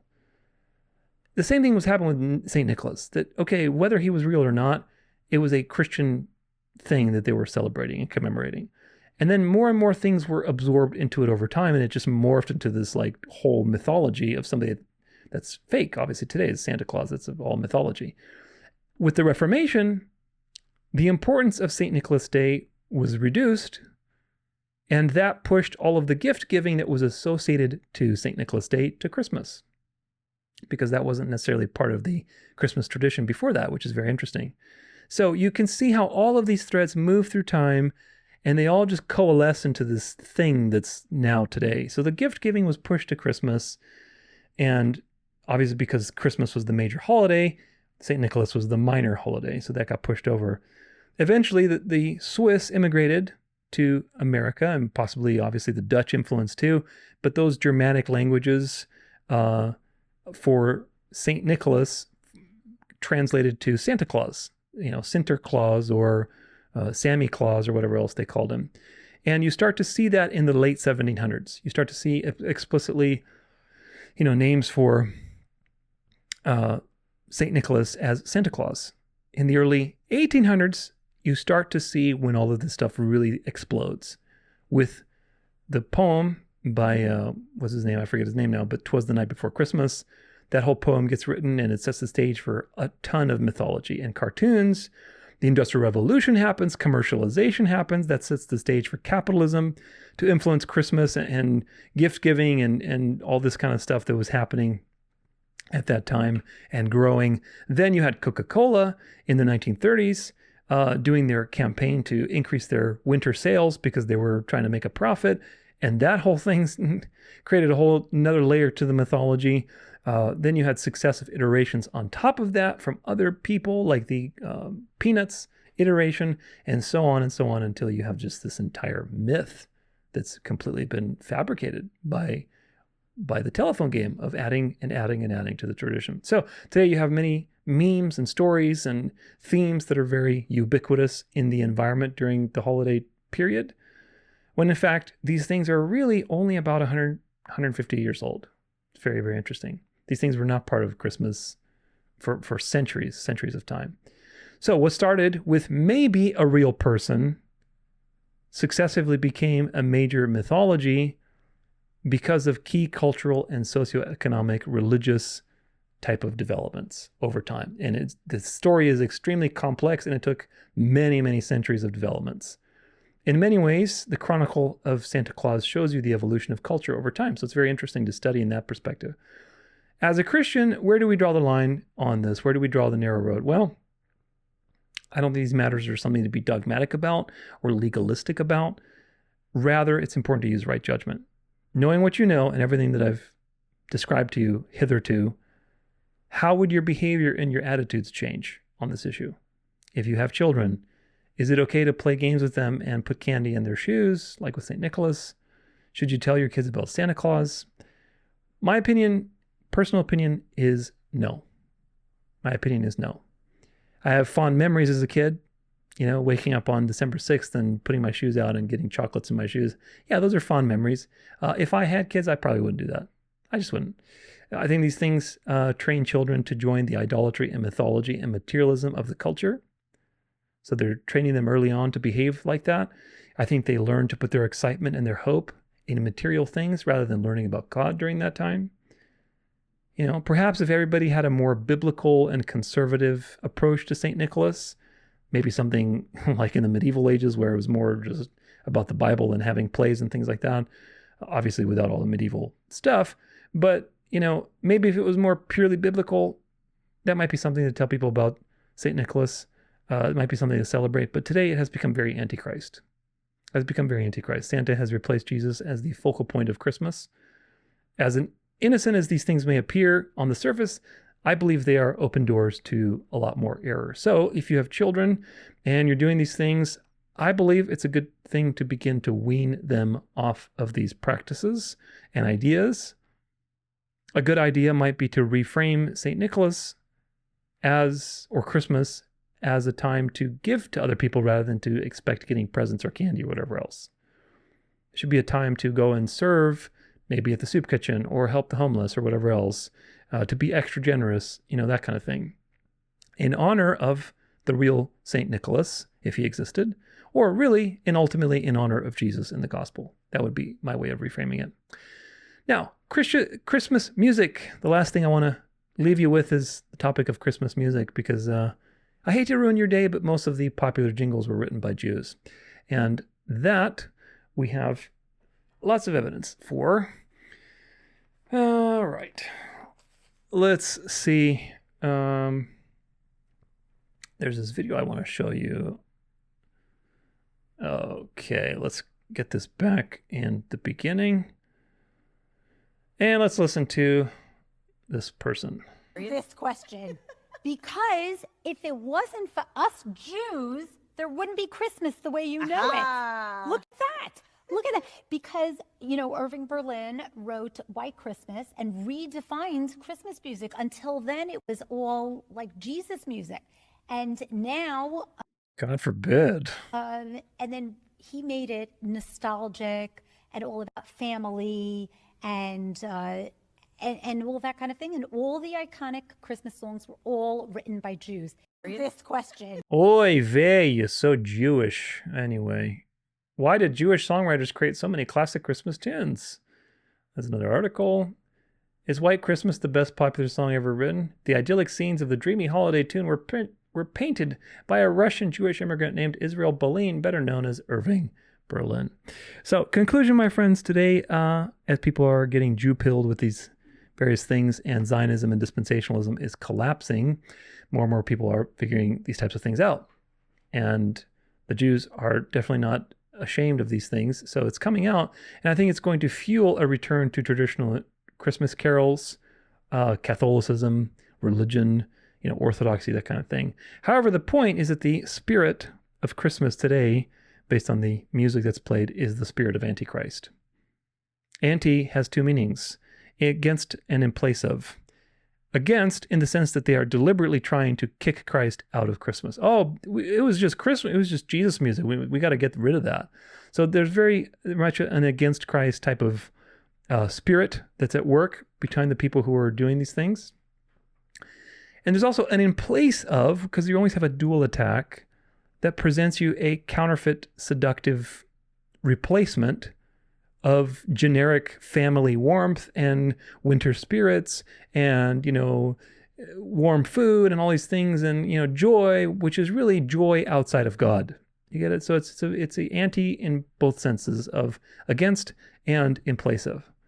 Now you can look into this yourself. These are famous songs written by Jews, but White Christmas, Irving Berlin, the Christmas song, Chestnuts Roasting on an Open Fire by Mel Torme and Bob Wells, Let It Snow, Let It Snow, Let It Snow, Sammy Kahn and Jewel Stein, The Christmas Waltz by Sammy Kahn and Jewel Stein, Winter Wonderland by Felix Bernard, and the lyrics written by Richard Smith. He wasn't Jew, but the music was written by a Jew. Silver Bells, Jay Livingston and Ray Evans, Santa Baby by Joan Javits and Philip Springer, It's the Most Wonderful Time of the Year, Edward Pola and George Weil, Sleigh Ride, lyrics by Mitchell Parrish, who was Jewish.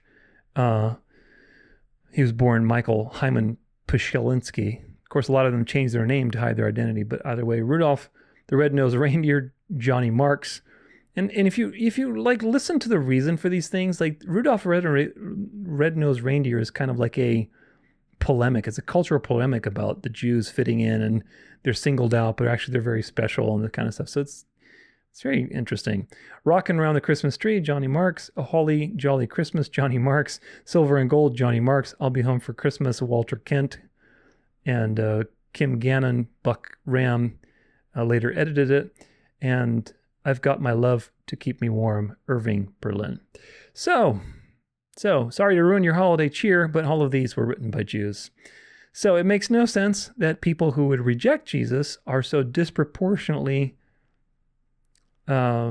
represented in this statistic. It doesn't make any sense unless there's some coordinated effort. And of course, if you understand the last 80 years of liberal Zionist propaganda and takeover, then yeah, it was all by design because that had to be propped up. But that's going to now be exposed so that the swing back to religion is going to, and traditionalism is going to happen. But either way, that did happen. Mainstream sources are going to say this is not a conspiracy. But if you understand, things like secret societies, the Kabbalah, the Jesuits, the Talmud, Zionism, you understand the spiritual forces at play.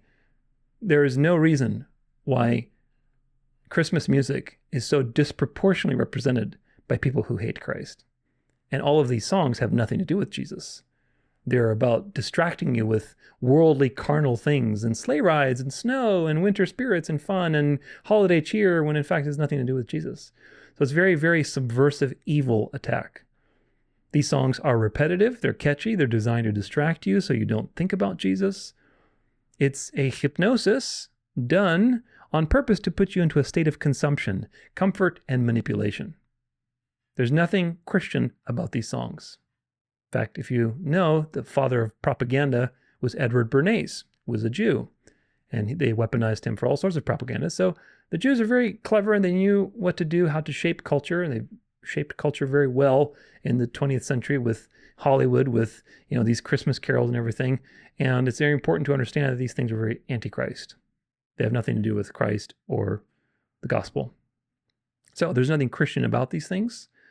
It's just hypnosis, and they honor just generic themes designed to give you a sense of satisfaction, like family, connection, warmth, materialism, sexuality, Santa baby, this kind of stuff. It's all just designed to pull you into the world and create a spirit, because there's a Christmas spirit, a counterfeit spirit that distracts you.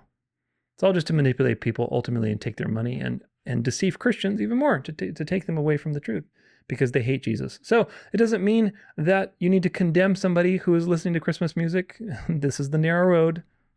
Don't condemn them, but do share the truth with them so that they are aware of the, Antichrist implications. Because there are genuine Christians who listen to Christmas music and they think of, they have genuine times with their Christian friends and they're just happy that Jesus was born. There's people like that. So you don't shame and condemn people, okay? But people need to be aware of these things, folks. And once you're, just like Passion of the Christ, okay? Just like with Passion of the Christ. When I first watched that movie, I wasn't aware of all the Catholic propaganda and programming, subliminal messaging. I cried. It was very sad seeing, in my mind, Jesus getting tortured, obviously, and God used it for the good. Once I found out, that movie didn't have any power over me anymore.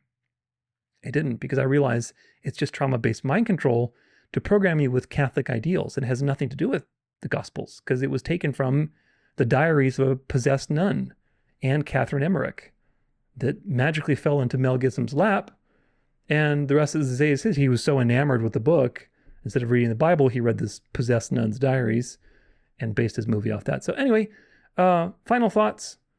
Even with everything I've presented to you here, you could probably have yet several more hours on all the mythologies that have invaded Christmas over the last, 1,700 years, and how it's evolved over the generations, because it's been around a very long time. Putting this together was actually a very interesting journey for me personally, because I knew some of these things, but the overall picture was a new adventure for me. It's very, very fun. Now, I want to provide you with a brief timeline so you can see the whole thing. In 200 AD, approximately, people started independently calculating the date for Jesus' birth and also proposing dates. There was a very high interest in figuring this out. The thing that ends up sticking is the equinox as the conception date because it relates to creation typology, and there was a lot of biblical associations to Jesus as the Son and so on and so forth. So this leads to a natural birth of 25th of December, and that just sticks. That's an independent thing that arose in Christianity, not related to paganism. That's a very important lesson for today. 336 is the earliest record of Christmas Christians celebrating Christmas as an annual festival. Possibly around this time, St. Nicholas lives and dies, and stories of him start to be added on to the tradition. Nevertheless, Christmas was probably celebrated even before that. Like I said, around 50 years or so, because in order for it to be written down as a thing, it's probably already going on. So I'm guessing Christmas, just an educated guess, probably started to be celebrated around the 3rd century, the middle to late 3rd century. Just an educated guess. Could be wrong about that, but just an educated guess. Anyway, fast forward to the medieval ages, Christmas spreads to various cultures as an extension of Christianity, and how Christianity starts Christianizing these various Nordic tribes and barbarian tribes and pagan tribes. But it does get influenced by the cultural attitudes and superstitions. Like in Iceland, you have the Yule celebrations and so on. Around 1000 AD, the name Christmas is actually used. It's actually started getting used for the first time, and it refers to the Catholic liturgy of the festival when that was happening. They would have a liturgy, and you'd have the Mass, and so it's Christ's Mass. Around the Reformation, Christmas trees evolve in Germany, taking influence from the medieval feast of Adam and Eve on December 24th, because the tradition was that Adam is the first Adam, and then Jesus is the final Adam, the second Adam, so to speak. So you had December 24th is Adam, and then Jesus is born the next day in completion of that typology. So they were working with that. That's how they come to the conclusion of December 24th. They didn't have the whole Christmas Eve thing comes much later. Adam and Eve were the celebrating festival before Christmas for many centuries. Anyway, the Reformation also begins the demonization of Christmas as a pagan holiday with the Puritans, who were very extreme in many ways. It also reduces the importance of St. Nicholas, which relegates and moves the gift-giving tradition to December 25th, because that was the major holiday. Christmas Eve, also the culture begins to be elevated around the time of Christmas Eve, because so a lot of things happen simultaneously. Because the day of St. Nicholas gets diminished, then Christmas becomes more important, so to speak. Obviously, some people were very adamantly against it, but you're not looking at a uniform picture, folks. It was all over the place. The point is that Christmas began being associated with gifts, and as a result, Christmas Eve became even more important and drifted away from the Adam and Eve typology and symbolism to a more anticipatory type of situation where you would anticipate Santa coming and so on. Of course, the rise of Santa Claus mythology was happening, and that influenced also the development of Christmas Eve becoming more of an anticipation for Christmas rather than an Adam and Eve type of situation. So you start to see more and more of these situations developing after the Reformation in both directions, in the direction of being totally against Christmas and calling it pagan, which is not true, and also in paganizing more and more Christmas with mythologies. So it's interesting how these dialectics began. By the late 1700s, Santa Claus becomes a name for St. Nicholas, and it's derived from Swiss German language and possibly Dutch immigrants. In the early 1800s, you start to see a lot, like with the poem by, again, I don't remember his name, but the 'Twas the Night Before Christmas poem. That poem is like a visit from St. Nicholas. That poem influences a lot of mythology, because after that, you see a lot of cartoons happening. You see more and more traditions happening with this. By the early 1900s with Coca-Cola and their Coke campaign, that seals the deal, and basically it's done with the official idea of who Santa is being locked into people's minds. And then after that, you had the commercialization, industrialization, the materialism, the capitalism, the Jews taking over, entertainment, reinventing Christmas with their own jingle music.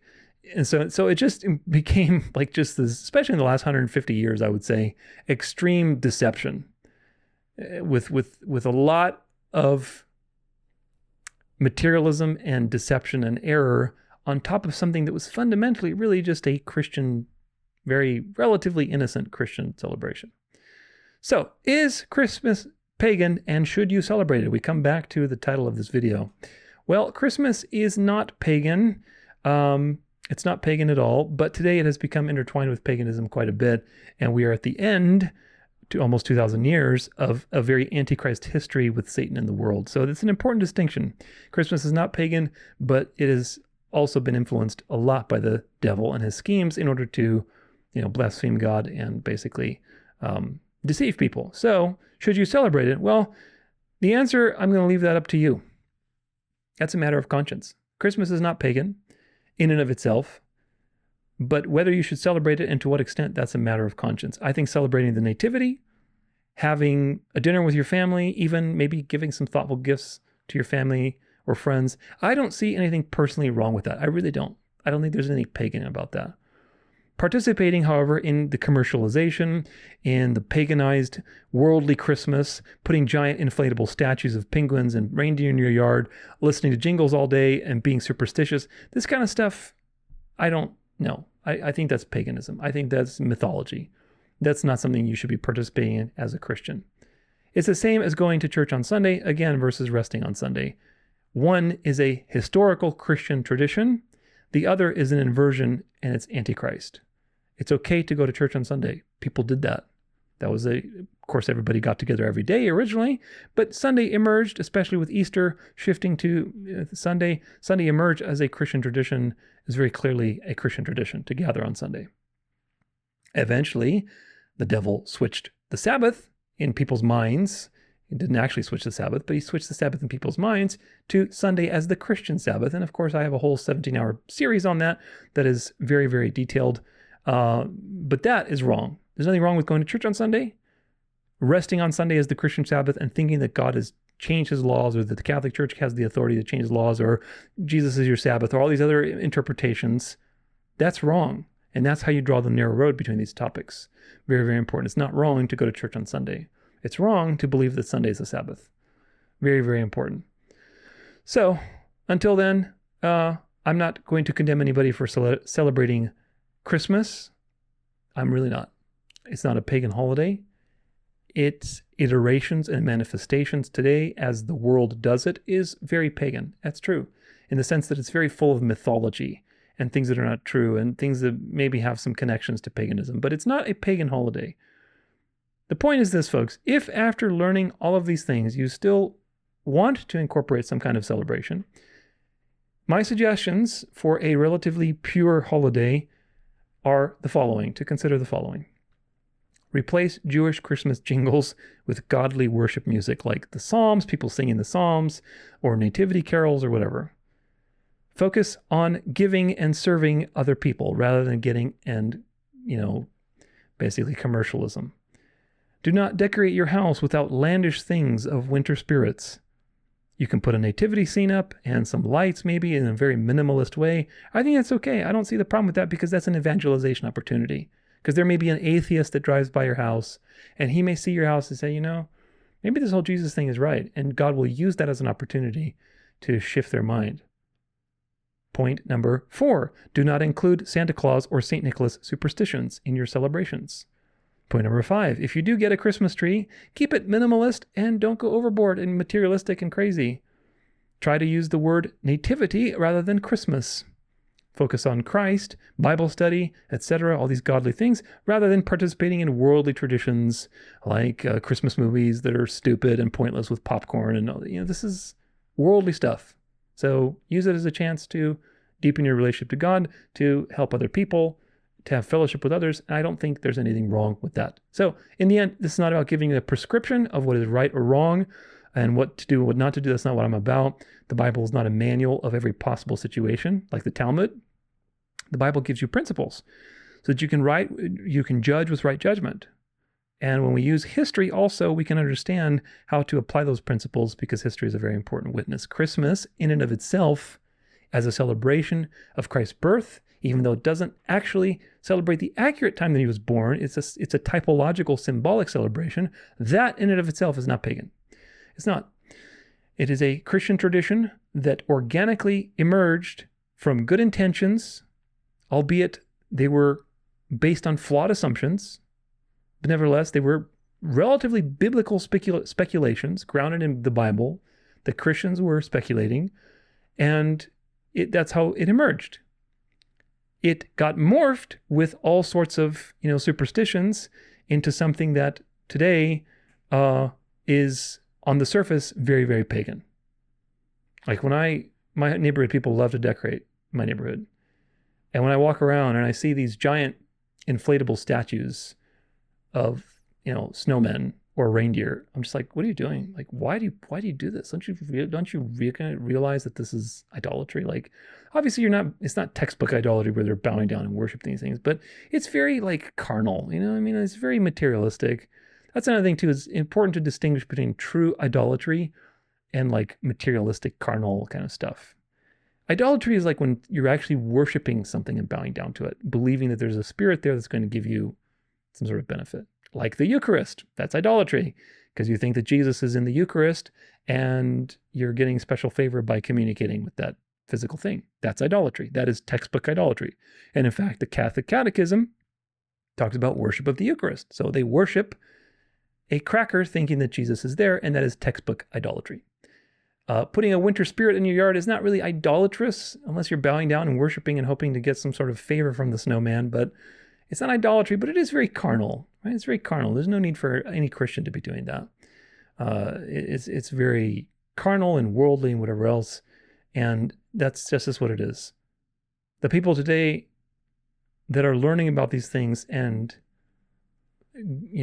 basically coming back into religion, like the Jew thing, they're learning about the Jews and everything else. They're coming back into Catholicism, and they don't realize that Catholicism is just disguised paganism.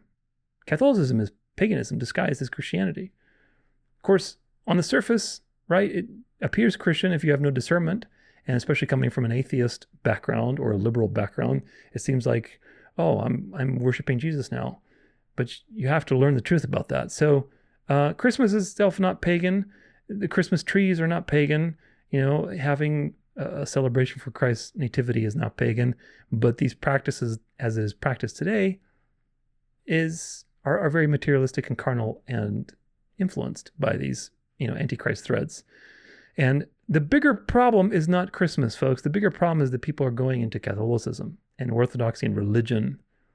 And Christmas will be weaponized to bring people into this lukewarm, universal, counterfeit body of Christ that's coming into the world, the counterfeit Christian New World Order. You saw how the Vatican was not about Christmas trees. And then suddenly in 1982, oh, we have our own Christmas tree too. Look, we're just like you. which of course is all part of the Vatican II ecumenical agenda. So anyway, even if you make it about Christ, quote unquote, but your Christ is the Eucharistic Christ, you're just as pagan as the unbelievers celebrating Santa Claus and elves and winter spirits. Do you see the point? Even if you say, oh, Chris, I'm not going to do all these pagan things, but I'm just going to go to my mass, I'm going to take the Eucharist and whatever else. Well, that's like worse, really. I mean, or just as bad as people that are maybe not really believers, but they like the decorations of Santa Claus and winter spirits on their yard. That's just equally as bad, right? So it's not about making it necessarily just about Christ. You have to make sure that the Christ that you're making it about is the right Christ. Do you get it? And it's not the Eucharistic Christ or, whatever other Christ there are, because there's many for sure. So in the end, it's always about right judgment. Hopefully, this video has empowered you to utilize right judgment, and also included in right judgment is not judging others and shaming them, harshly, because there are many people who celebrate Christmas with a good heart and a good intention to honor Christ. They don't know all the things that I've talked to you about today. They don't know. They're not aware. They're not aware of the subversions. They're not aware of the mythologies. They're not aware of the facts, the history. They're not. So hopefully you will share that information with them lovingly in such a way that it's not going to make them feel ashamed and call them pagan or whatever else, because they're not. So stand for the truth in love, and remember that history is much more nuanced and complicated than anybody will usually make it. And we have to be very careful because history is very complex. I hope you learned something today, and I hope that you have a good time with your loved ones, wherever and whenever, and whether you are celebrating or not today doesn't matter. I hope you're having a good time, and that you remember the ultimate reason for any season is Jesus Christ. Take care. We'll see you next time, and God bless.